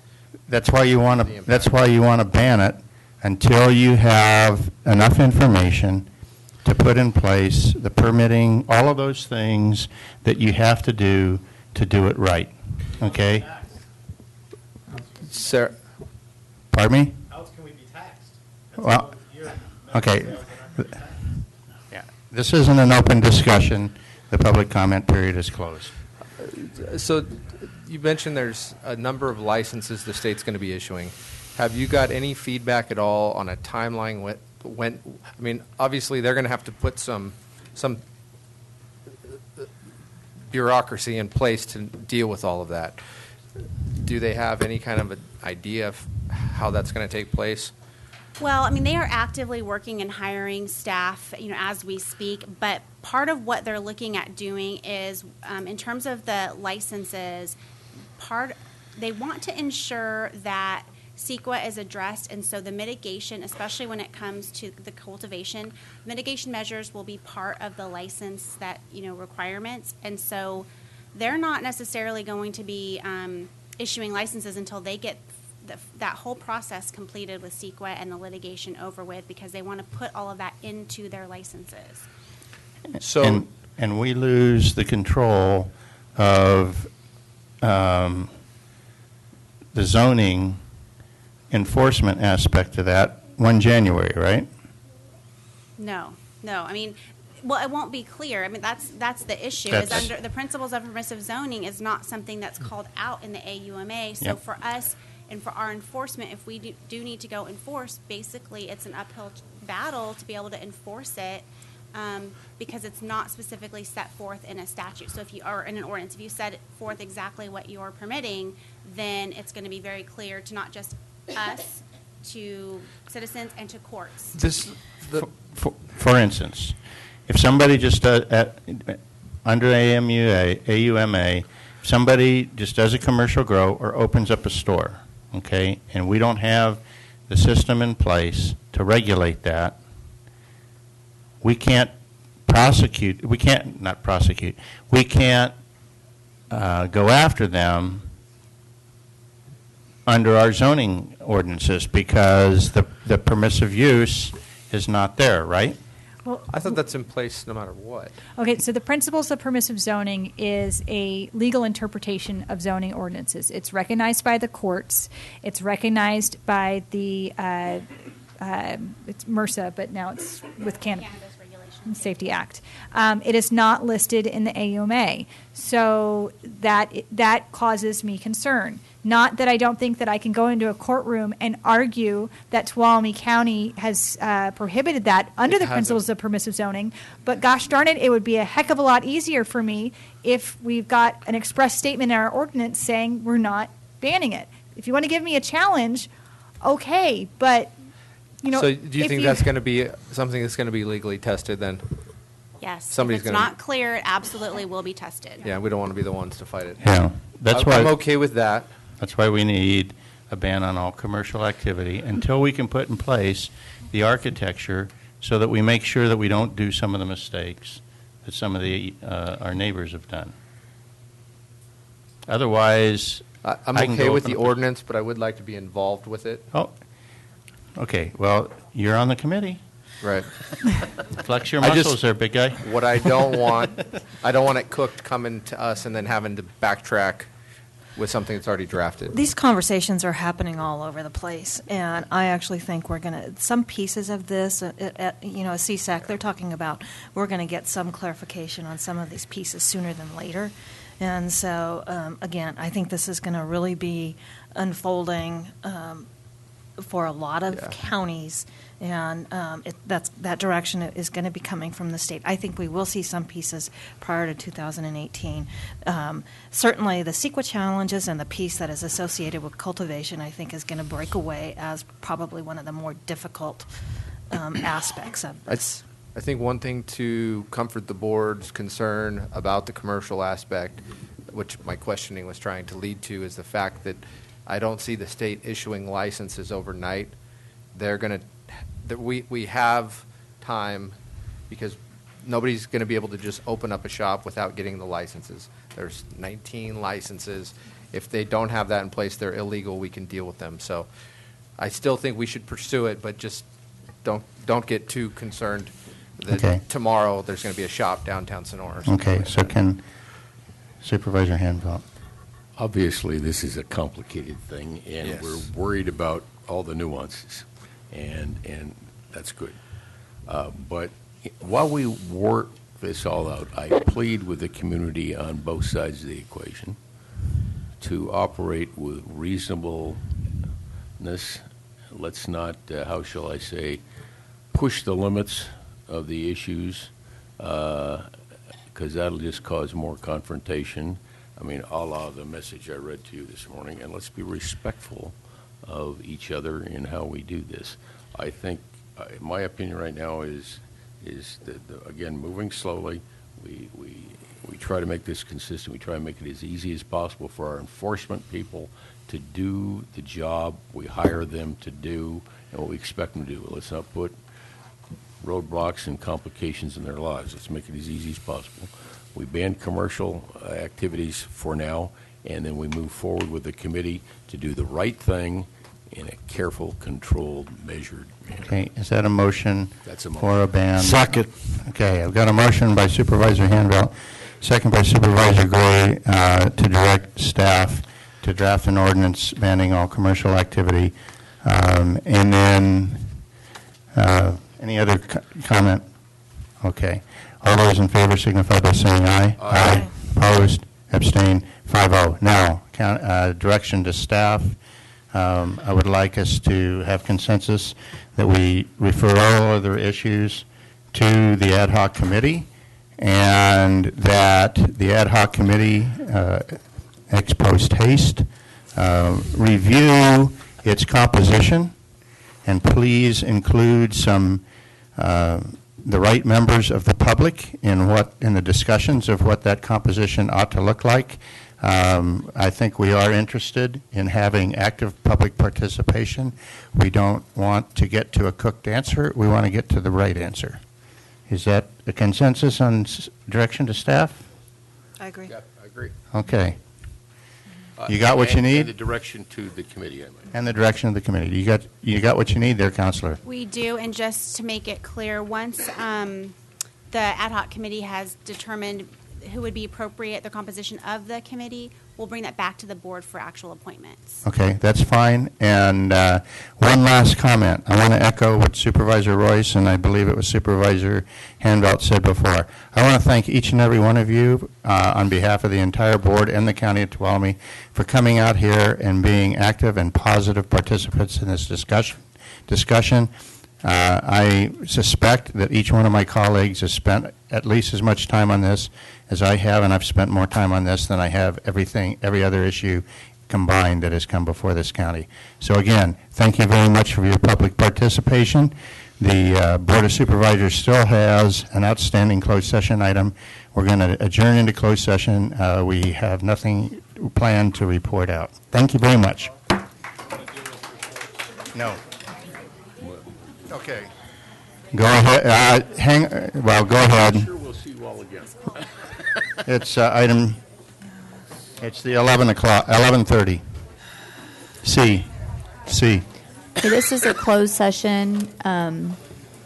Item C is Public Employee Performance Evaluation, Authority Government Code Section 54957B1, title is County Administrator. Public comment? Seeing none, we're going to closed session.